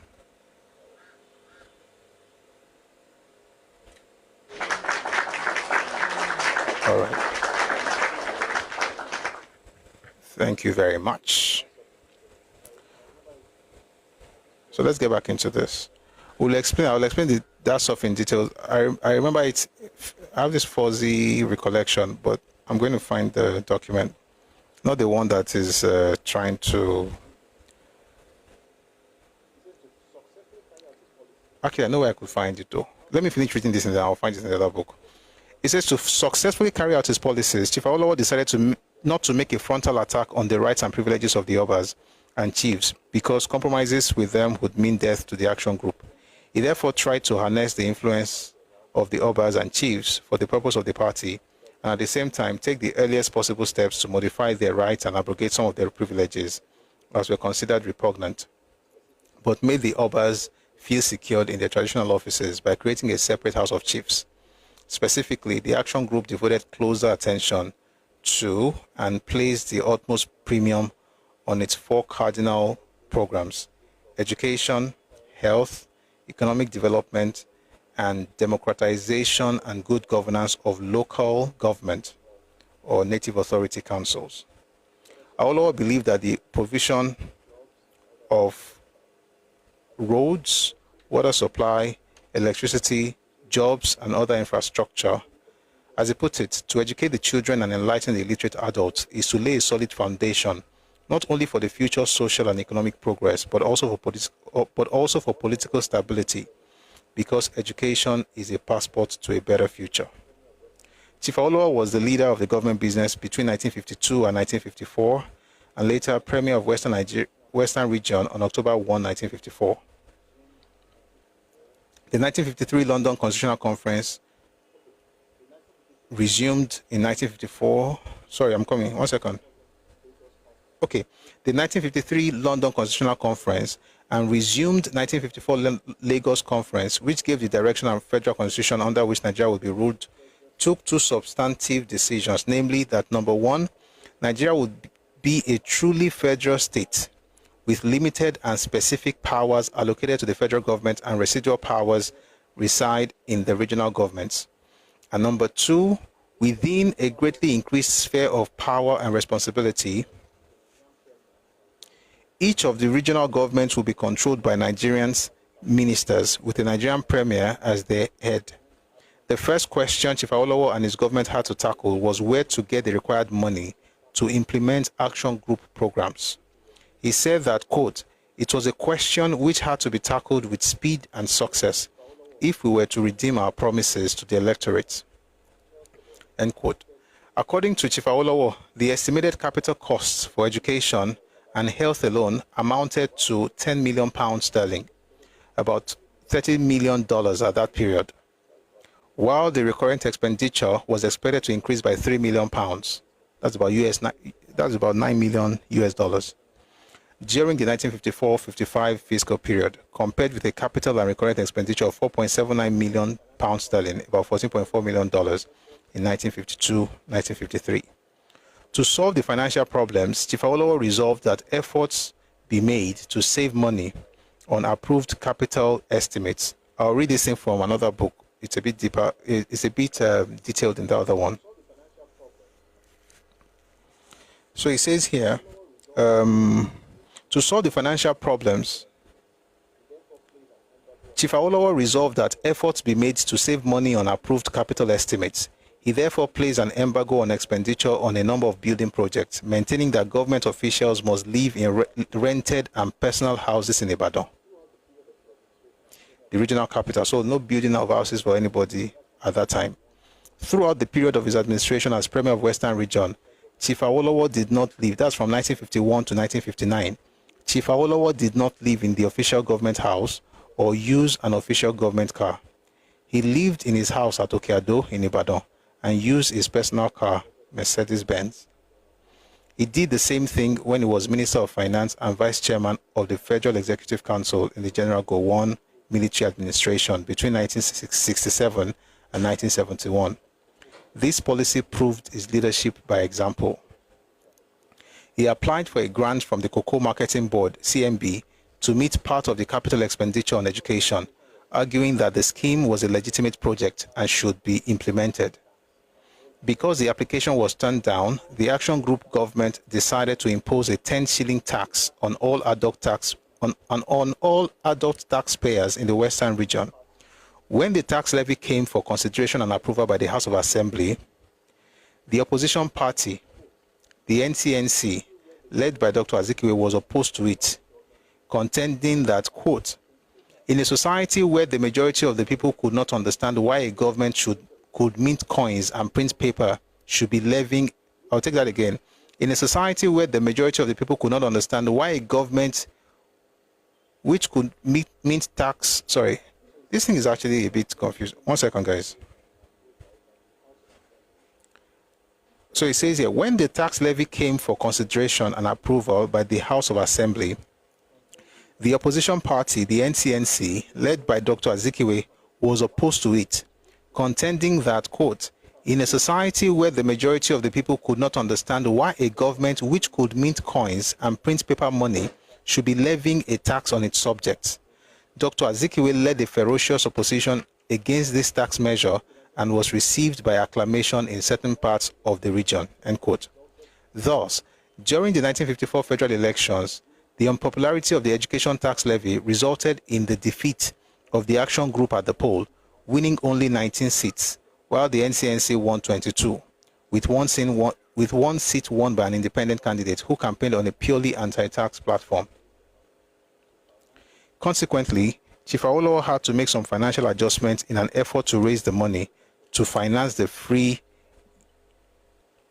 to finance the free universal primary education program in January 1955. Now, let me, like I said, it's not detailed here, but it's detailed in another book. Let me quickly read something to you from that other book. The book is called Awo, Unfinished Greatness by Olufemi Ogunsanwo.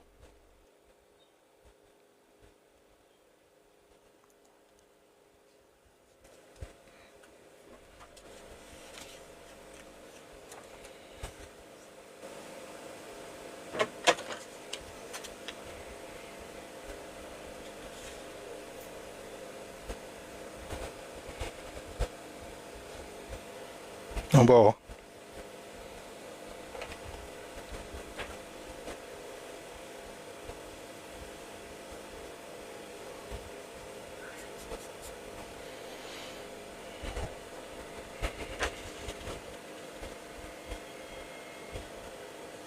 Okay.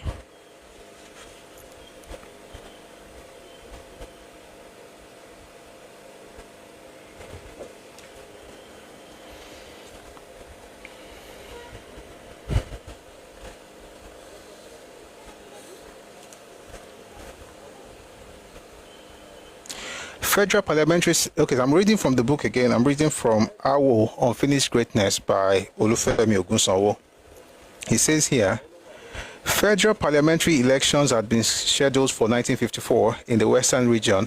Awolowo had ensured the abolition of indirect elections, which would have been easier for his party as the majority party in the House to win.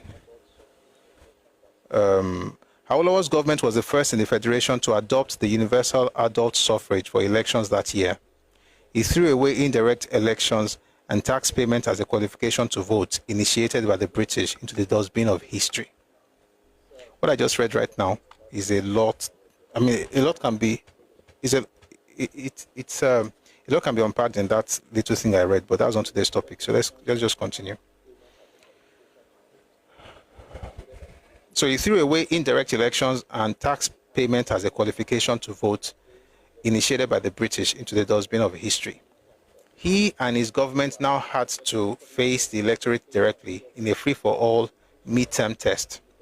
Meanwhile, the plan for the introduction of the free education and free health services was in full swing, and the government was looking for revenue to bring it to reality. An education tax and health levy, known as the capitation tax, was suggested as a way out. This levy was fixed at 10 shillings and 6 pence for every taxable adult in the region, and when it was tabled before the House of Assembly, the opposition rose up in arms against it. They saw their chance to defeat Awolowo's cherished education program. The leader defended his proposals brilliantly and won the approval of the majority in the Assembly, and the tax came into force. The imposition of this tax led to riots in Egbado, that's Yewa, and some opposition strongholds in the region, and in the ensuing election into the federal legislature, the Action Group unexpectedly lost seats in these federal elections. The opposition party, the NCNC, won 21 seats to the AG's 19 seats, and independent 1 seat. The NCNC swept many urban centers like Ilesha, Ibadan, Akure, Ogbomoso, and Osogbo, while the AG maintained its stranglehold in the rural areas. This development led to the NCNC nominating the 3 federal ministers representing the Western region in the federal executive in Lagos in 1954, which solved the Governor General's problem. The government party in the West was not represented by its own ministers at the center, but by opposition ministerial nominees. Awolowo would live with that and reverse his party's fortunes in the next elections. It was another first. It was a novel thing in Africa's fledgling democratic experience for a government in power to lose a major election to its opponents, which it had organized. But Awolowo was a Democrat to the core. On a normal day, because they were the ones organizing the election. So Awolowo organized elections. I think, guys, did you notice what just happened right now? I'll read it again, and I want to see if anybody noticed it. It was another first. It was a novel thing in Africa's fledgling democratic experience for a government in power to lose a major election to its opponents, which it had organized. In other words, the government organized the elections, but it lost. But Awolowo was a Democrat to the core. He knew how to win elections, but he also, and he moved to correct them. What do you notice? The loss of election in 1954. Our Action Group reacted. 51. You see, When the AG lost, they saw that they complained about it lying. What you see here is taking. Sorry about that. Yes, but if you don't explain it properly to them, it's like you're punishing them. Why should I work and pay tax to educate anybody? You have to explain to those people. Group, but you can deduce. How? Let me see. He knew that his party had made some tactical errors in not explaining the merits of free compulsory education. He had been personally against enthusiastic party caucus decided otherwise. He had to bow to party wishes. Some parents were, in other words, Papa's goal was to make education free, not to say you must go. The party then said, no. Apart from making it free, we must also make it compulsory, like everybody, every child must go to school. A parent who is a farmer. These kids help us in the farm. You are telling us that they need to go to school. How does that help us? And to be honest, if you look at it on a short-term basis, it doesn't help the father. On a long-term basis, of course, it helps the father, it helps the community, it helps the nation.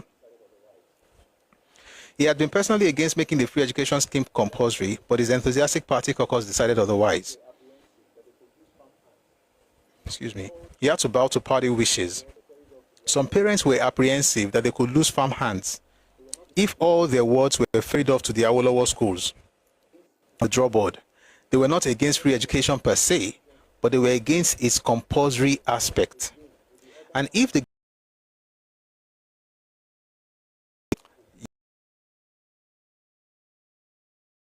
I'm going to let all my children go to your school, but when they go to, like at the time, and that's why education is very important, which is why I shared what happened with the SSA to the president on Moremi Ojuju, who went to Ibadan to tell the people about the new tax policy, and they were speaking Yoruba. That's the point. You have to teach people, regardless of how advantageous the thing is, you've got to break it down. Let's continue.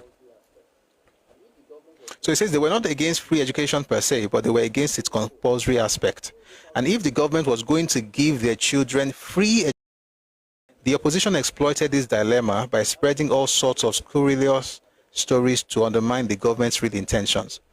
The action aspect of the free education scheme was subsequently dropped before its introduction.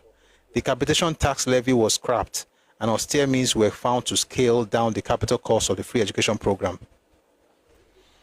Oh boy, I hope we're going to get to it. I hope we're going to get to it.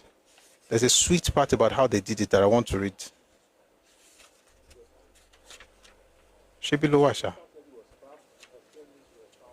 We'll get to it. The capitation tax levy was scrapped and austere means were found to scale down the capital cost of the free education program, as discussed in the last chapter. Let me quickly read that part before I move on. Mambo. How they built it is something. Where is that thing? Just give me a second. I'm trying to find. Think.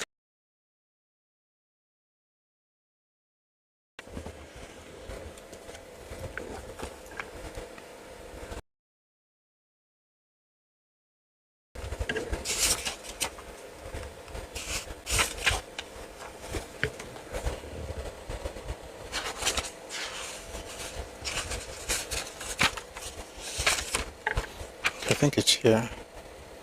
Brilliant. Yeah, it's here. It is somewhere here, I think.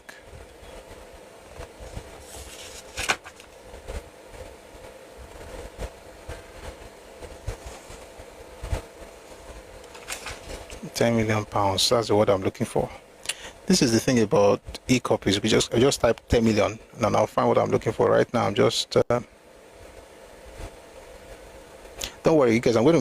It's worth it. Just give me a second.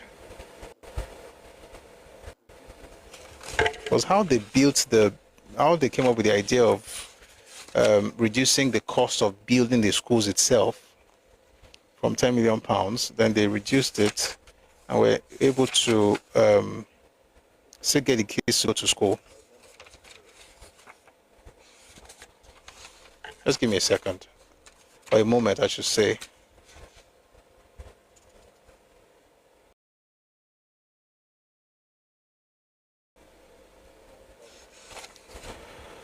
Oh boy, has anybody read this book before? If you have, you probably know the page. And I wonder why I didn't bookmark that particular thing or even highlight it, which is unlike me.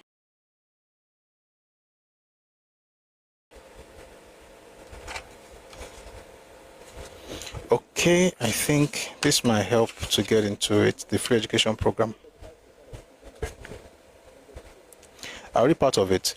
In 1952, only 35% of children of school age attended school in the Western region.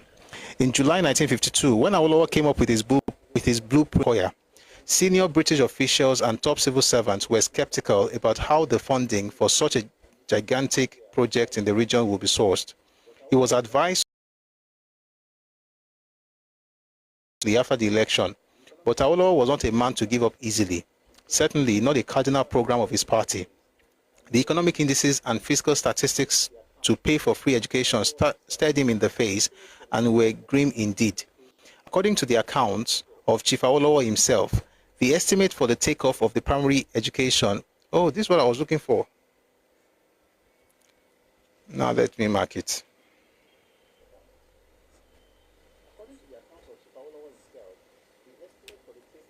I found it. According to the of the free primary education scheme as well as the free health program was in the region of £10 million, and their recurrent annual estimates were put at £3 million, and yet total government revenue estimated for both capital and recurrent expenditures in fiscal 1954 stood at only £5 million. Awolowo's Midas touch was needed to balance the books. The budget deficit, £8 million, would have been staggering. Awolowo could not come up with any magic to balance the budget, except to be practical in suggesting that the capital cost of putting up the school buildings had to be drastically revised down. He cancelled housing subsidy to all civil servants, expatriate and Nigerian, to save money. He applied unsuccessfully for a loan from the Cocoa Marketing Board surplus funds invested in gilt-edged securities in London to subsidize the cost of the UPE. Party planners then suggested the use of mud blocks. This was what I was looking for. Party planners of cement prefabrications. This did the magic as capital costs plummeted by 70%. There's one more source I want to read. This is from Papa's interview in 1983. He mentioned something like that. Britain, F.K. Butler, the Director of Education, could not believe that he was going ahead full steam with his substandard school buildings, while the Financial Secretary warned that the 10 shillings... Awolowo and his political innovators were not the only ones eager to have remitted. When the scheme was being planned in the early years of his administration, 1953 census figures had estimated that 175,000 children would register in the first year of the scheme for primary 1. Awolowo's government launched the scheme in January 1956. I'll take that again. It also showed how deeply flawed the 1953 census estimates, which determined the federal legislative seats in parliament, were. The problems were legion. Because of this underestimate, there was a shortage of trained teachers to man the schools. In the short term, the government appealed to retired teachers to return to the classrooms to save the day. The following year, the government decided to establish new grade 3 teacher training colleges all over the region to redress this shortage in teacher manpower. Between the period 1955 and 1959, he saw to it that 11,000 teachers were trained in the new teachers' colleges.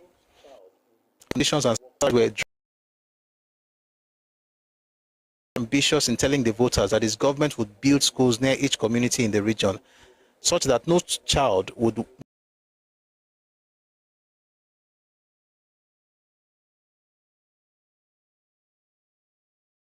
sunny reputation as the man with a plan, came up with the answers and antidotes to these exigencies. He calculated that by 1959, the first batch of his primary school finalists would be ready for further education, and planning had to start in earnest. Both government both governments fall throughout the region. He sought to eat from 6,775 in 1952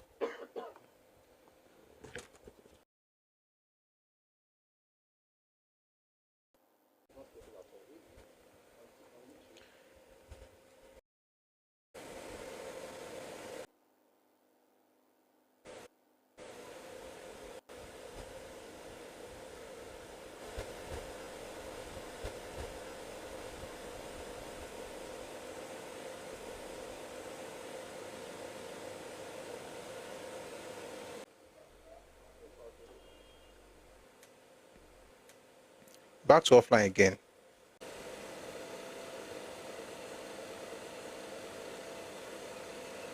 How come I didn't even notice? How come I didn't even notice all the while? That's actually quite bad. I think I should end YouTube and start again. When we thought I would okay, let me start all over again. So please, YouTube, I'm going to just. It does not help.